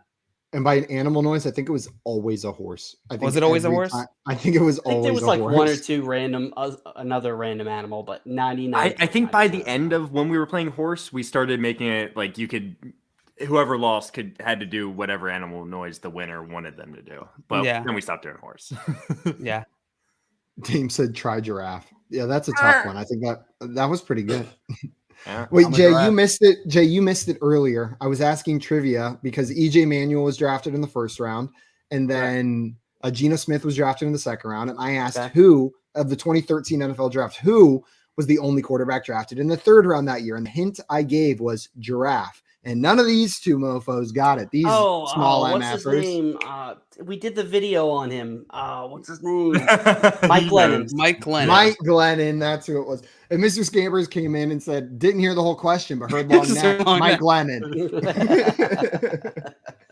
Got it absolutely That's so right. good. Was that when my internet cut out? And Mr. Scamper said Dutch speakers tend to try to throat roll R's instead of using a tongue. Oh, roll. I don't Go like that listen term. to a Whatever that koala. is. Never heard that. Don't like that. All right, with the Still 103rd weird. pick, The Chiefs let's talk take about Leo the Chenal. 3 more linebacker picks, out of guys. Wisconsin. 2 more That's picks it. now. We are this close. 2 more. We're this close. 2 more. And Mr. Sure, we Scampers, made your it. question is about to be answered of who in the McGriddles are the Rams going to draft. We are going to And find that out is- very Oh, shortly. no, Tackle from what are you talking- Wisconsin, No, we Logan know. Bruss. No, you're wrong, JL. It's Calvin Austin. Okay, my bad. It's Two? Calvin Austin. Calvin Austin. Okay. 5'8", 170, wide Yes. receiver out of Yeah. Memphis. F off Montreal. The only thing that makes sense. It's the only Except thing that makes sense. it's Logan Bruss. I don't know what they're doing here. That's an offensive lineman. That's a big guy, probably. But Tutu Atwell, like, don't they want to pair It's him not with a like small a guy. friend? You know, You think maybe they're going for like a big little who's thing. Tutu gonna hang out with? Guys, Logan. we're all about right. to have our last pick, which means this stream is about to end. We are approaching the end of day 2 You of the witness NFL history. draft. We are approaching 4.5 hours. We've done animal noises. We've talked about how long Mike Glennon's neck is. Daddy, We've What more covered do you Fangio, want countless- from us? Thank We've literally God. given you everything we have. This is it. This is all we have to offer. And if it wasn't enough, I'm so sorry. But Also that makes sense. I mean, I understand. Yeah, totally get your side of it. We get it. we get it. But thank you for hanging but out with us. This is guys, super fun. This is truly everybody who has tuned in and watched with us. There's been a constant crowd in here hanging along in the comments, hanging out with us.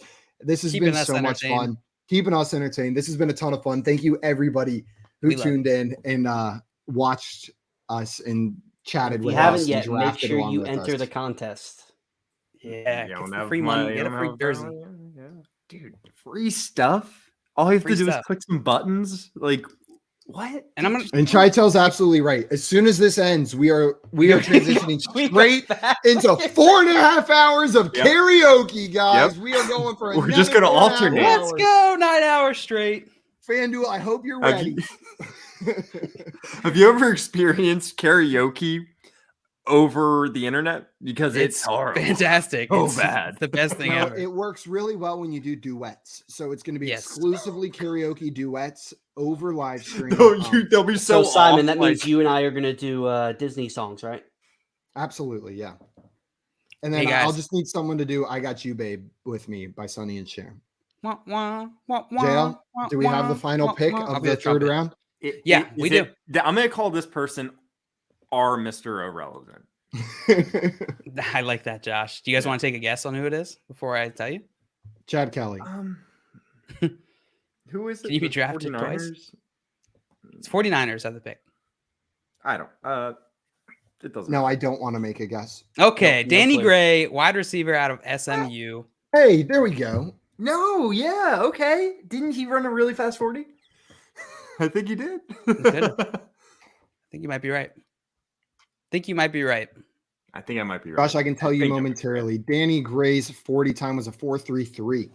That's pretty he's fast. 6 That is foot pretty 180, fast. 6 foot, ran a 4.33. That is a fast wide receiver. He's not a small MFer, but he's not a huge MFer either. There, It's a at 6 solid foot. late third round pick. He's just He's one. a solid MFer right there, is what we got out of Danny. Solid MFer for sure.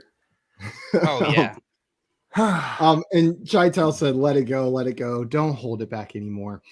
How did you Amen. know that is one of my go-to karaoke songs? I have sang that live It's not in hard, front of yes. people far too many times. Guys, we have reached the end of the third round. You have hung around with us probably for far longer than you should have. We've talked about the picks that came. Thank you, everybody, for tuning in and hanging out with us today. If you have not done so already, a couple things. Number one, make sure you subscribe to FanDuel on YouTube. They're the ones who were gracious enough to host us on their channel today, and they have a whole team of awesome And we content love them. creators putting out awesome content. And we love Daddy FanDuel, so make sure you guys subscribe over there. And on that note, FanDuel is also giving out a jersey and $100 in FanDuel credits. So if you haven't signed up already, go ahead and sign up. The link is pinned on both YouTube and Twitch. You just got to follow the instructions over there, and you will Get be your free entered stuff. automatically to win. Yeah, get your free stuff. It's the least you could get for hanging out with us for 4.5 hours.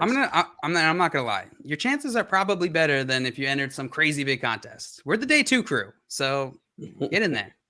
Get in there. He got pretty good odds. You got pretty good odds. Guys, here's what we're going to do right before we leave. One sentence, closing thoughts. Josh, closing Bah. thoughts on today's draft. Quarterbacks, what happened? Jay, See you on another time. JL? Picks were made. People were laughing. Good times, Yeah. sunny days. And mine Bon is Malik voyage. Willis has to get drafted here, right, guys? That is going to be it for Can I do us. one more? Yeah, you can. Trading make makes football fun, guys. It really does. Trading does make Whoa, football remix. fun. For little MFers. Especially you little MFers. Guys, that is going to be it for us. Thank you, all you small MFers, for tuning in today. Let's hear that We will pigeon hope- one All more you time. small MFers. Yeah, JL, take us out with the pigeon. And- Pigeons turn into a dolphin. okay, you know what? We got to end this before it goes on too much longer, guys. Adios, everyone. Thank you so much for tuning in. And enjoy day 3 of the draft tomorrow. See you guys. Bye-bye. Love you guys.